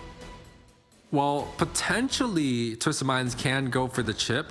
There is still a Fredrin available. They have the priority of taking the first marksman, the Moskov. So yes, okay, so Mike Salman is going to be taking the Fredrin. This allows the Moskov, the S2G, it's a guaranteed lock. You know, it's a Moskov, they're going to take it. Now, do they take the Chip? Do they take something like the Yuzong, where, you know, the side of Twisted Minds has been using quite often here? The Minotaur is also available, or they could go for the Edith. That's a strong pick. They played so well with the Edith in the last game. Yeah, that's going to be the interesting thing for me here. I'm kind of wary of having a chip out there, especially with how well the side of Twisted Minds show that they can perform with a Liu Yi, the ability to get around the map, the shot calling there, the synergy from the team. So, I mean, I imagine that chip would be a foundation for a composition here. This look like we're going more for the comfort picks here. Fredrin has been picked up there to Paquito. It looks like we're going to go ahead and leave Chip out there, potentially to be banned out in the next phase of bans out there. Paquito, Roger picked up for the side of Twisted Minds. Roger does well in terms of laning. I think that's pretty much the same tier as the Moskov. Like, I'm not mad, right? The pack potentially could be a little bit too early, in my opinion. I feel like there is plenty of different options here, and it kind of brings Twisted Minds' physical front a little bit too early in the draft. Now they're going to rely on a mage that has continuous damage or high DPS instead of a support, in my opinion, right? Now the Eve doesn't feel like it's going to create that much impact if they have instead, or even the Navaria doesn't have that much impact. Maybe they have to go something like a Faramis with a little bit higher burst, or even going back into that Odette. But, you know, the side of Twisted Minds here, S2G, lots of stun, lots of CC once again. The Vexana that has been used so often in our game 1 and the previous series gets picked again. Yeah, I mean, I don't hate the Navaria pickup here, especially because of the burst potential from the side of Twisted Minds. You can have the Fredrin kind of holding the front line while you have a flank. The damage that can come out from a Paquito, even if he doesn't get the kill. I mean, the best kill securer in the game right now, Roger, who can pretty much chase you down, get that Lycan pounce, and then find himself an escape as well. So, I mean, there's a lot of options for both of these teams right now. I do like, I see the Boxia getting taken off the board for the side of the Twisted Minds. We are still looking for that jungler on S2G's side. Chip, I mean, yeah, that definitely had to be a ban out there. Minotaur actually still on the board as well. You know what I want to see? Potentially a Novaria Selena. I know a lot of people are going to be mad. I like the combination of the Navaria Selena, where it's like one shows vision, one gets a stun. It's quite an early game, but if they're able to get some stun off, especially against something like a Vexana, where she doesn't have the dash available to, you know, dodge those spells, it could be fatal. But, you know, that's kind of the dreaming on my side. Traditionally, I think it's going to be a Novaria Minotaur for the side of Twisted Minds, and S2G picking up this export. We've seen it flex into the jungle. Potentially, I think it's going to be going into the jungle. I don't think people want to pick the X-Borg into the pack. It might be a little bit tough. So potentially, maybe even a Yuzong to close out the draft for the side of S2G. Yeah, I was about to say X-Borg versus Paquito. That's the big counter is him, Paquito, being able to burst down that Faraga armor very quickly, and you're going to force the X-Borg back there. Sano waiting for that. We're going to see what's up next. We do have the Valentina. So now we're going to potentially have another Eternal Guardian out there. I want to say, though, it kind of limited that there is the Minotaur pickup. So you're going to have the healing, the CC from them. But I want to say this last pick kind of depends on how useful I'm going to find this this Valentina, because you only really have the Eternal Guardian as like a pick for your ultimate. Well, technically, the internal guard is going to be quite good. They can also go for the Last Insanity, which does provide some sort of burst into the true damage, and it does scale with magic, right? X-Borg's ultimate does scale with a little bit of magic, and there's also the Edith ult, where you can get the full combination of the first and the second spell when she goes into the ult. So it's still okay, but I understand, right? There's no big flashy ults. There's no damage continued over time, magic continue for them. Yes, S2G do end up with the Yuzong, so the X-Borg into the jungle to deal with the Fredrin, something that I've kind of mentioned. I think it's quite good, and it fits with S2G's style. It's that five-man split small, the five-man small ball that I like talking about, you know, spreading out the damage throughout every single member to have the kill pressure. It worked out in the last game. We'll have to see how it turns out for this one. Yeah, and I want to say both teams with a decent blend of like early to late game pressure as well. So we're not going to really see a lot of that steamroll. Vexana is going to be on the side of S2G to really kind of hold off that big boy damage, a lot of CC when it comes to those objectives. Paquito on the side of Twisted Minds as well. As soon as he gets that level 4, he's going to be having a huge amount of burst potential for them as well. So, I mean, a good rounded early game for both of these teams. Yeah, good rounded early game, but again, I still think Twisted Minds rely a little bit more on they're more so funneling. But guys, Twisted Minds versus S2G heading into the Land of Dawn for game number 3. Make sure guys to vote, and shout outs to your own teammates in the chat. Let us know who you guys are rooting for this series. Yeah, right now, I'm actually really excited here. I mean, we saw Hoda can get out-rotated, especially when it comes to some of those faster plays when it comes out there. You can take a look at some of these emblems. So there was a lot of quantum charges for the side of S2G. So they're going to be looking for like a lot of that maneuverability around these objectives. They don't really have, I mean, they have a little bit of holding it there. Kazoo can really kind of, I want to say he's a little bit more sensitive when it comes to trying to hold some of these objectives when bursting a Fredrin. So in terms of this comp, right, S2G, I think they're really playing into their strength. And, you know, this is my first time watching S2G play, and it seems like they like to have damage being sourced throughout the whole entire team comp, right? Yuzong has the ability to 1 versus 1. Edith has kill pressure. Xborg has kill pressure, right? And back then they had the Nolan, which was able to get the kills also. Versus Twisted Minds play more of a traditional funnel where they have most of the damage being dealt by their laners, their Valentina, their Pac, and also their Roger. So a little bit more funnel, a little bit more reliant on their lanes, but at the same time might be a little bit more safer. I'm not sure how it's gonna go until we actually see it go far here. Yeah, Cuffin comes in for a little bit of support for the team. That's actually 4 members there. I don't know. Hoda actually going to be able to get that energy eruption, but Faraga armor bursted does allow the space from Kazoo to kind of create that between him and Twist. Actually, they're going to go in, and out comes the last Insanity. Does not meet the mark. Cuffin going to be chased down by Karo. Black Dragon on his heels, and a pop-up. He pays for that with his life. However, allows Hoda time for the first turtle. Yeah, 1 turtle, first blood, even typically even trades coming out, but you know, the side of Twisted Minds do add a little bit more onto their gold lane, while the side of S2G does get that pick off kill for Lunar. So Lunar is going to have a little bit more edge in terms of that XP, but overall Twisted Minds still doing quite well for themselves here. Yeah, I mean, especially with that right now, still a very tied game, only about 400 gold difference, which isn't really much here in the opening minutes. A little damage coming out there onto Karo. But yeah, a great play there. They are able to answer it, a kill for the first turtle. But the big thing here is you were talking about the damage on S2G. So many options for the side of S2G. The only thing is they just need to make sure that they maintain, like they did in the first game, that spread out of your characters. Make sure nobody's really standing next to each other. Nobody's really grouping, that we have a good spread so that you can't get that Minoan Fury onto like 2 or 3 members, which is really going to shut down a lot for S2G if that happens. Yeah, but at the same time, they do have great vision on this Minotaur. The pop-up landing here. Yeah, Cuffin is going to go ahead and dash the way to safety there. Back and forth now. Actually taking a heap of damage. Last Insanity, IMU, is going to be used for Cuffin to get them out of harm's way.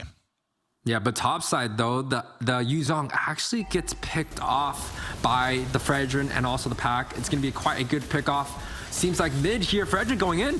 Yeah, he goes in. He's looking for the damage. Begin gets taken down as well. Maro going to find an escape. Sano off-screen finds a kill as well. And that's going to be, actually going to go in. That might maybe have been a little unneeded there from Mike. I want to say a little worse for wears. Hoda comes in, finds the energy eruption. This might be all she wrote. Faraga armor has been bursted down. Cuppin looking for an escape. Black Dragon from the side. Whoa. 2 Black Dragons out there. Swimming through the screens right now, trying to do the best they can to kind of zone out the rest of S2G. Another objective looking to be taken. Oh, actually. Yeah, I was about to say it. Oh, no. Don't really think you want to go in for that. But no, in Fury lands on the 2 members. This is what we were talking about. Caro is down. Lunar next on the list. Energy Eruption does find Kazoo, but he's not going to be able to find too much damage onto that. That is 2 and a turtle for the side of Twisted Minds. Yeah, Twisted Mind's pretty much getting away with everything that is available for them, winning across the map pretty much. Like the Fredrin, in this scenario, it's just a little bit too much to handle for S2G's comp, right? 1 stun, 1 knock up, and it's pretty much guaranteed death. You also got the Minoan's Fury getting multiple members there, but Hoda here leading the way for the side of Twisted Minds. All 5 kill participation. He's looking to get the Vexana too. Yeah, Begins in trouble, walks into a bush, does use the Eternal Guardian. It is just enough to hold off Hoda while Begins finds an escape route. Oh, but actually, yeah, he is able to find the escape route and get away. He's going to go teleporting. Moskov? There. Yeah, Moskov comes in there, but is met by Mike Sama. Flickers in, is not able to get the kill. Begins punishes him for that aggression.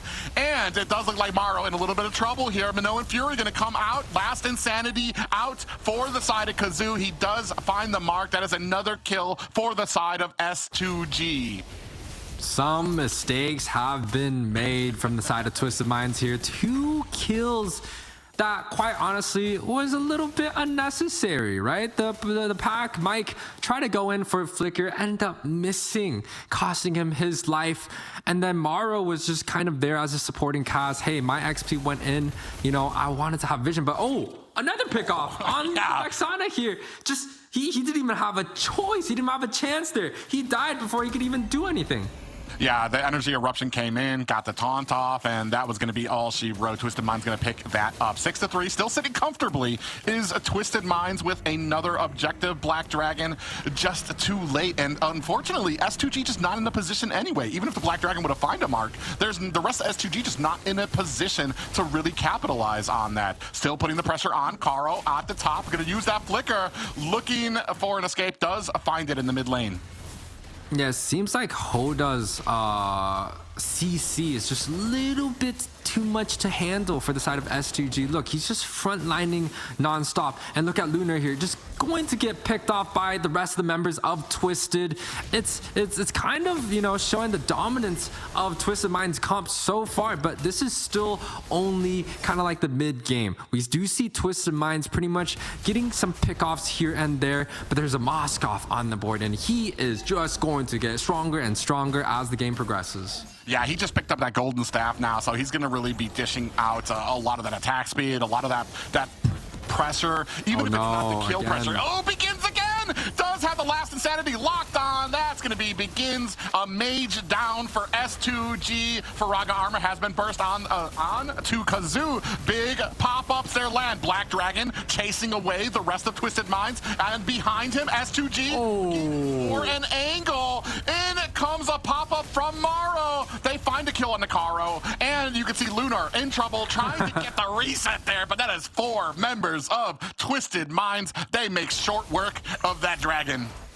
Yeah, seems like Twisted Minds comp very oriented around this like dive heavy, right? They have the Roger, they have the Fredrin and the pack to go onto the backside. Look at Begin just not having a great time. Gets picked off once again. He just came back up and he's sent back to the death realm here. Twisted Minds completing their draft up. It's, you know, it's looking quite good. Hodar did die, but they still have a great advantage 9 minutes in.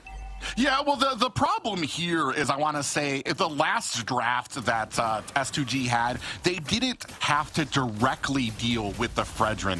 They could put the pressure onto the side lanes here. They didn't try to force that fight against the Fredrin, who just the CCs, the tankiness he has. Sano gonna pick up this next Lord. Actually, Caro in a little bit of trouble. Out comes the Eternal Guardian. Caro uses the flicker. Last Insanity, IMU is out there, and Cuffin gonna make short work of Caro. putting out the damage is a Siggy trying to help out, but not going to be enough. Kazoo at the front line still has that immortality, just lost the Faraga armor, but I mean, he's doing what he can from the front line. Unfortunately, it's just not enough against Twisted Minds. The amount of CC and the Appraiser's Wrath comes down. That's going to burst the immortality for Kazoo.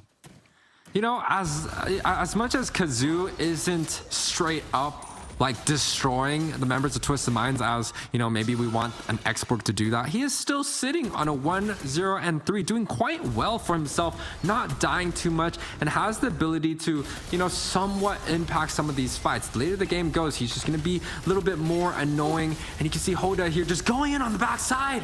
Yeah, with the energy eruption, gets the taunt onto two members. They got really scared there. Sano able to take the top tower, and now they're going to see a little bit of pressure onto the mid, while S2G now needing to deal with the Lord at bottom. Siggy doing the best he can, all that attack speed there, while the rest of Twisted Mind's going to put that pressure through mid. Just high grounds left for S2G.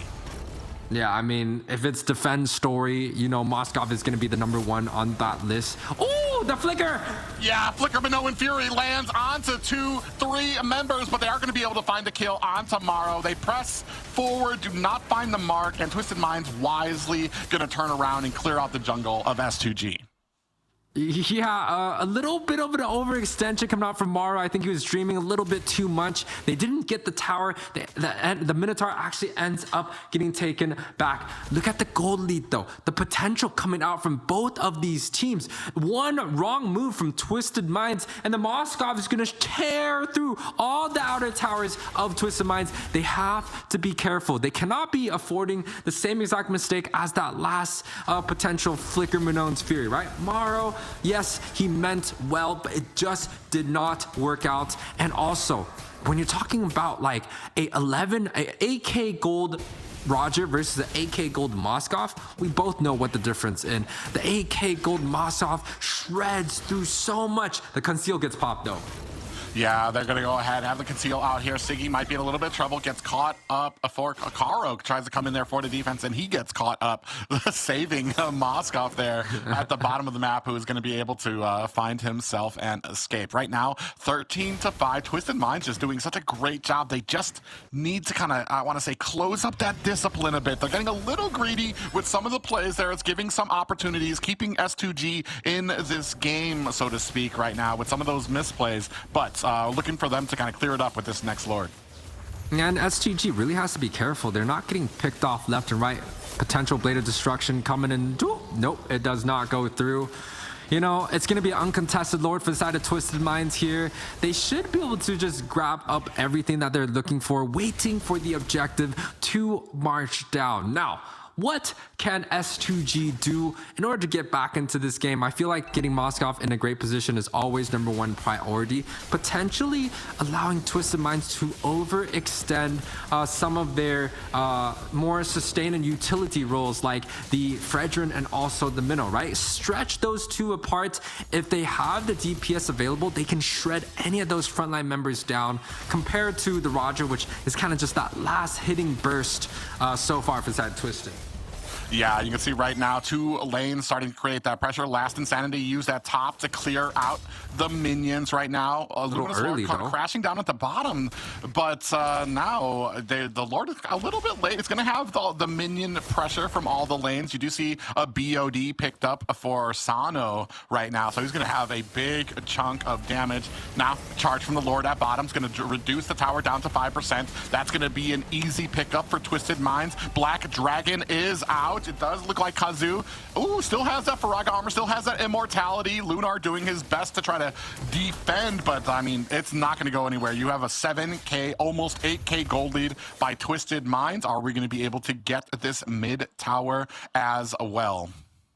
Two towers down by the side of S2G. Minnow is looking for the backside. He might get a huge set here. Oh, he does find a huge Minnow in Fury. Are they going to be able to get this tower? Tower is still at like 70% right now. So they don't find a kill onto the enemy. They all run back to the base to kind of get topped up there. He found the Minnow in Fury, but I want to say, did they have the minions? Or I think S2G did a good job of clearing out the minions before that Minnow in Fury came out. So even though they did get the pop-up, they weren't able to punish them at the tower for it. In comes the last Insanity, just to clear out the rest of Twisted Mind. Now, here come more minions.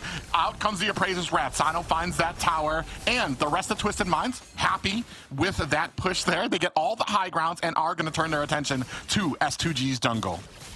Yeah, but look at S2G's spells, or I mean skills. No flicker available here. They're trying to go for a pick off. This might smell the end if the side of Twisted Mind is able to get a collapse right now. They know that they need to make a play here. They're tired of sitting inside their base, but Sano finds a quick answer onto the Karo, and this might be it. Coffin finds a kill onto Lunar. Down goes Kazoo. That is 4 members down. It's just Siggy Cutie alone to fight against it. I'm not sure he's going to be able to. He does have the spear out there. Oh, okay.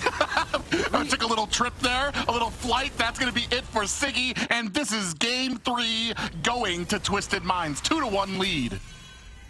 Yeah, Twisted Minds played a great game with the comp that they've drafted, right? We saw the impact play of the Fredrin throughout early game leading into the end.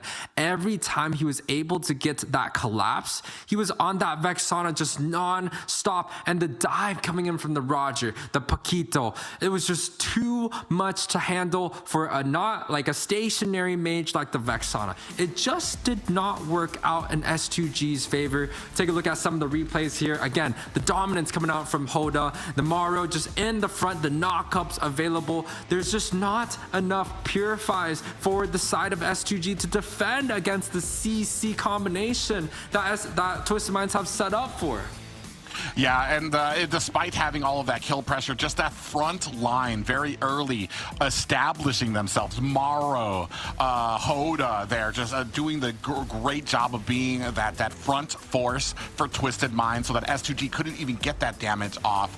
Unfortunately, just not like the second game where they were able to split off there, and you see some of the pickoffs here. Despite, I want to say, a couple eager plays by Twisted Minds, just did such a great job. Hats off, though, to Kazoo. Played a great game on this export. Unfortunately, it just was not enough for the overwhelming CC and offense ability from the side of Twisted Minds. Yeah, I mean, high kill participations for the utility set on the side of Twisted. Hoda and Maru pretty much leading the way for that damage dealt. Coffin doing pretty much most of the work. And again, Twisted Minds, they played their comp quite well, right? Sano is going to have a high scaling power, and picking up that BOD led to that late game burst that Twisted pretty much needed in order to get the advantage. But again, S2G played a great game. If it wasn't for that last overextension engagement, maybe they would have gotten into it. But look at Sano again, Private. He has that paper. You know, I gotta get myself a piece of paper like that. Yeah, again, 7-0-5. I was just looking at the stats again for all of these players. Sano picking it up for his team there. I mean, it just did such a great job for them. But, I mean, the big story for me is that the tanking ability plus the Minotaur and the healing ability and the Flask of the Oasis, it was just too much for the side of S2G to really do, especially when you're fighting from behind. By the time the Minotaur gets that Flask of the Oasis, all the damage in the world. They were doing such a great job of creating the pressure, pushing. They weren't waiting for the side of S2G to kind of come around these objectives. They were really forcing these fights to force them to deal with the Fredrin, not just allowing like the split pushes that we saw from game 2 in the Nolan, where they were kind of like tap dancing around some of these objectives. Great game though by Twisted Minds. Yeah, so, you know, into the draft, we're pretty much going to have Louis, taken off, right? We're gonna have the Harith taken off. We're gonna have the Nolan being banned out here. The Matilda getting taken off. Those are 4 picks that in the previous games have been taken off, right? This leaves open so much potential. But how does S2G come back now? They have thrived in their composition of just not having so much support and funnel, but more so allowing each one to deal tons of damage through. And versus Twisted Minds definitely leans more traditional, front to back, you know, supports and utilities in the jungle. Well, maybe to give us some insight about that, we have a very special interview here with a S2G member.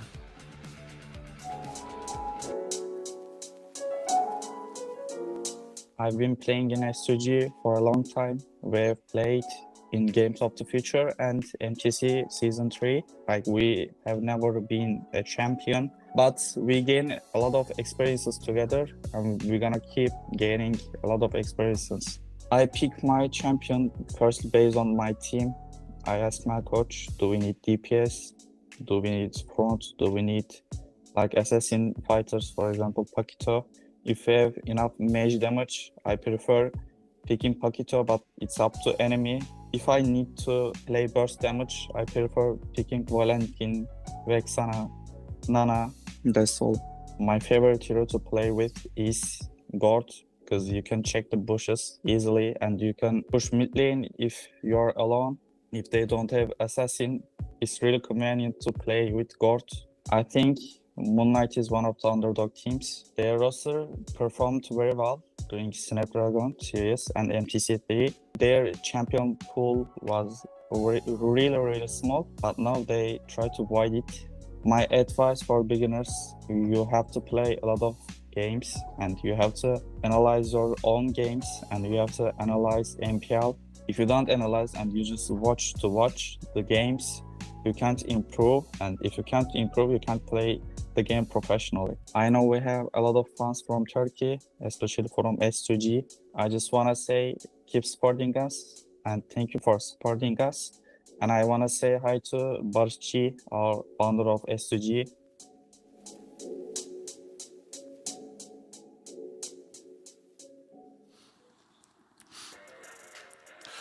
Wise words coming out from S2G. They're looking right here. I mean, right now we're at kind of a game point for Twisted Minds, so they definitely need to pull something out. The possibilities actually might be in the Gord. Maybe trading out the Export pick as well. That, like I said, he plays Export well, but it's just not getting the job done. It's not the force that they need, especially against like the Fredrin and the overbearing amount of CC and tanking ability that he has. Yeah, well, I mean, we kind of mentioned the draft is quite open for both of these teams, with so much target and priority bans being set up. Even before the game starts, there's checkboxes, right? The Matilda out, Louis, nowhere we're dealing with that again. And this time around, right? The Harith, we're not gonna let that go. And also the Nolan. So these are 4 bans that have been constantly put on the board. The Fredrin made such an impact on the last one. I'm wondering if the side of S2G is looking to go for that, but no, it seems like the first pick is still going in the favor of Twisted Minds. That's gonna be a potential advantage, I think, because we have a lot of first pick winnings already in today's matches. Yeah, and I was just about to say that potentially if they had the first pick, they could go for the Fredrin and pick it up. But here, I mean, is it worth the ban, or do you try to find another answer in there for them? You were already talking about it. We already know for sure Louis has to be off of there. Matilda. Nolan has to be off of there. Matilda as well. We see the Barat getting taken off by Twisted Minds there. Harith is taken off the board, which sets a potential for the Roger pickup, which we saw how dominant it was in the last game as well. So it's going to be very interesting here. Whatever it is, I mean, you got to watch out what you're giving Sana. I mean, we've already seen last 2 MVPs going over to him and the Fredrin. So what have we given away? We've seen that there isn't really the priority on the chip. It made it to the second round. It was banned out into the second round of banning phase. So we'll see what else is kind of left out here. Louis, no way. No way. I can't believe it. We banned the Angela over the Louis, which Twisted Minds dominated in the very first game with. They were just teleporting left and right. They were just flexing here and there. And this time around, they're going to be able to pick this up. Now, there is still responses, right? They could go for the chip to go up against something like that. They could go for the Navaria, which traditionally counters the Louis. Louis is a short-range mage. Navaria goes far, has the ability to show it when the Divergent gets placed on the ground. Navaria just shoots that Astro Echo and is able to show everyone on the map. So there's still potential for that counter. Want to see what S2G decides to go with. Very interesting. They immediately pick up the jungle, the Boxia pickup. Maybe this was the problem from the last few drafts, is that S2G was finding their jungle pickups, a lot of them banned out. Boxia, I remember seeing in some of those bans from the second phase there. And the Moscow picked up. I don't hate this, especially if Boxia is something comfortable for the side of S2G. But, I mean... sometimes you open it up when you do have the Boxia out there early. He's more of a counter pick in my mind than like one of those like right out in front like Fredrin pickups, like right in the beginning. It's like Fredrin's like that all encompassing, like there's not really very many counters to him. I actually like the Basha pickup right now. It's, you know, with the Fred and the Barats being banned out, I think it's a great priority, leaving pretty much only an Akai. But I was actually expecting Twisted Minds to go for something like a Yu Zhong or a Fredrin. They do pick up the pack, pair it up with Edith. So the cards are shown on the board. They take away the Edith that the side of S2G has been loving in the past few games, and they pair it up with a heavy physical damage dealer in the XP. Now, S2G here, I think a Yu Zhong could be good if they like the Yu Zhong versus Pac matchup. They could also go for Benedetta, which means it's a fast rotation with the fast rotation, but there is still quite a lot on the board. Navaria gets picked up. I like that as well. They're reading your mind there. They got the Navario pickup there. I do like this. I want to say this is kind of very familiar pickup from the side of Twisted Minds as well, with the burst damage and the CC potential. So if you have the Paquito, if you have the Edith with that diversion, somebody's going down if there's anybody near that diversion when it lands down, because you're going to have the burst and the CC out there. Navaria, it's going to be a good usage, especially when it comes to these objective fights to point out that diversion when it's out there, potentially for them. We'll see how well it kind of plays out here. I want to say we don't have anything to really dive on to the Navaria just yet. We're still waiting for that jungle pickup for the side of Twisted. I mean, we could, for all we know, we could go for an assassin, which is, I'm not completely sold on assassins just yet in the meta right now. They still have some work to do, still some, to kind of inch their way into it. We did have a successful Nolan game, but we're going to need something to kind of close the distance on that Navaria, especially as we reach into the late game. Hey, I mean... never hurts to have a Ling or a Fanny game come out. But, you know, we could always dream and wish for those picks.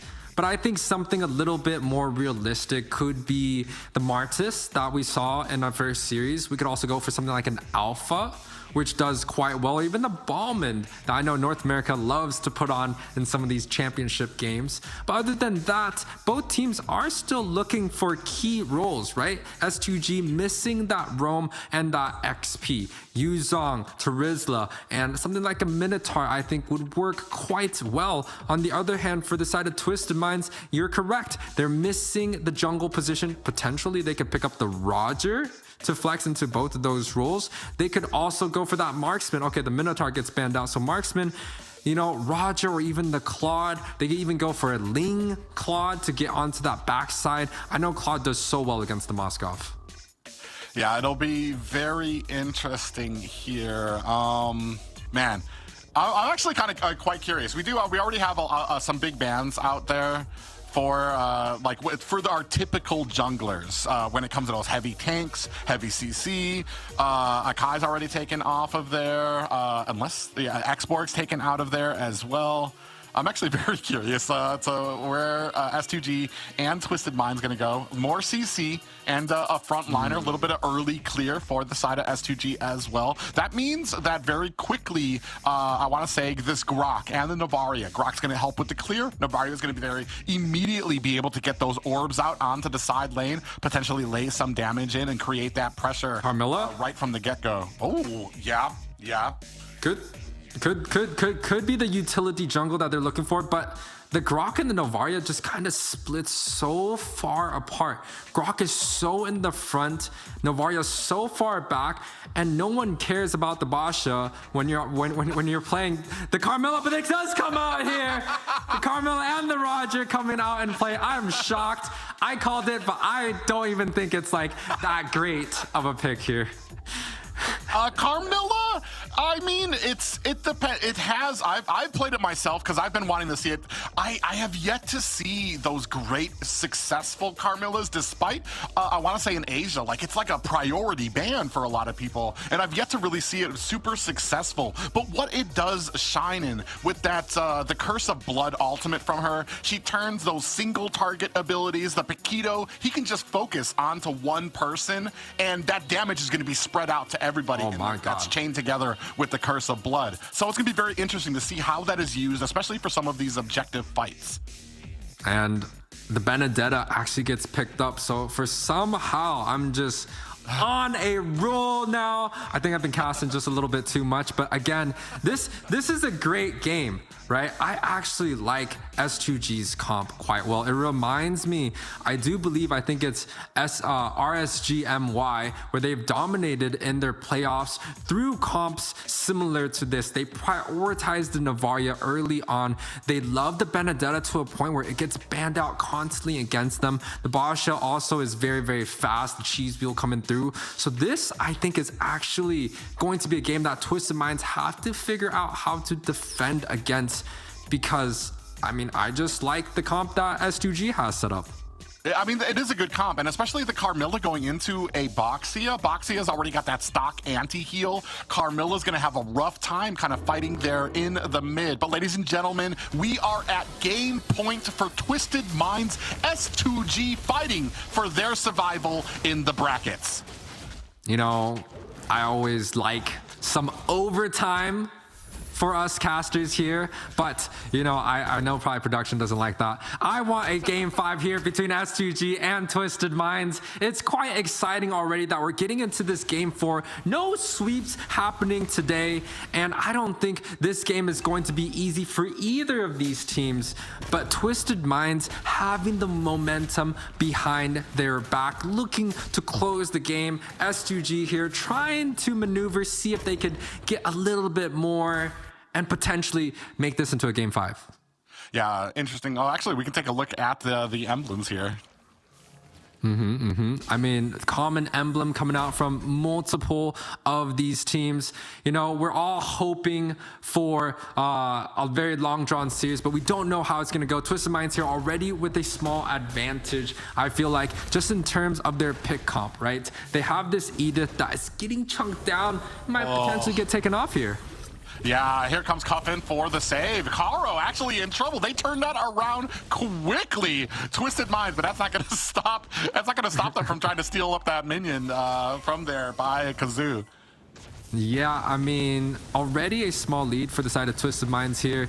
It's, you know, the aggression coming out from Basha, typically it's supposed to do quite well early on. He's able to get kind of the rotations into the enemy jungle. He is considered one of the fastest farmers, right? And now with the red buff coming up, Carmilla's actually already on this objective. I don't think she's going to be able to just go ahead and do it, because the potential of the Basha just coming, rolling through and stealing away is just quite too large here. Look at that 2v1.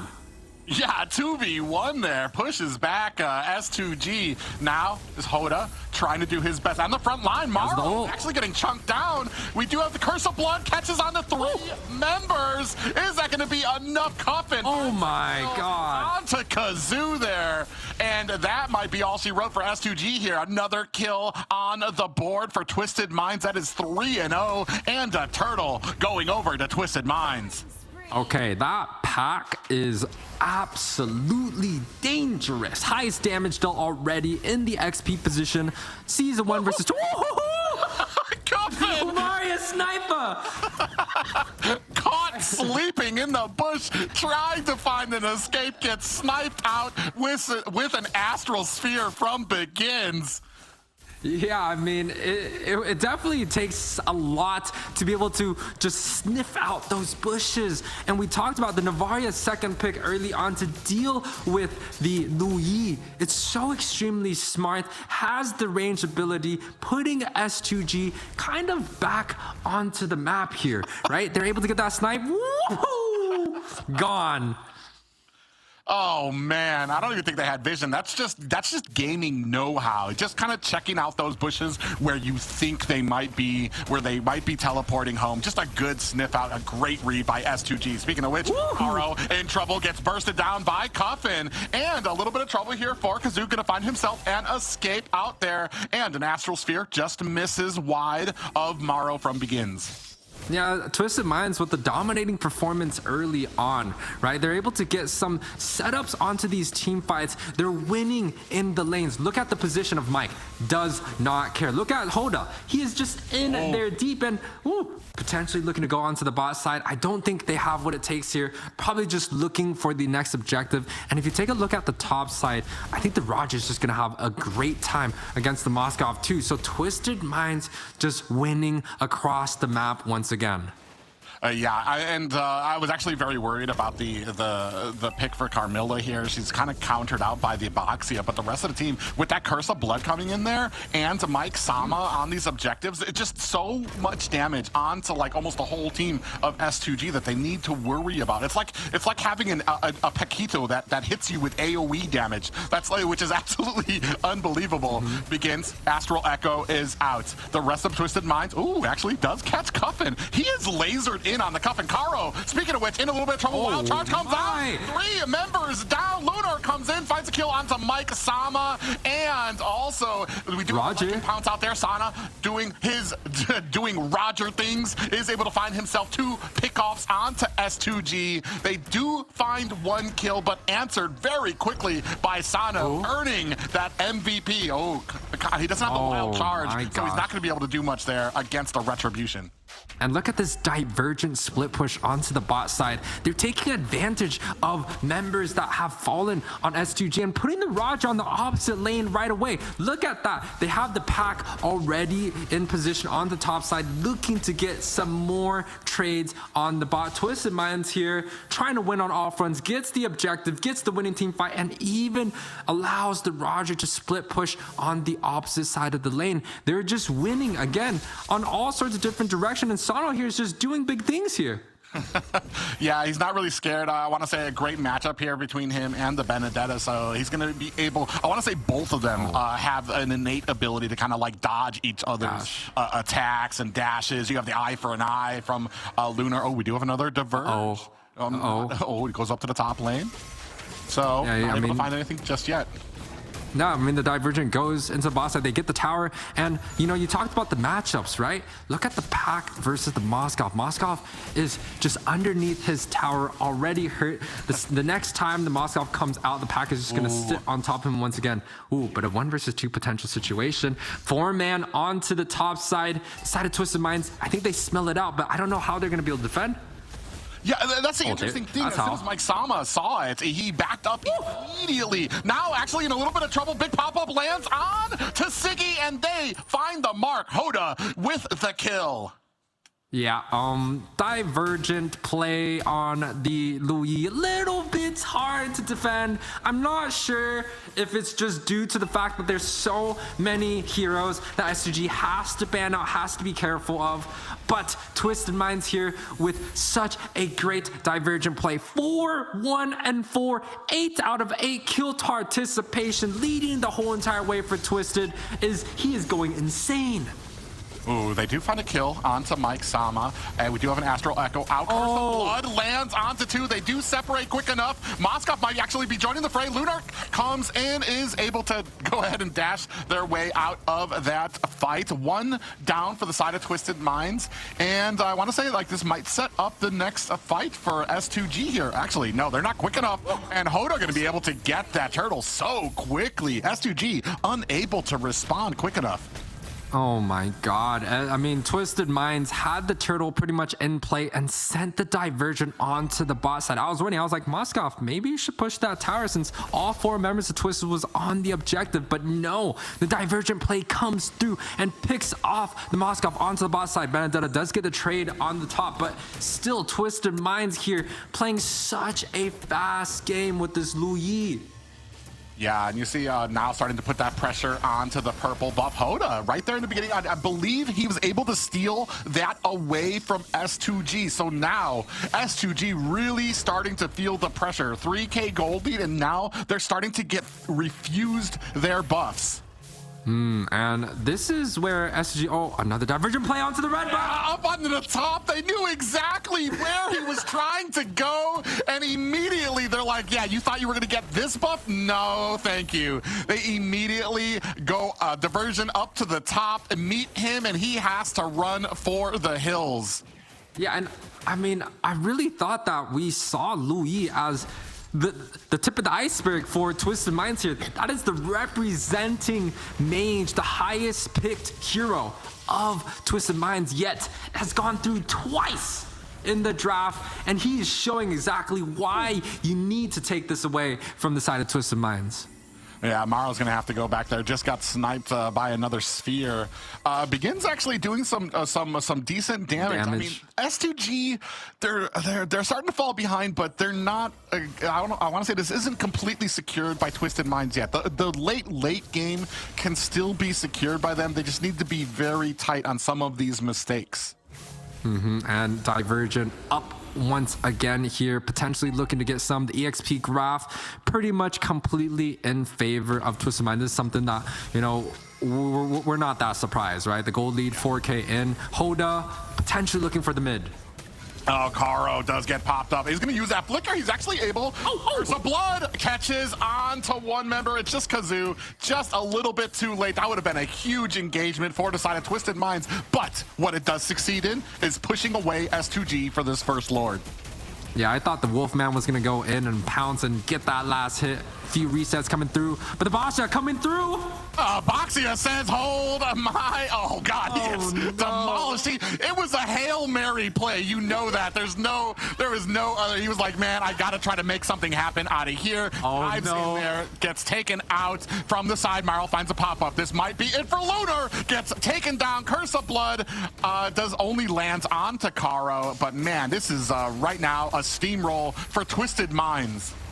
Yeah, the train is not stopping here on any fronts for the side of Twisted. They're just mowing through, getting every objective, every single split push. They're doing so extremely well and playing at quite a high level, right? And they're pretty much abusing so many of these picks here. It's quite insane how they are just shaping the game, controlling S2G, putting them in such a bad spot. And you know, I talked about S2G's comp. I think their comp is actually quite good, but the side of Twisted, especially this Louis, is just so hard to handle. I keep saying it. This Louis is too much to deal with. Yeah, I mean, it's just one of those things that should never have made its way through the draft. Just how great that Coffin is on it. Lord crashing in at top. Desperately is S2G trying to fight off for this defense. Just high grounds left for them. Minions starting to push out, so I mean a little bit out of the woods just yet for the side of S2G, but man, a commanding 7K gold lead for the side of Twisted Minds. Yeah, and I mean, in terms of, you know, the side of what S2G needs to do, oh my God, another divergent coming through. I don't know what's gonna happen, man. And they're able to use that. They're trying to catch up onto Lunar. They're gonna find the kill there. They saw it coming. coming, and they still were not prepared for the onslaught, the entire team to come through. Curse of Blood is out, lands onto Kazoo as well. You see all the damage coming out there. Astral Orb does go wide, and they do find a kill, but not any pressure onto the towers just yet.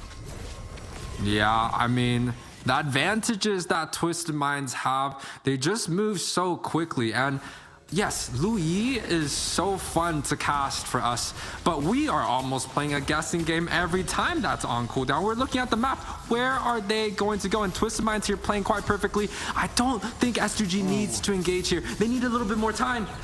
Oh, and a mistake comes out. Finally, Hoda does go down. Now the rest of S2G fighting to... oh, actually, Cuffin just... Cuffin throws up the deuces and has a diversion to get himself to safety. Yeah, gold leaderboard, Roger coming in, Mike Sama coming out right behind the members of, you know, Twisted Minds, all quite rich here, but the Moskov actually not shortly too far away. About 8,000 gold, meaning he has the ability to shred down any frontline units. It just all depends on if S2G's frontline can handle it. Look at this divergent. They know exactly where he's going. The Benedetta says, peace, I don't want nothing to do with this. Oh, actually, we do catch a little bit of a spear down there. Sano in trouble, gets taken out by the side of S2G. They actually might be in trouble. Minds may have bit off a little bit more than they could chew. You can see Kazoo trying. He does have that Tortoise Puissance out on the field, trying to get himself to safety. They may have set up this Lord for a take. They have all of their members up. Sano is the only one. Oh, no. Karo. Oh, you have to question just when they had a little bit of momentum in there. Karo, with nobody behind him, dives in, gets taken out immediately by Twisted Minds. And Hoda, now on the Lord, I'm kind of questioning. You have none of your teammates ready. You're just trying to take out the Lord, maybe? You're looking to... Divergent. Yeah, we have a Divergent out there. The rest of the team. Curse of Blood is out. Mike Sama finds a quick kill onto Siggy Cutie, and that's going to set up this next Lord for Twisted Minds. Mike Sama in the back, trying to zone out Kazoo. He can go nowhere near this Lord, and picked off by Sano, who is sitting at 5, 1, and 2. Oh my gosh, knockup coming through. Mike here, oh my, the amount of shields coming through. I can't believe it, but Twisted Minds here do end up getting the objective. You know, S2G in that last team fight did show signs of, hey, we can win some of these fights. The damage of the Moskov has scaled quite well. If we set up correctly, there's possibilities. But unfortunately, in terms of the late game viability of Basha, Basha really doesn't do too much when it comes down to that late game. Early game, he has the fast clear, has the anti-heal, but late game, he doesn't do too much besides tanking. This is going to be a hard defense for the side of S2G. Yeah, you have the Lord. He's going to go ahead and make short work of that mid-high ground tower. Top one is the next one to fall. Just one more high ground looking for it. Twisted Minds looking to close things up. Lord's going to get taken down. Maro with the pop-up. Curse of Blood is out as well. Mike Sama not able to find the damage. He gets popped up before he can close the distance on the rest of S2G. I want to say that was a very good defense for S2G, because that could have closed up very quickly for them as we take a look at these late game items. I 100% agree, but this is where the divergent, this is what I'm gonna guess. He's gonna divergent into the inside of the right wall, and everyone's gonna pop up from behind. That's, you know, that's all I can assume. The Twisted Minds have played this game so perfectly, and Cuffin 5, 1, and 9, pretty much highest impact player, 14 out of 17 kill participation. S2G here now, kind of, you know, just looking to defend here. Twisted Minds trying to push in, but it's still a little bit hard. The conceal play gets popped on the opposite side, but doesn't necessarily get them a kill here. Yeah, Curse of Blood is out. Catches three members. Mike Sama goes in there. Lunar with the eye for an eye is able to find an escape. Oh, not out of the woods just yet. S2G fighting for their lives. Just one lone high ground turret to defend their base. Yeah, S2G pretty much on their back foot, looking and pouncing on any mistake Twisted Minds is potentially going to have. But, you know, I feel like the element of surprise of the diversion is just too much to handle. He could pop it during the team fight, before the team fight. There's so many opportunities. The ceiling is so high. It is unlimited. It is uncapped. It is almost guaranteed here. Mike Sama is just going absolutely crazy. And Lord coming up now, Private. Is there anything that S2G can do here? I don't know. I mean, at this point, you're kind of looking at a Hail Mary. You really need to be able to get that damage. Isolate, maybe a rogue Astral Sphere lands onto somebody. You can get Siggy in there to hopefully take down this Lord right when they need it. You see them trying to get some positioning, but they're too spread out on the map right now. You've got Moskov up at the top. You've got Kazoo. Astral Echo is out. They have the vision. They do catch a little front line onto Hoda. Karo at the front. I have a position so they can kind of see, here's the thing. Twisted Minds, you're relying on them to make the mistake, and they're playing this so well. As soon as they see them start frontlining, as soon as you see them start kind of getting positions over here, S2G, Twisted Minds immediately pull out the Lord because they want the fight. They want to be able to take this to S2G because they have the 7K gold lead. Mike Sama in trouble here, puts the damage on, and actually Sano finds the kill on the side onto Lunar. No. We do have the flank coming in from Siggy, fighting for his life, is not able to make it zigged when he should have zagged, gets taken down by Twisted Minds, and now fighting for their life is S2G. 2 members down, 3v5 right now. Twisted Minds looking to close this out. Minions coming from the top, coming from the mid. This could be it. S2G, 10% left on the core. Sano finds a kill, and that is Twisted Minds wrapping this up in a neat bow over S2G.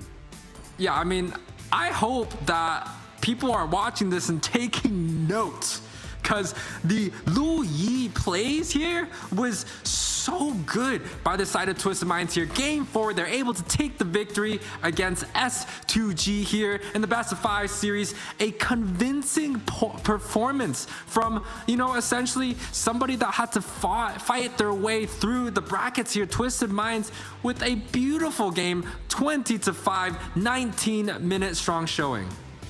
Man, it's absolutely, there was a hole left in my heart when Assassin meta went away because of those outplay potentials that could come out from Assassins and the back and forth. But man, Cuffin has filled back up that hole with the ability that he has, especially on this diversion. You see here all the damage he was able to kind of put onto the enemy team, the mastery of the entire map for him, except for that.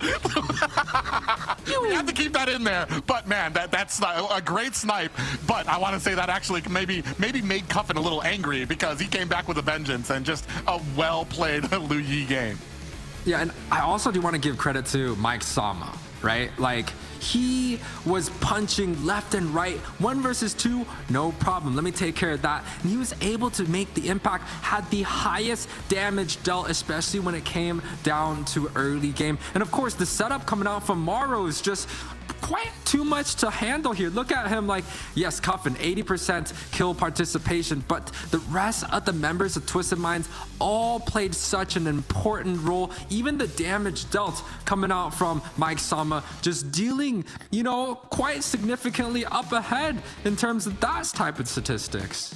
Yeah, I mean, and this is kind of where the Curse of Blood kind of came in. We were questioning how well it would play into it. When you have the Curse of Blood out there, when you have the damage from a Paquito, when you have the damage and CC coming from a Lu Yi, man, it's just, it's so debilitating for an enemy team to really take on. And then, of course, you are so afraid. You're constantly having to check bushes because you never know what angle Cuffin and the rest of the team are going to come into play.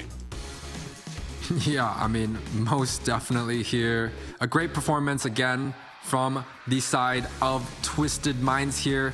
MVP though, going in the hands of Cuffin.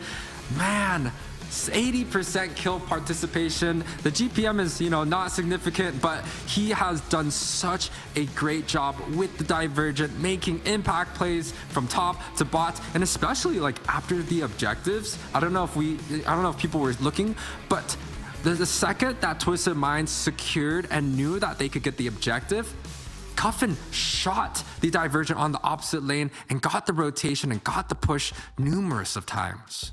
Whew, that was an exciting game, but we're going to go ahead and bring it back to our third counterpart here. Well, you just started off that sentence perfectly. It was an absolutely exciting game. I saw in the comments someone said, there goes the Mostov win streak. Is that actually the first game that we lost on Mostov in this series? We're not keeping track, but potentially, hypothetically, it's one of the only losses that we've had on Mostov so far. And their entire draft coming in from Twisted Minds last game was a little bit surprising to me. The fact that we had, I guess, the Punch guy and then also Camilla, but we are going to take a look at the bracket that does push Twisted Minds up into the semifinals with Birthright. They are going to be moving forward, whereas S2G, the fan favorite, will end their journey at the Snapdragon Pro Series. You know what's cool? Birthright is going to be coming out from the EU side, I think, and Twisted Minds coming in from MENA. So yes, 2 turkeys has been out now from the quarterfinals. Tomorrow there's still 2 more turkeys left, but MENA versus EU is going to be there. Yeah, coming with a vengeance right now. These teams are really out there showing what it's worth here in the Snapdragon series. Just some exciting games overall. Yeah, I mean, unfortunately, today we have 2 turkeys out, but we still have 2 turkeys left, and that does put the regions on an even pedestal because they did come in with more turkeys. Now, less turkeys, but we still have a lot of turkeys, so a lot to look forward for all the turkey fans out there.